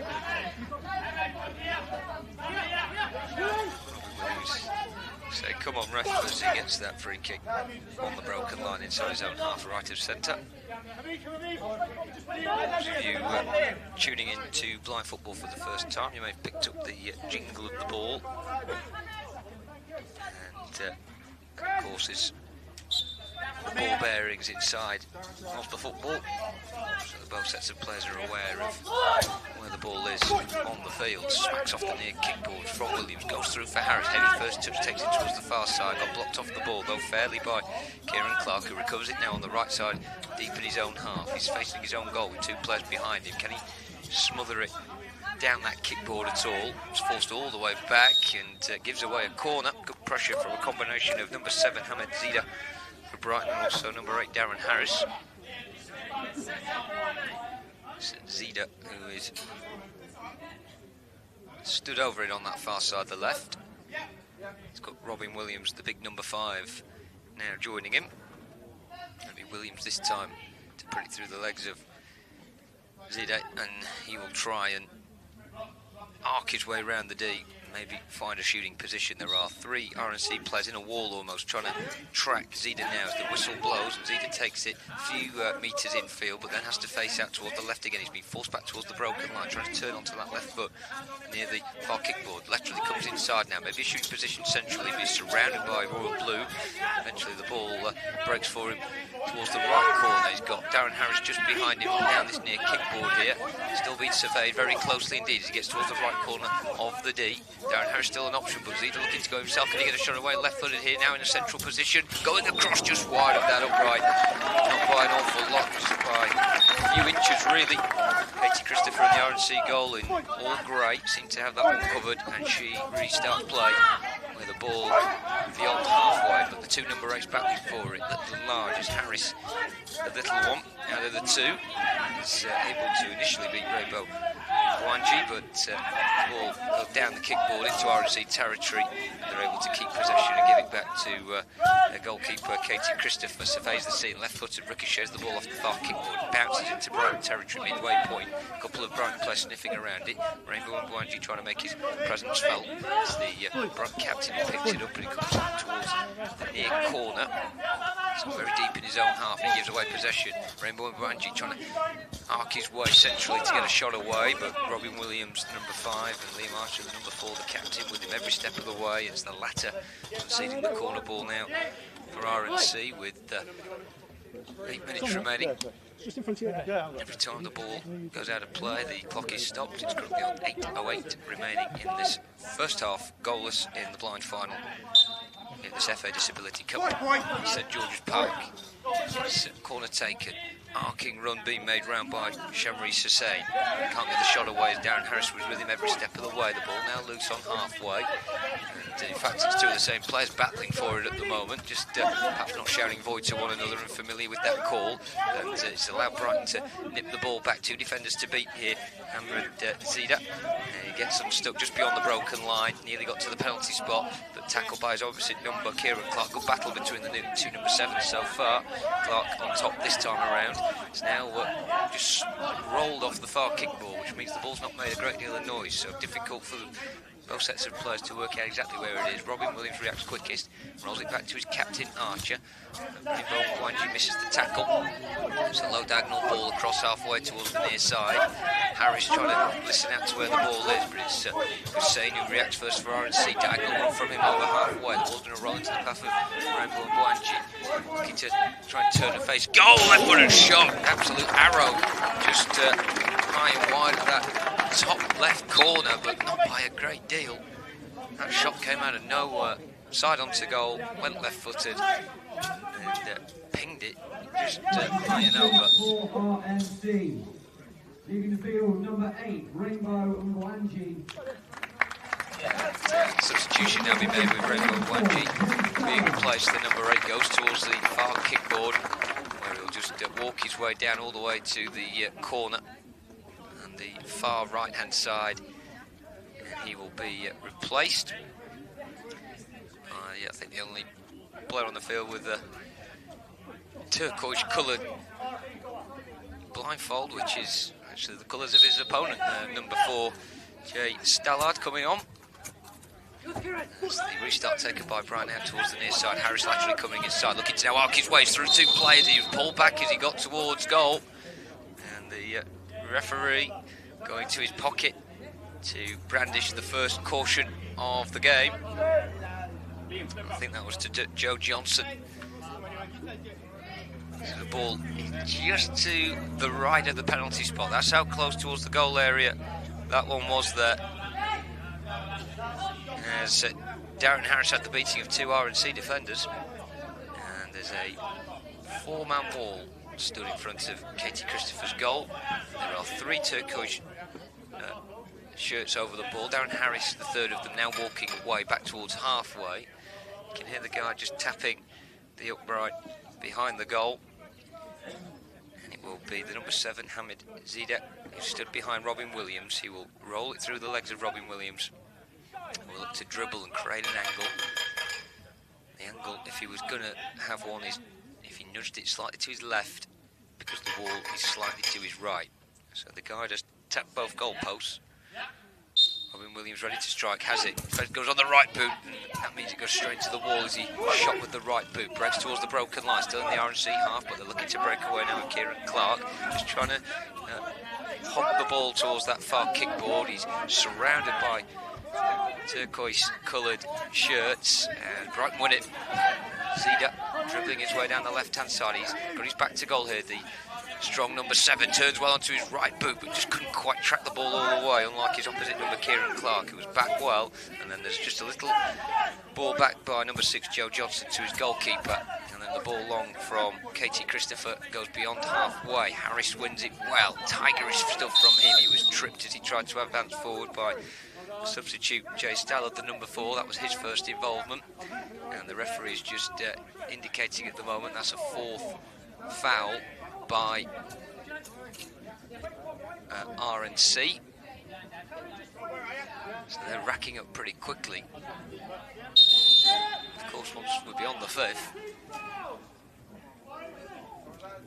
and we'll be on to a penalty kick. So RNC have got to be careful, keep their discipline, but that's a testament to how Brighton have played so far. They've been very tricky, good dribbling, creating lots of chances as Harris will come from halfway on the left-hand side, goes directly towards the kickboard. He's then played a crossfield ball out towards the near side. It's a square ball.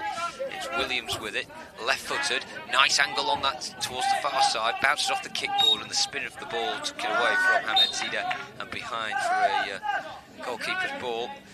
Christopher bowls it right-armed downfield. It reaches the far side of Stallard. Nice control from him, one-on-one with his man, level with a penalty spot. He got towards the penalty spot, but in his way was Liam Archer, commanding figure back there for Brighton, the captain, with his yellow armband high up his left arm.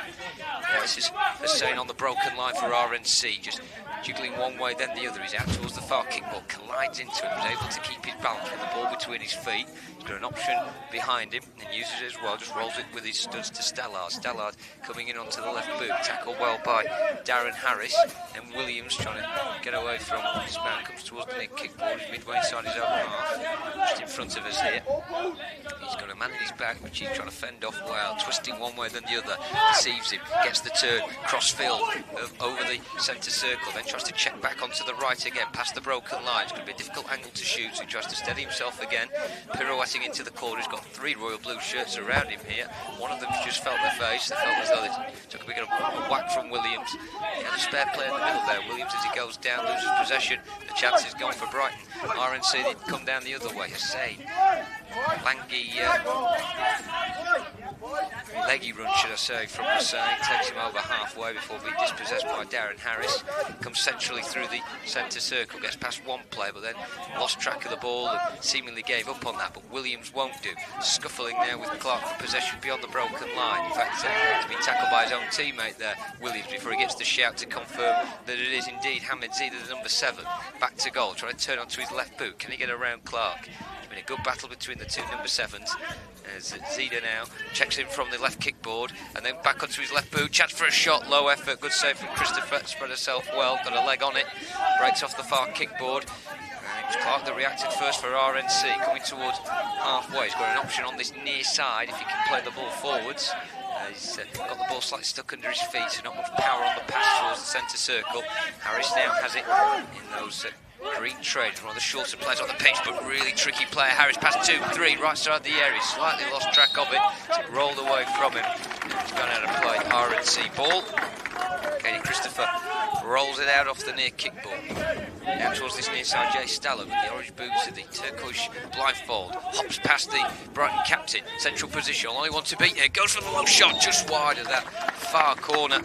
Magic Castro dove down to his left, but I think had it covered. And it remains goalless with 3.5 minutes remaining of this first period between Brighton and RNC. The whistle's gone, even though play had just restarted there, and a timeout has been called. I'm not quite sure which team has called it. Looks like Brighton. The time official on the far side has just done the T signal to signal the timeout, and he's pointed towards Brighton. But not many players have actually gone towards the far side, just the captain and Robin Williams. So not quite sure what happened there and whether that'll count as a timeout. It certainly wasn't one used by either team. The time officials seemed pretty adamant that it was definitely a timeout, but play resumes and it's a tussle on the near side on halfway. It's on the RNC left, they're the ones with possession. Two of their own players now battling for the ball against one another. Johnson has got it, but still his own players trying to tackle him here. Someone needs to give them a shout. It's actually seen them concede possessions. He's got a bit of room near the penalty spot. Johnny got his left boot, gets the shot away into the corner of the net. What a great goal. Brighton lead with 2 minutes 40 remaining of the first half. It's Ahmed Zida, been a real thorn in the RNC back line, but they were the masters of their own downfall there. Two of their own players not giving one another a shout. They were tackling one another as it was on the left side of their own half. Zida pounced and capitalised, got a bit of space, edge of the D, low left footed shot across the goalkeeper, into the bottom corner of the net. It is Brighton and Hove Albion 1, RNC 0. And hasn't timeout been called this time around. Still a bit of confusion. Some players have gone towards the far kickboard. And yes, there is a timeout. It looks like it's RNC who have called that one. So both sets of players just going towards the far kickboard now, receiving some instructions and maybe cool fluids. And when it's a really hot day here at St George's Park, this is the only outdoor game we've had today, and the sun really beating down on us. Not much of a breeze either to help either set of players. It's been decently attended on the far side. Now the dugouts that I've mentioned, and in the middle is the hut, if you like, which is where the time official is based, and behind the goal to the right there's a fair few spectators there, certainly double figures, maybe even in 3 figures. No crowd behind the goal to the left, but that is reserved for the scoreboard, which reads at the moment BHA1 RNC 0 with 2 minutes 40 on the clock on that black scoreboard away to our left behind the goal. And then on the near side as well, plenty of activity, plenty of spectators and dignitaries watching on and enjoying the game so far, and certainly those of a bright persuasion enjoying it very much so. Still the timeout continues. The official is the only man in the centre at the moment with the ball at his feet on the centre spot. He's blown his whistle now to call everyone back onto the field of play on this AstroTurf field. It is 40 metres in length, 20 metres in width, which definitely must feel like plenty of ground to cover on a day like this, and that's without having very thick, rubbery blindfold on as well. So substitution just being made by RNC. Kieran Clark has had a good game so far, the number 7 back there for them. He's come off, and back on the talismanic figure, number 8, Rainbow Mbwanji, who has come the closest for RNC with a stinging effort with his left boot that went high and wide of the top corner. He's been brought back onto the field. As I mentioned, quite a tall, stocky figure. He's can already see some of the sweat on the front of his shirt, which he won't be the only player to have that. Such are the hot, sticky conditions out there as players resumed. RNC kicking from right to left from halfway there at the end of that timeout. Rainbow Mbwanji's first involvement is to pick it up on the left-hand side, laterally coming on the centre circle. Doesn't reach the centre circle before he jinks back already to the left. Then looks to come in field again, but he's got 2 players in front of him. One of them is Darren Harris, who was able to nutmeg Rainbow, but able to get away from him. Rainbow Mbwanji then trips over the ball somewhat. He's able to go back and recover it because the ball was stationary, so difficult for any opponent to actually hear where it was. And Mbwanji then tripped from behind as he bundles his way almost through the whole Brighton team. And it will be a foul for Rainbow just beyond the broken line and just a couple of metres right of centre.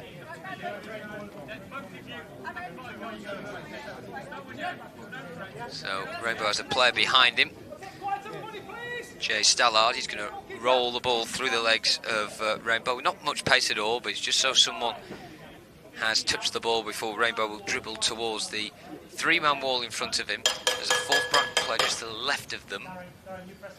It's broken away from that wall. He might just be there to immediately go and close down Rainbow and Bwanji.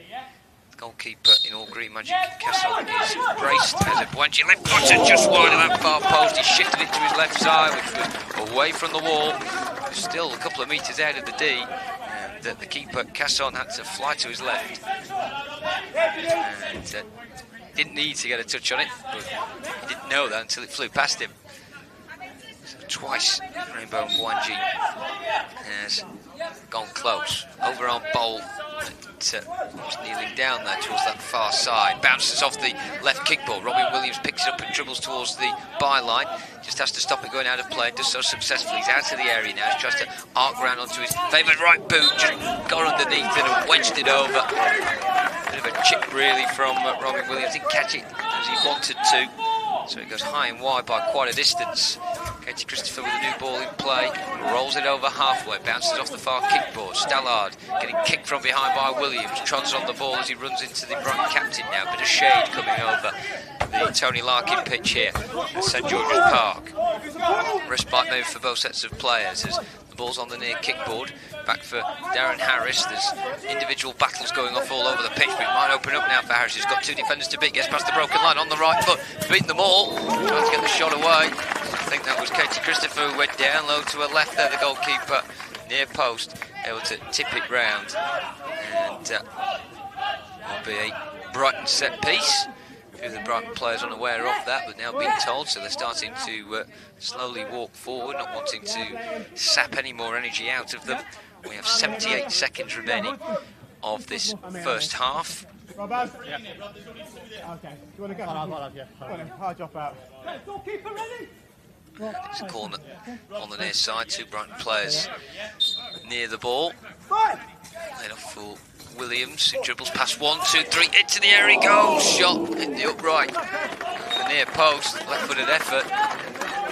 Far wrong at all. Robin Williams.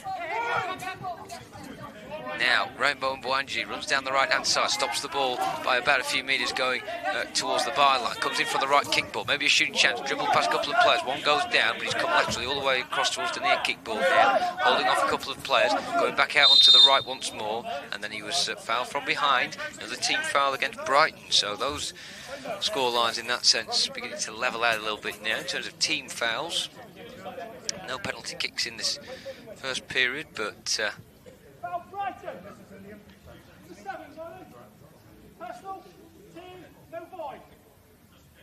this is number 7, not calling a void there, Hamed Zida, guilty party, second team foul. 1 second, so restart. Too close, fellas. Move back. Thank you. Stop there, that's good. Okay, goalkeeper. Okay. So it's a free kick for RNC. Left of centre, probably level with the penalty spot. 3-man wall in front of Rainbow Bwanji. He's been good at shifting onto his left and getting a shot away. He might this time have to get in onto his right foot if he's to divert this Brighton wall. You can hear the RNC guy just tapping both uprights. He's tapping up the post, so since the Rainbows goes up left, tight angle, hit the side netting, near side, he was just outside the area. This was going to be tricky. We start from Magic Casson now. Rolled out towards the far side and controlled by Robin Williams with his back to goal. He's near the broken line, forces the ball up to halfway, but the pass goes into the feet of Rainbow and Bwanji. Battles away near the penalty spot now. That ball going closer towards the RNC box. It now stops still and it stops at the feet of Hamed Zida. Tries to go on his left boot, scuffed the shot. Didn't really get a great slice on it. And then it goes wide at the near post.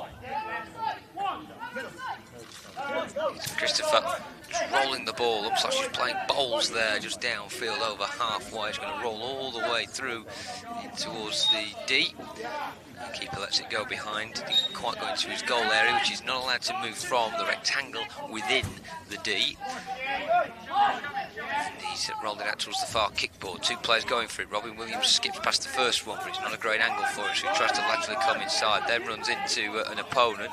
Not happy with the referee for not giving a foul there, but he's broken for a Brighton player. Left corner of the D. No time for Hamed Zida to get the shot away, but he was able to get a shot away earlier in the half, which is the difference between these two teams in the first period. Brighton Hove Albion leading RNC by a goal to nil. Hamad Zida with the only goal of the game. Of both sets of players walk towards the far kickboard. They'll go and have words, take on refreshments from their respective dugouts at half-time. Big second half to come on this Tony Larkin pitch. A glorious day at St George's Park on FA Disability Cup final day. And the second half of the blind football will be coming up after half-time. We'll be back with the audio description service at the start of the second period.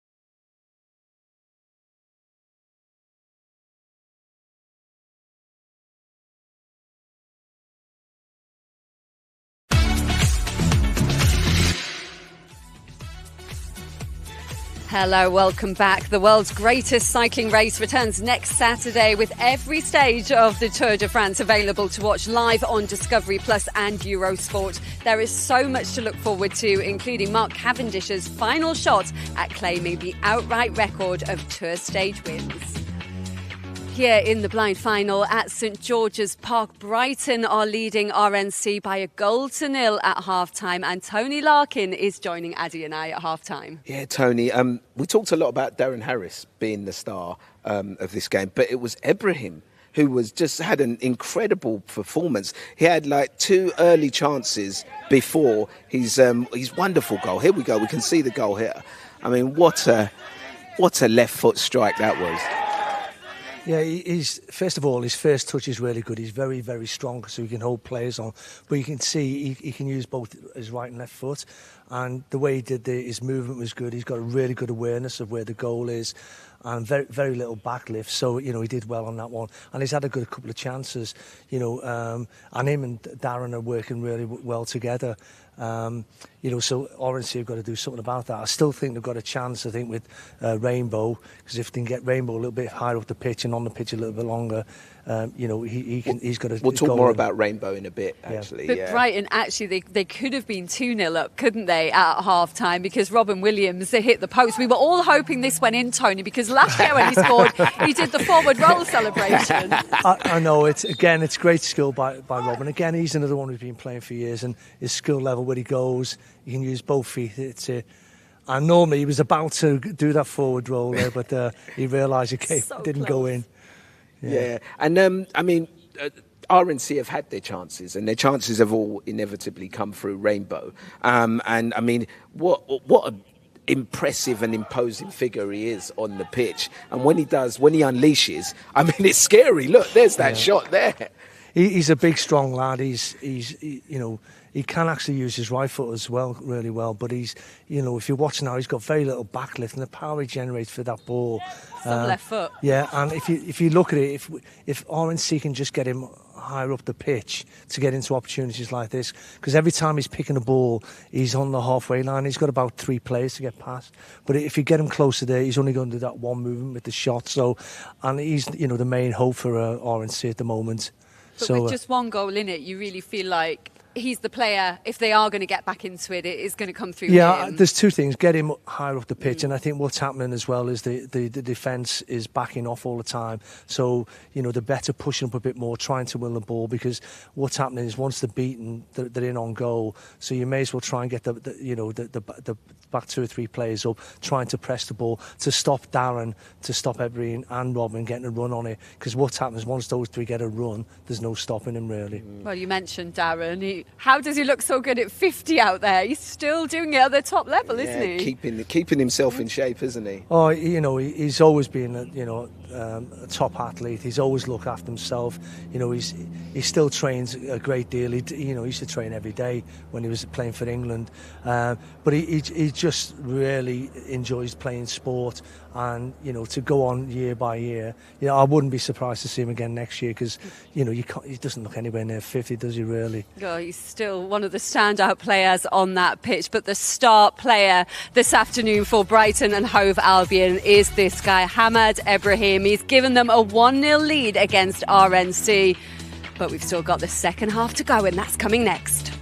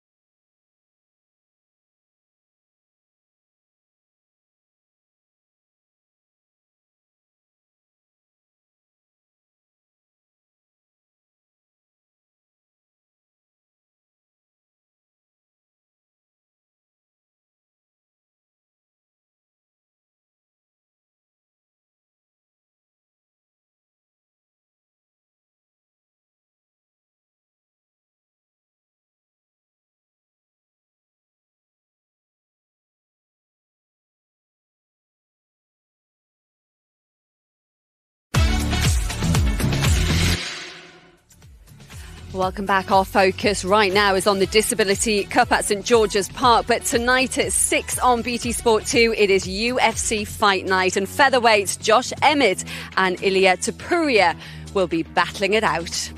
But it's Brighton who have the lead in the line final. They're playing RNC at the moment. Tony Larkin is alongside us. We talked about what RNC need to do to get back into this game, Tony. But what do Brighton need to do to hopefully extend their lead? Well, they've got 3 players, you know, Everine, Darren and Robin Williams, who once they get the ball, they're travelling very quickly and they're going at RNC all the time. If they just keep getting the ball to them quickly and continue going at RNC, you know, if RNC keep backing off, I can just, you know, see Brighton score more goals. And they look ready for kick-off. Let's rejoin Ewan and Dan for the second half.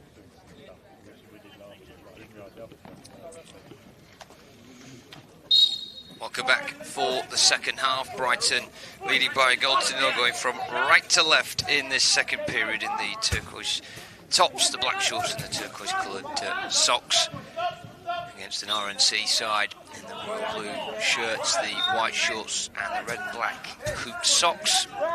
Brighton's initial attack going out of play away to our left, so RNC bowling the ball upfield from their goalkeeper Katie Christopher, who's all in grey. Right, winning it back just inside their own half, just going over halfway now. Robin Williams, slalom like run as he laterally comes infield across the broken line. He's not making a great deal of progress at the moment as he just keeps occupying the ball. He's got about two royal blue players just in his back. Robin Williams now just over the centre circle, central position, trips over the ball, no foul, and it will roll towards the near corner where there are two RNC players at the moment, again tackling each other. That was the root of their problems for the opening goal of the game, which is why Brighton lead.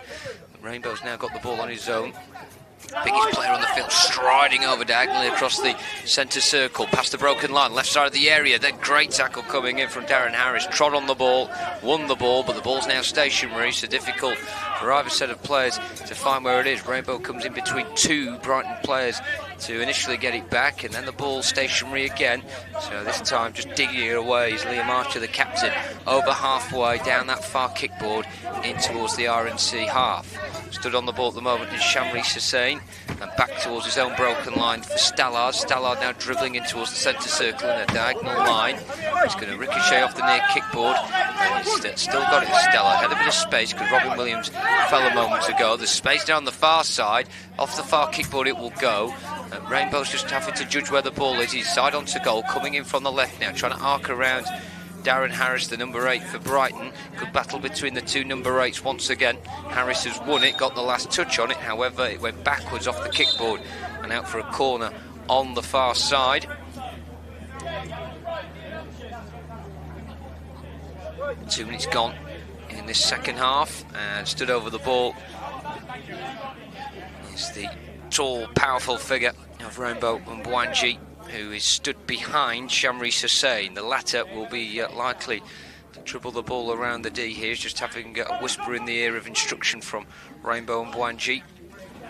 3-man Brighton wall in front of Hussain.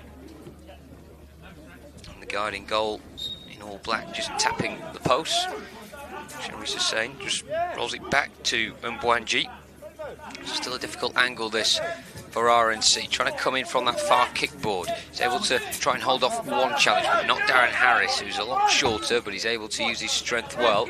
Comes out towards the near kickboard. Turning on the ball is number 4, Jay Stallard for RNC.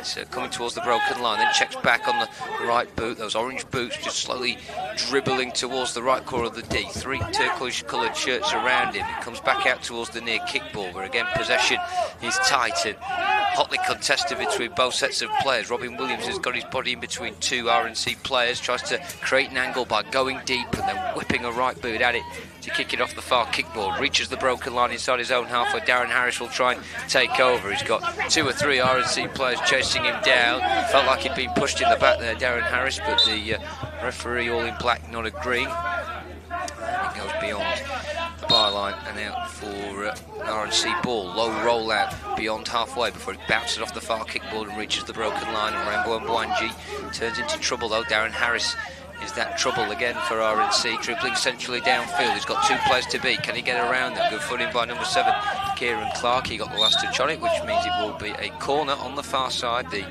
Brighton right, away to our left. The goal in which Brighton are, of course, attacking in this second half.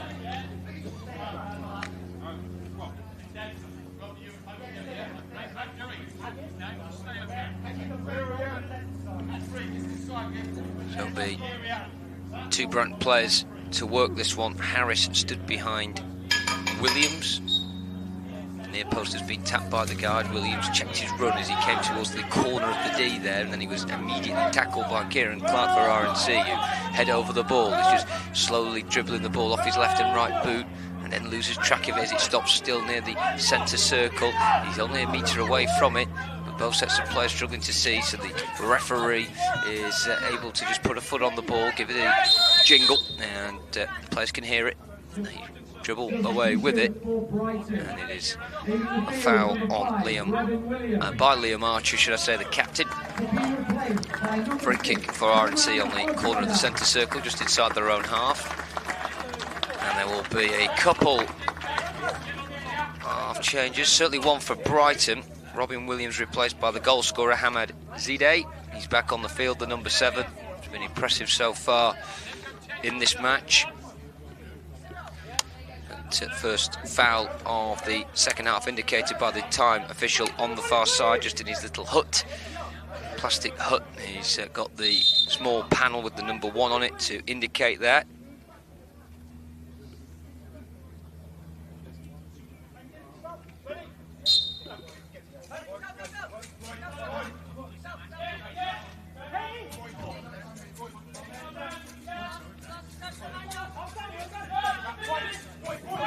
Now a chance for Rainbow, getting towards the left corner of the D, swiped at it with the left boot, but he actually caught his standing leg, which takes the ball out towards the far corner. He just about retrieves it before it goes out, looking to come inside again.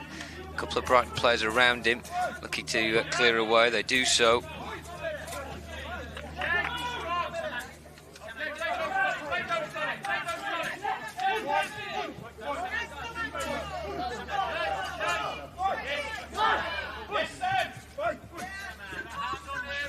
Hamad's now changed his shirt from 7 to 6 as he comes down the right, looked to scuff at the ball and got tripped, it seemed. The officials say no foul, tripped himself, but he gets up and he's got the ball at feet again. Really impressive, then gets a push in the back from number 7, Kieran Clark. Referee gives that just to the right of the centre circle, and again he's causing a lot of bother. Is Hamad, we've been told Hamad Zida, also goes by the name of Hamad Ibrahim. He is the goal scorer, he is the difference maker.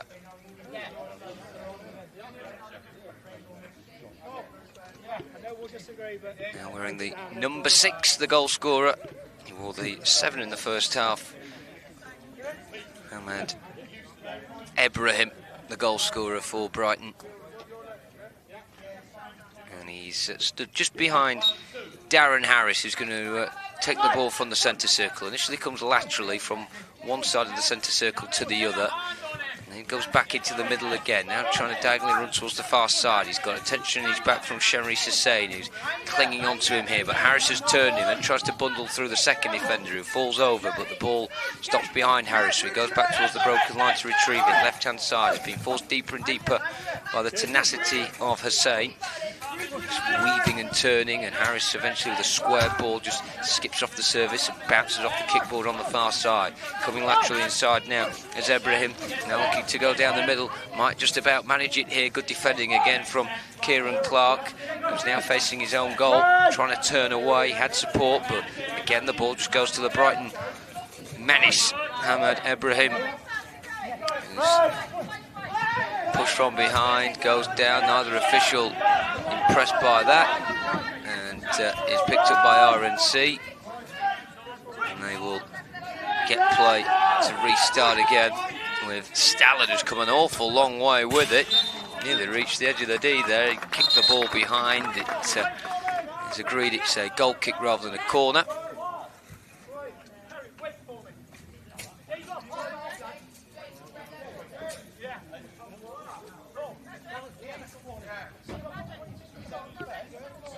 So Magic Casson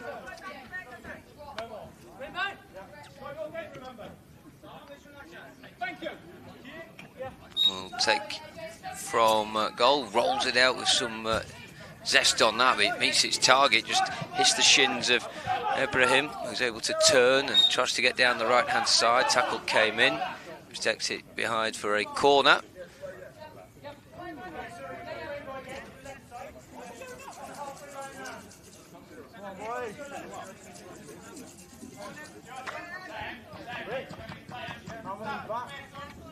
Darren Harris goes towards the far side, the number 8, to take from that right channel.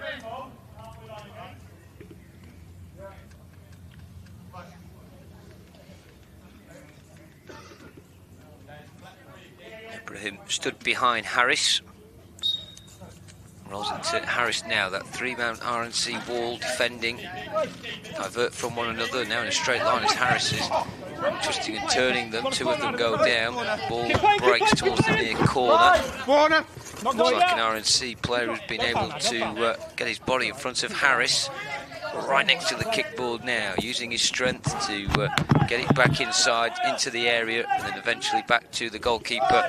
Katie Christopher is able to use the kickboard to bounce it round the defender, and now Rainbow breaks past two of them, shooting chance for him, and again swipe at the ball but miskicked it, and he puts his hands on his face as he knows that was probably a good opportunity. He could hear the guard behind the goal, he had a good idea of how close he was, but was unable to make contact with the ball.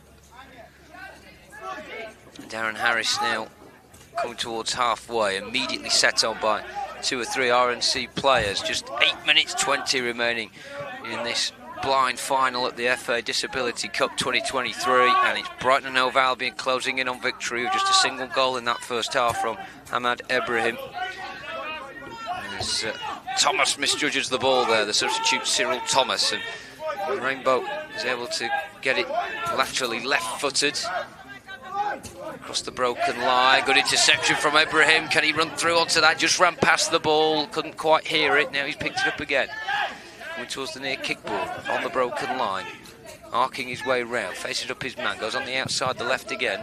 Can't break past Kieran Clark, though. He's defended really well for RNC in this game.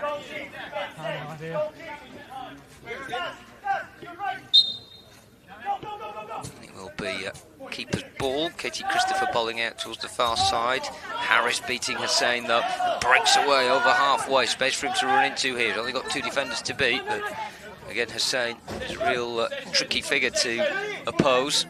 Harris won't get past him. Hussein gets his body in the way. He's not the biggest physical presence. Shamreez Hussein, number 9 for RNC, but really dogged in his work. And he breathes heavily as he walks away from that latest altercation with his side, having won the ball back and now trying to get into the Brighton half. It's Rainbow up against all the four Brighton outfield players, but one of them comes away with it. It's Ibrahim coming down the left-hand side. It's a tight angle for a shot. Can he stop himself running towards the byline? Here he can't. Tiptoes his way out of touch. Ball goes with him, and it's a goalkeeper's ball for RNC. It's tossed forward down the near side, bounces off the kickball. Rainbow up there on his own momentarily. A couple of Brighton turquoise shirts occupying him. Near this corner on the near side. Corner's eventually given. Good work from Rainbow.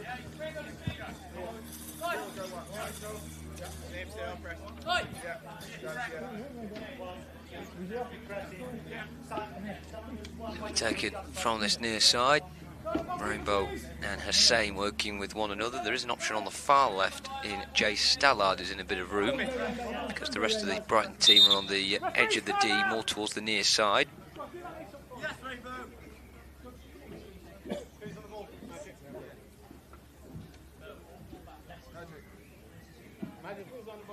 A slight stoppage as we were checking on the lace of Hamad Ibrahim. His left boot, just making sure he wasn't going to be tripping over the ball, but all seems well.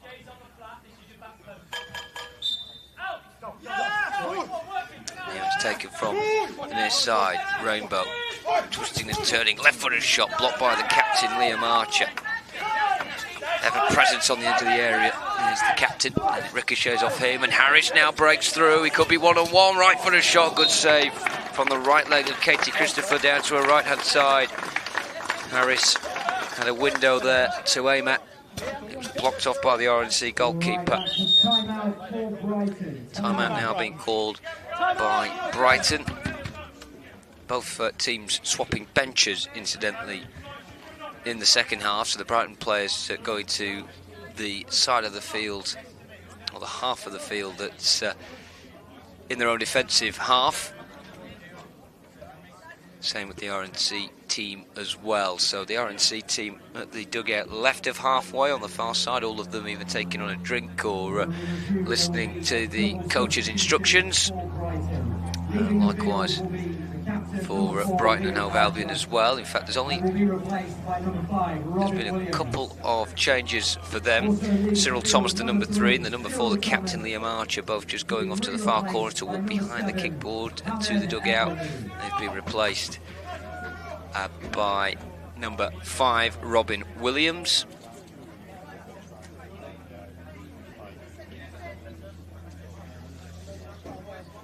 And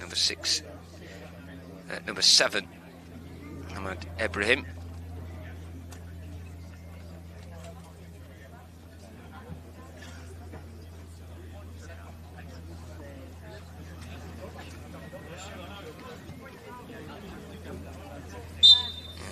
Referee blowing his whistle now. 6 minutes 17 remaining.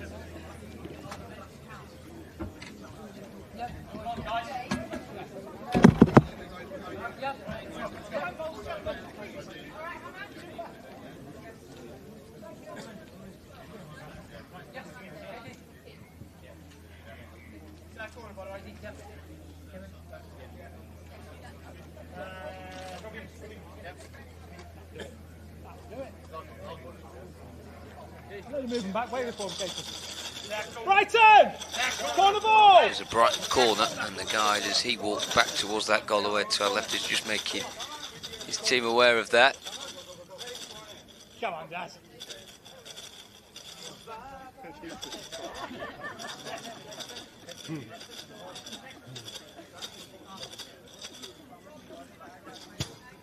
It's the longest timeout ever we were singing and dancing. Cheer, mate.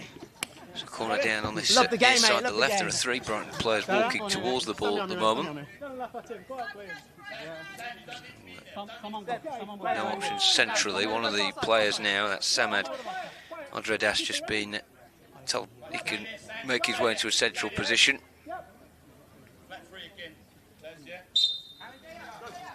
Harris picks the ball up from the left corner and arcs his way around into a central position. He's side on to goal, so as he gets halfway, turns back from the broken line towards the left, then jigs back on the right boot again. Still got 4 blue shirts ahead of him, Harris, but that turn of pace gets him down the right side of the area before he seemed to be pulled down there by Kieran Clark. Robust defending, to say the least, but the official's happy to give goalkeeper's ball. Rolled out off the kickboard on that far side, just beyond halfway. Rainbow up against Harris.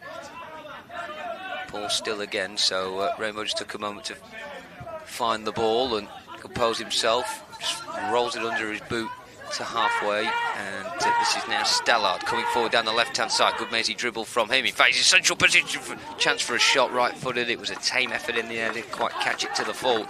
And easy for Magic Casson in the Brighton goal just to fall on. Ball down that far side towards Harris's, intercepted by Rainbow. Space for him to run into. Now this time gets the shot away, right-footed. It goes across the face of goal and it's almost halfway up the upright. Just went wide of it. Decent height on the shot. Great power again from Rainbow and Bwanji. There's change being made now by RNC. Jay Stallard replaced by Joe Johnson. Number 6, who's on the yellow card, remember. Ball's gone into the RNC half of the field, where they have it now with Kieran Clark, who scurries onto the ball diagonally, moves it towards the far kickboard. Still has possession going beyond the broken line. Clark head down as he just runs into a Brighton player there in the middle of his own half, and that was Odradas. And then again, sound of the ball is lost, tracking it now towards the near corner, and they've just about got it back. Have Brighton. Ibrahim again looking like a really good player as he gets over the halfway, the number 7. Bulky upper body strength from him. Again, trying to get around Kieran Clark, who have been battling together all game. 4.5 minutes remaining as Ibrahim a few metres outside the D, then loses track of the ball on the broken line. Trying to break from it now is Rebo and Bwanji. Storming forward, he's going to go all himself, and Harris was in the way, and Bwanji just trying to get the ball at the second attempt, and it just slips off his left boot, and behind will be an RNC ball from the, should I say, a Brighton ball from the back. Robin Williams now dribbling his way past one player and then past the second, diagonally mazing his way through slalom-like towards the edge of the D, going back on the right here, tight angle, good tackle from behind from Hussein. Pugnacious Hussein goes towards that far kickboard. It just nudges it in field. One of his players is receptive to it now, Kieran Clark. Just aims a low diagonal ball forward towards the near kickboard, and Rainbow and Mbwanji going to come in from the right-hand side on the broken line, still dribbling with it. Mbwanji, two Brighton players go over one another. It's going to go out for a corner because one of them got the last touch on it. So Rainbow and Mbwanji's industry up there for RNC, again coming to good effect as another timeout has been called with 3.5 minutes remaining of this final. Brighton still in the lead. Looks like they are the ones that have called this timeout.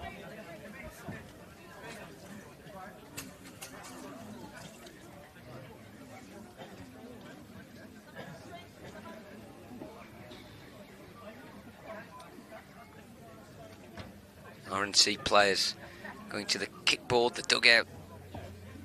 That far side, left of halfway. Brighton far side, right of halfway.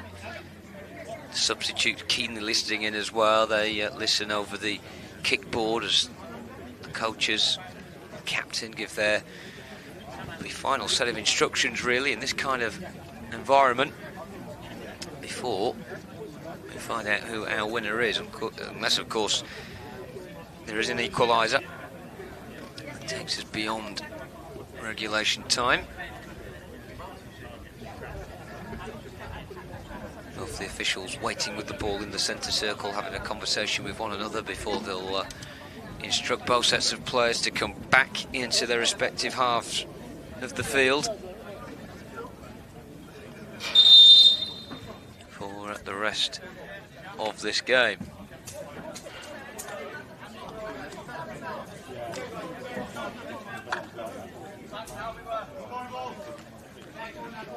Play will resume with an RNC corner. RNC players all in their own half at the moment, just making sure their blindfolds are back on. RNC making a change, leaving the field. Shamri Hussein.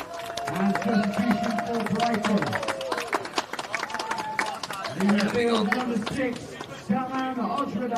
be Alice Hopkins from the corner away to our left on the far side. So she's going to make her way from one end of the field to the other. She just feels the kickball with the left hand as she runs down that far channel towards where the ball currently is for this set piece for RNC, who are still chasing an equalising goal. Alice Hopkins standing behind Rainbow and Mbwanji. He's got a right hand on his shoulder. Guard is now going to let's give a final instruction before Mbwanji comes with it from the left hand side. Faces up his defender Harris, who's now down on the deck. The second Brighton man's just behind him though, and they've worked well as a unit. Williams now coming well over halfway, tripped over by Hopkins. It's a free kick for Brighton in the centre circle, just over the halfway line in the RNC half of the field. Williams stood behind Ibrahim. Ibrahim, who will take this ball from the centre circle, looks set to be the match winner at the moment. 3 minutes 21 remaining. Ibrahim stopped by Alice Hopkins. They both then lose track of the ball and get their arms tangled and go around in circles as the referee just gives the ball a bit of a tap so they can hear the ball bearings once again, and that allows Ibrahim to pounce back on it. Beyond the broken line, low shot with the left boot, was going in towards the far corner, but Katie Christopher safely down low to her left to push it behind for another corner, this time for Brighton. It will be Hamad Ibrahim and Robin Williams. The black numbers on their back. Ibrahim the number 7, Williams the number 5. Those turquoise kits. Williams will stand behind Ibrahim and roll it through his legs. So the goalkeeper can take, just waiting for an overhead aircraft to pass. So the referee pointing upwards, signalling that that is the hold-up. That's now in the distance, so Ibrahim can now take over on on the right kickboard, turns on the outside, then back on to his left. He's just scoops it across towards this inside left channel on Williams, turning onto the ball now. He's facing halfway, but he's able to arc around his mount, go beyond the broken line. Maybe a chance for a shot here, right footed low and straight at the goalkeeper, Katie Christopher. The body behind that, can quickly roll it out towards the near side, off the inside kickboard. And it's Rainbow and Bwanji beyond the broken line, bumped into Williams, two titans on the field colliding there, but it's Rainbow with the better of it. Goes back on the outside, could be a left-footed shot here as he gets toward the left corner of the D. Still looking for a little bit of space. Darren Harris this time stood in his way. Rainbow somehow with possession still at his feet here, unable to turn in front of goal just yet. The ball's just in front of him. He's really back to goal. It's stationary, so he's struggling to hear it right now, but he's got a little touch on it again, battling now with Ibrahim. Rainbow's past him, clatters into Harris, who somehow stays on his feet, and the ball breaks for Ibrahim from a standing start to try and bring the ball beyond the broken line. He does so and gets a free kick in the process. Now comes in a combination of the number 8 Rainbow and also Alice Hopkins wearing 10. Last 2 minutes.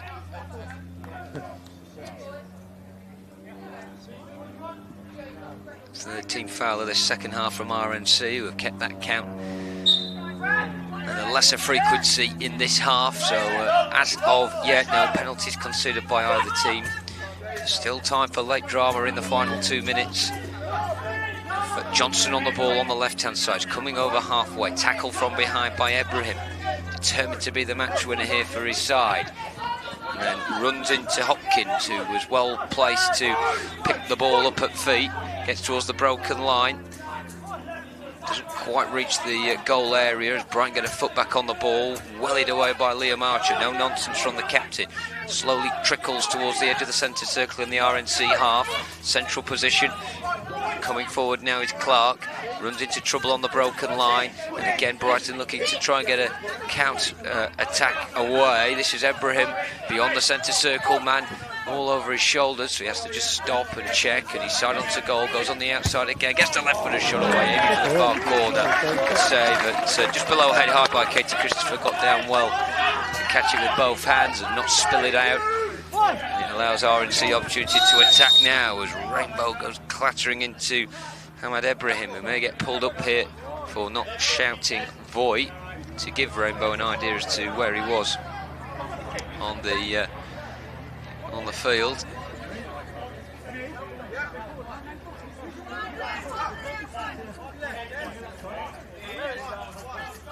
Certainly it's a foul from the physical challenge if it wasn't the verbal one, or the lack of a verbal call. And so it'd be a restart for RNC.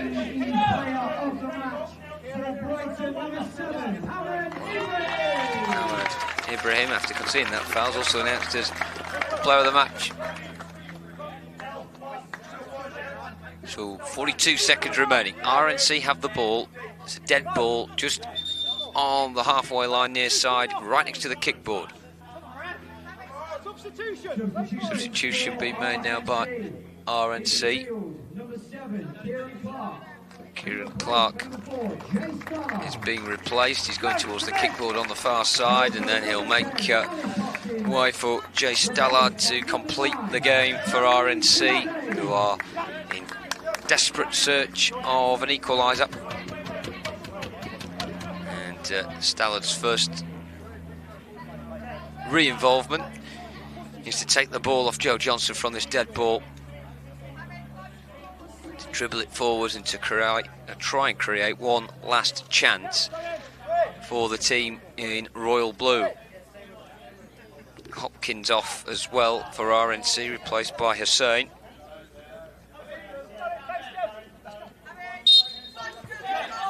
So Stallard has it at feet, slowly approaches the broken line. Low diagonal out towards the far side of Hussein, comes in field, the ball went slightly behind him, blocked off by the more physical presence of Ibrahim. Comes forward, left-hand side, shot went really straight in front of him. And wide, 27 seconds remaining now as that clock stops with the ball dead. Rolled away by Katie Christopher over halfway off the near kickboard.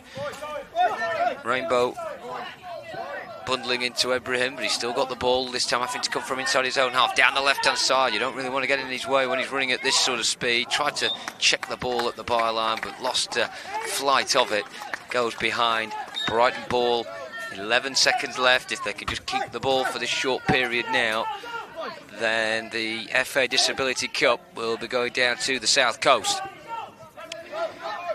Stallard has the ball in his own half, didn't have time to make progress with it, and that means full time. It's jubilation for Brighton and Hove Albion, who have won it by 1-0. That single goal coming from Hamad Ibrahim, and delight for him. A couple of the RNC players sink down. Rainbow and Boanji gave everything, did everything but score really. He's down on his haunches near the far kickboard. The Brighton players jubilant, trading handshakes with one another, and the officials in the centre of the field. But at full time here on the Tony Larkin pitch, it's Brighton Hove Albion 1, RNC 0 in the Blind Cup final. Brighton Hove Albion are Blind Cup winners 2023 here at St George's Park. We'll go back to our presenters. Afterwards will be the trophy presentation.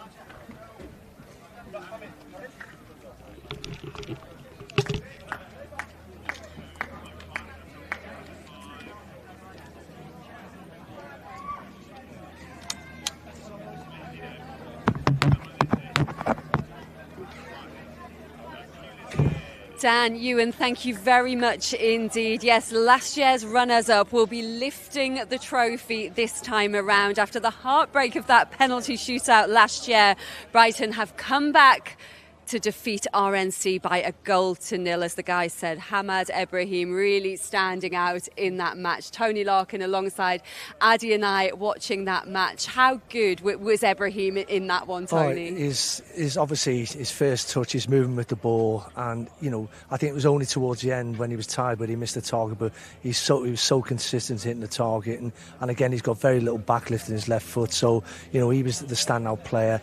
And when he got the ball, if he wasn't scoring, he could hold the ball up and run the clock down a little bit. So I think he was the difference. And also, you've got to mention Daz Harris as well. Daz was, more got forward in the first half. Second half, he came back because Rainbow was starting to get in the game. But the one, when Rainbow didn't get through, it was always Daz Harris stopping him really, and that was his experience as a defender. And Cursor the pundit there with the scores. You didn't get that quite right, Tony. No, I was. I'm not sorry, mate. Sorry. Nobody has today, though, No.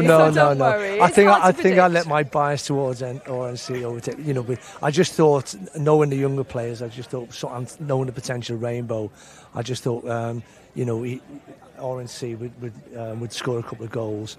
Obviously Rainbow had a couple of chances. There was one where he went through where he tried to overhit and miskicked it, but I think the right team won on the day, and again we're just looking now when you got Robin Williams, Daz on there, but Ibrahim was a class player really. It was a really closely fought final, though. Yeah, we'll have more analysis on that as well when we come back with Tony after the break. But there's also lots happening elsewhere on BT Sport today with the final of the Allianz Women Premier 15s between Gloucester, Hartpury and Exeter. That's now on BT Sport 2. Up next on 1 is London Cubs against the Cardinals in the MLB. And tonight at 6 on 2, it's UFC Fight Night with Emmett against Tapuria.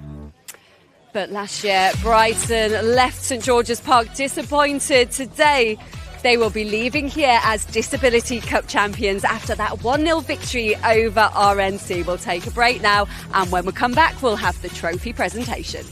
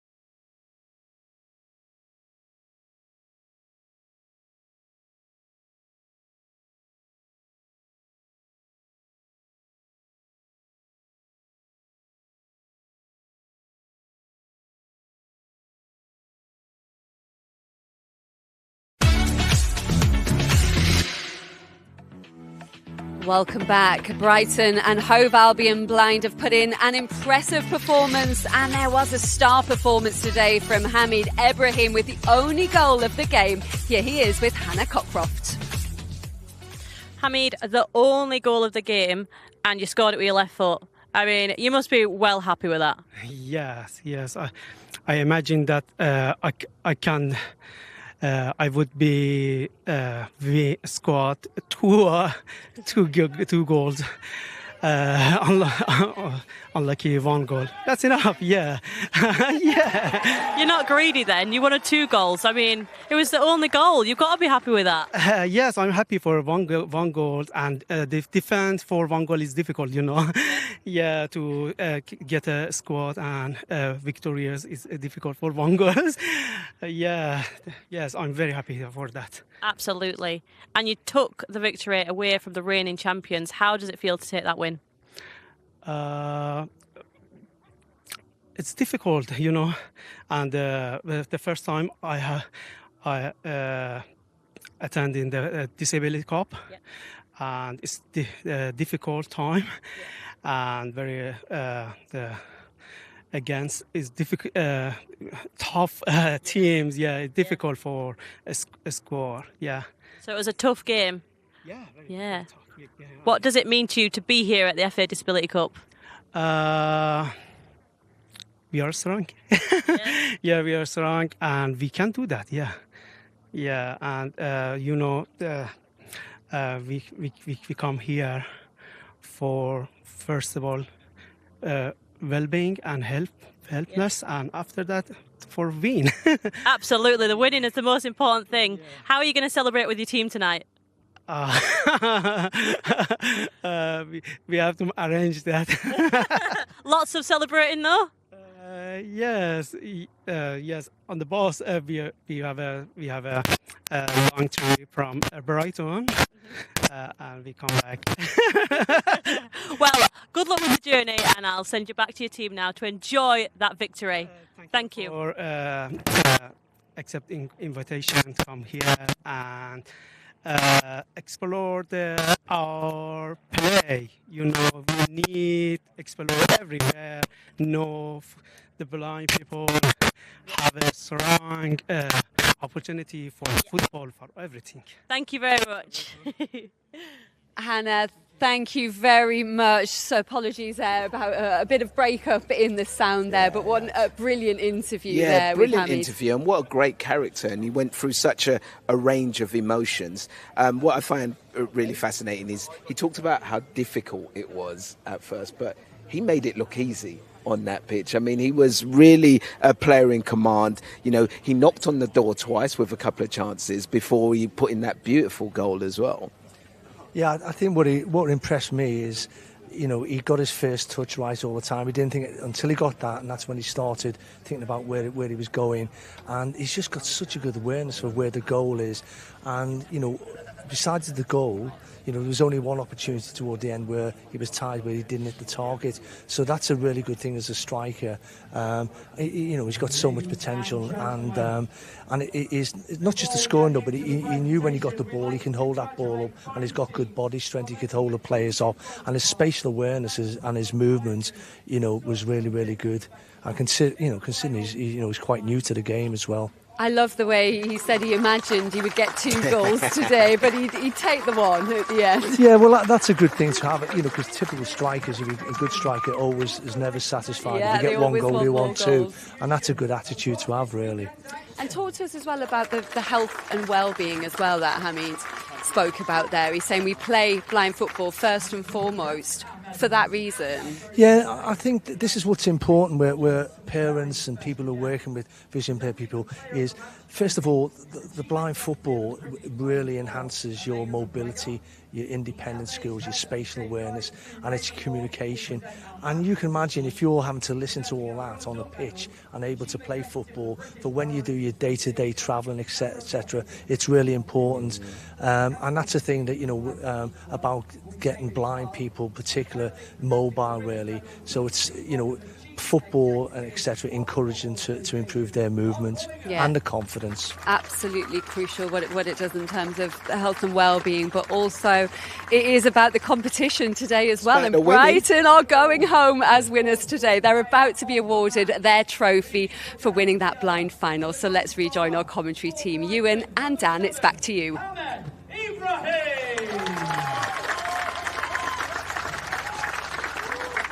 Well, welcome back for the trophy presentation.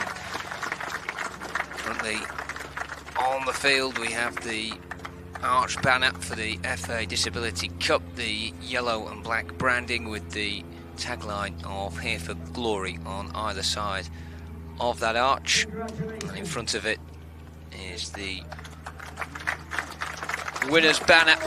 Again, that green and black branding, which the winning team right now of Albion will very shortly be standing behind and lifting the trophy aloft. So the officials, first and foremost, we're just going to our dignitaries and receiving their medals for their participation in this final. 5 officials in total, 2 of them were on the field of play, 3 of them working very hard off it on the far side to make sure all timings and fouls and substitutions were accurately recorded. So the team officials all in black making their way over halfway to the halfway to our right, and now coming from our left will be the RNC team in their royal blue tops, their white shorts and the red and black hoop socks. Receiving their medals with the bit of guidance before taking the walk one behind the other. Their arm on each other's shoulders across halfway and into the halfway to our right to face the ultimate trophy lift from Brighton and Hove Albion.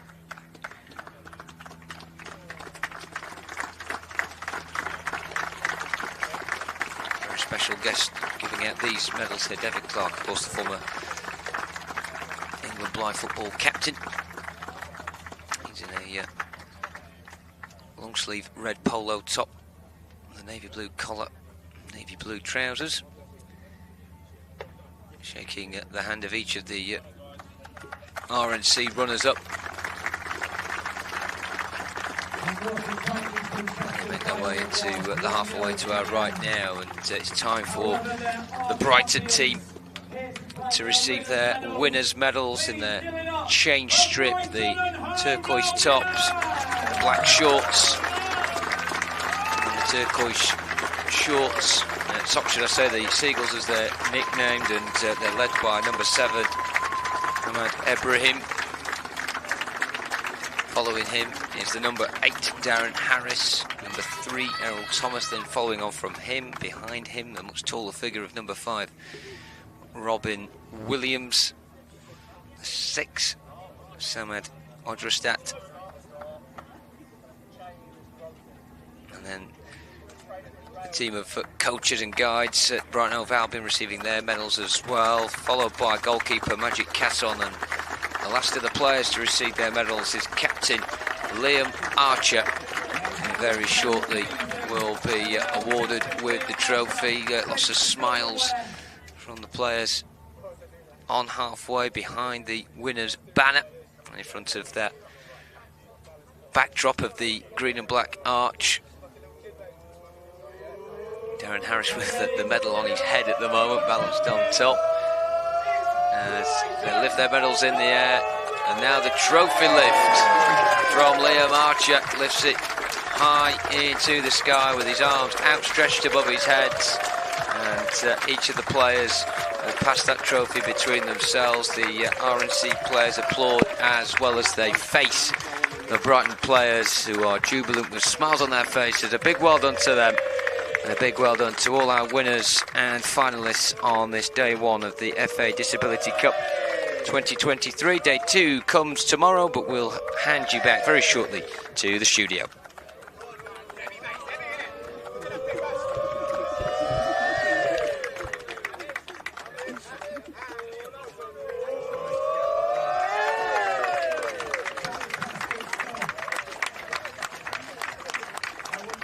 Yes, we just saw the goal scorer Hamid Ibrahim lifting the trophy there. What a season it has been for Brighton as a club. Brighton and Hove Albion blind, lifting the Disability Cup for the very first time in the same season as the men's first team qualified for Europe for the first time. So plenty to celebrate on the South Coast this summer. And they only set up as a blind team, Tony, in 2021. What has been key to that meteoric rise? Well, I think, they've got Brighton supported them as a club to bring on the disability, which is great, really. And more, Premiership clubs and big clubs get involved. It's just going to lift the profile of blind football. They've got the right staff there, and they've identified new players. And they must have I know they only meet once a month, but you can see they're working on the basics. And what they've also done, they've identified new players, but they've also got people like Robin Williams, Daz Harris, Liam Archer again. He's an ex-RNC student. He's been playing football, so they've got a good blend there, and it's and it really lifts the game of blind football, because the more new players they can identify. And I just said early on, it's a shame we can't get the England team, because it's clashed again where they're away. But this gives the opportunity for the younger players, the starter players, to come through and to show what they're really capable of. Because if some of the England players were here, they may overshadow these young players. So in one way, it's a bad thing. Another way, it's a good thing for the development of these young players. What does the blind football need to do to utilise this platform to get more teams in there? I think, again, it's competitions like this, and being shown on BT Sport, etc. All the time, just getting out that awareness, lifting the profile. We got more blind footballers on individuals playing after London 2012, because it was all a build-up towards it, and it wasn't just blind football, it was all the disabilities, and it's just that keep plugging away, and getting that message out there for parents, for friends, that if they know blind people, there's that opportunity. And let's not forget, it's not just about playing at international level, it's getting a sport if they want to enjoy it, etc. So there's an opportunity if they just want to go and practice at a club, to use it as just a hobby. There's obviously the league, but there's that stepping stone, and it's just all the time just raising that awareness. Because we come back every year and everyone says, it's great, what are the skill levels, and it's not just being blind today, the skill levels of all the other disabilities are unbelievable, and we've just got being putting that in the forefront, really, to say this is the standard what disabled people can do. And I'm sure that performance from Hamid Ibrahim was an inspiration for anyone watching today. Did you expect that sort of quality performance from him today? Again, just looking at him, because in the warm-up, I was just watching, and he just comes alive when he gets the ball, and he knows everything around him. Just watch. He's got that ball close to his feet. He's listening. He's using his body strength, and watch. He's working there to get that shot on the target, and he just misses there. But something you mentioned earlier, which is so impressive, considering he's blind, but is his strike rate. He's so successful. Yeah. Pretty much every shot he takes is either on target or he strikes it so neatly. Yeah, and that, he must be obviously practicing all this, but again, look, he's hitting the target. He's obviously listening to the advice he's getting from behind the goal. But it's this now, when he picks it, he stumbles a couple of times, he doesn't lose his confidence, he gets there, and he's got such a short backlift, and it's so hard for the keeper. I tell you what, people at home, if you don't get to try to go and try the experience part here at St George's, at home, put on a blindfold and get a ball down and try and strike it. Yeah. It's not easy at all. How hard that is. And he really deserved that goal today for that performance. You talked about some of the experienced players as well today and the role they played. Let's talk about Robin Williams, because he hit the post as well. He could have had a goal today as well. Yeah, this is so pleasing to see someone like Robin Williams still playing. Again, he can talk to young starters, say, look, this is where I started.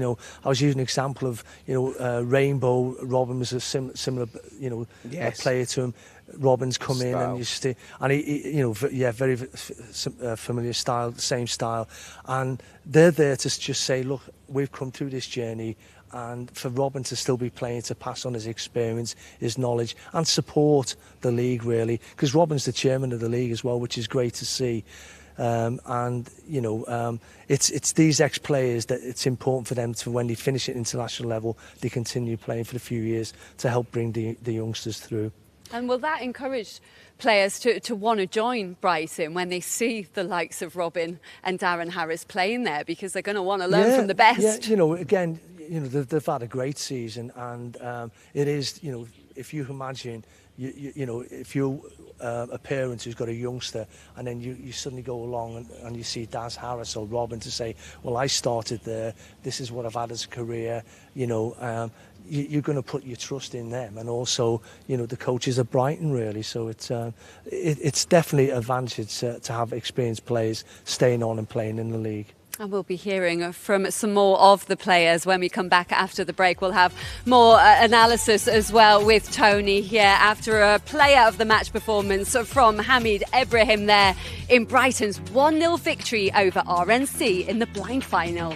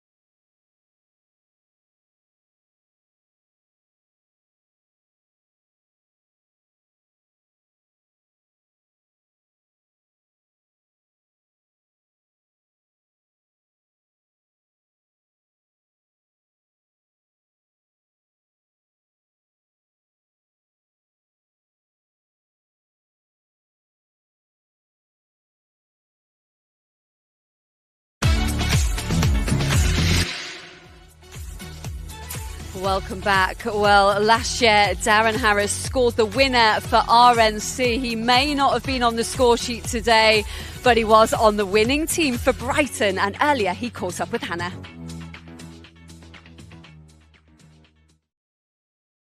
RNC, and you've come back and you've done it again with a different team. I know. They asked me and I couldn't say no. So after beating them last year, I felt a bit sorry for them. So We can tell you can't say no because last year you came back from retirement after 3 years, and we just can't keep you away. it was my birthday this week as well. So I've been out running and stuff, and and I thought I'd rock up today. Now it was a really good game. This is what it's all about. It is. We love trophies. You love trophies. This is a nice one as well. This would look definitely good on my mantelpiece, I think. Is that where it's heading to? No, I don't think I'm allowed to keep it. No. So how was that game? It seemed pretty tough the whole way through.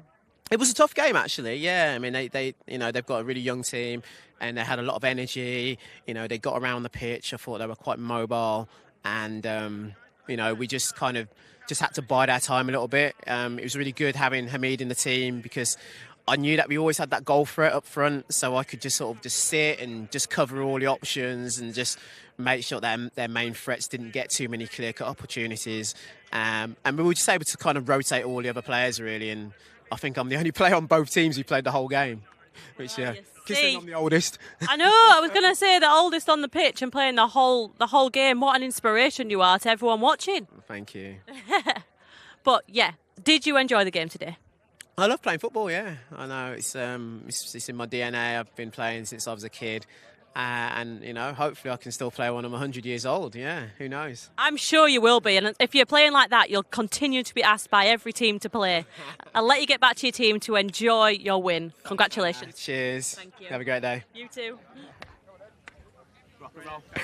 I tell you what, with that firm grip he's got on the trophy, it's going to take 100 years to get it off of him. 100 might be pushing it a bit, but he is still going strong at 50. It was a really different performance from Darren Harris this year compared to last year. It's rather more understated. But when he did make his runs, he was effective. But I think we should commend the work he did at the back, stopping Rainbow. He was there all the time. He was all over Rainbow everywhere he went, wasn't he? Yeah, particularly in the second half, RNC came out. Rainbow was getting the ball more deeper into their half. And actually, Darren either slowed them down or stopped them, got his body between him, the goal and the ball, and that was his experience because if you see the size of Rainbow height wise, etc., and Daz is only a small person, he was able to use his body strength, his knowledge really to sort of just lean into him and that was a key part because they started off well and Daz had a go at running with the ball, then it was Robin, etc., and then in the second half after a few minutes you could see what RNC intent was get the ball to Rainbow quickly, Rainbow to get a run, and once he gets a run he's quite hard to stop, but it was Darren who delayed him, stop his run, or either when he never ever let him get down except one time when Darren wasn't there, when he went down the middle, but he sent him out wide, so it was always a difficult shot for Rainbow.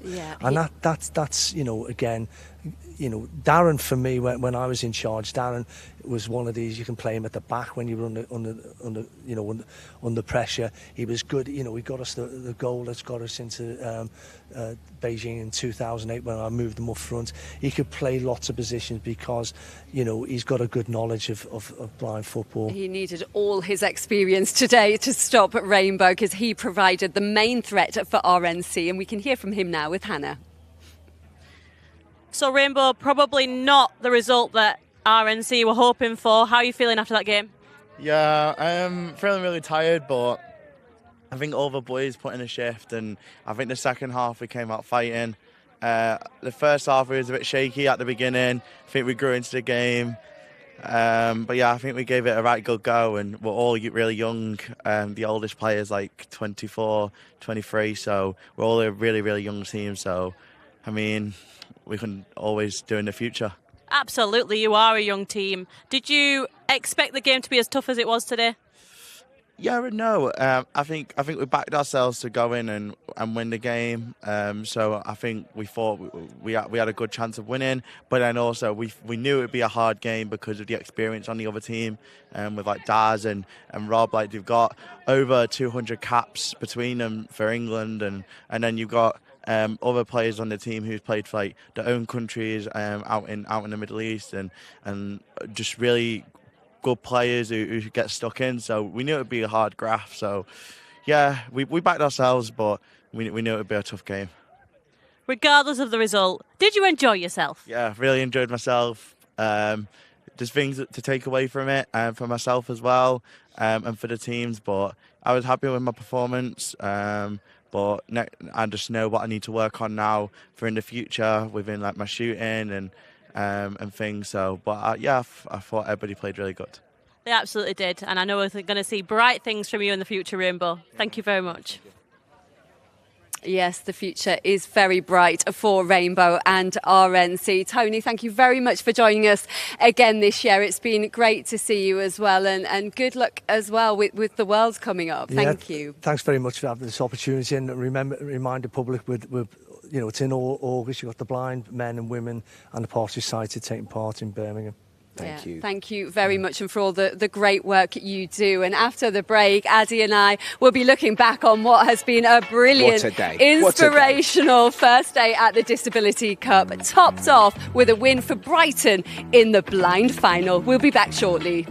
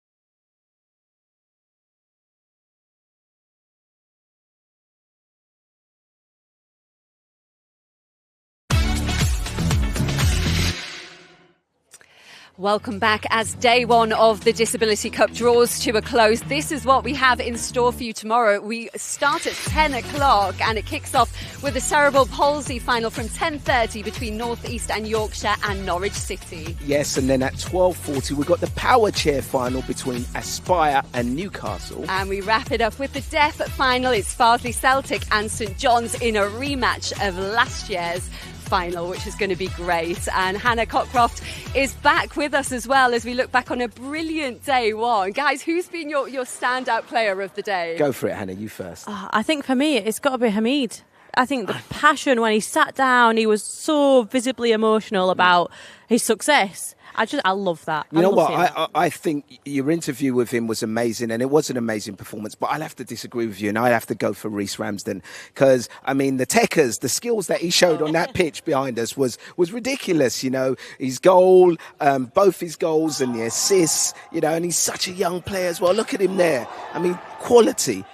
To do all of that in a pink kit as well. And in a 6-goal thriller as well, which it was just a brilliant match, wasn't it, Hannah? Oh, it was so much fun to watch, keeping you alive and hopefully inspiring a lot of people as well to believe that they can go and they can play that game. I mean, look at the way he's moving, like on the crutches. I mean, look at that little bit of Daz in there. And then he's off. He's off like a gazelle, just past the players. I mean, just physical is everything about him I loved with Reece today. His performance was awesome. And it was a big win for Everton as well because Portsmouth really wanted it this year, didn't they? They've been in 3 finals before, lost them all. That was a 4th defeat for them. So a big moment for Everton today. Yeah, massive moment and such a great platform and an advert for amputee football, but all football. Look at that back heel. I mean, what is that all about? I mean, talk about styling it out and then that finish.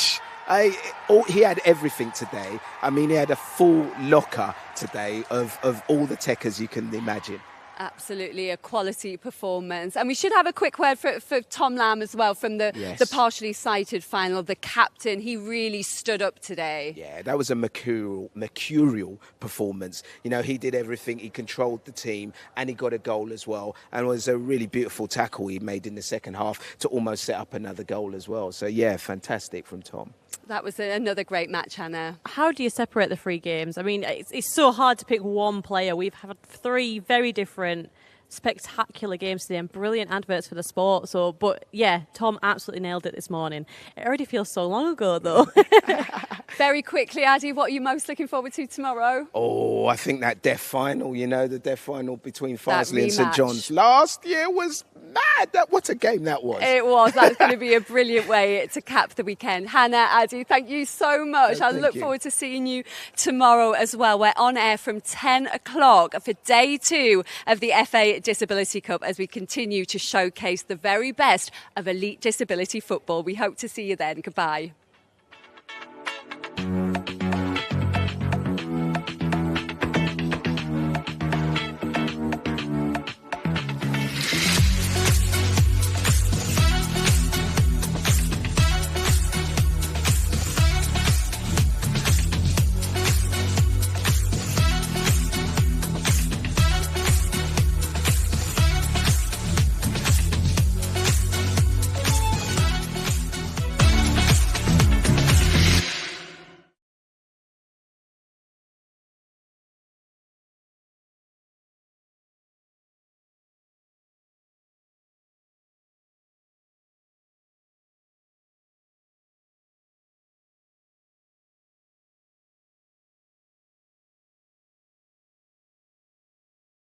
Thank you.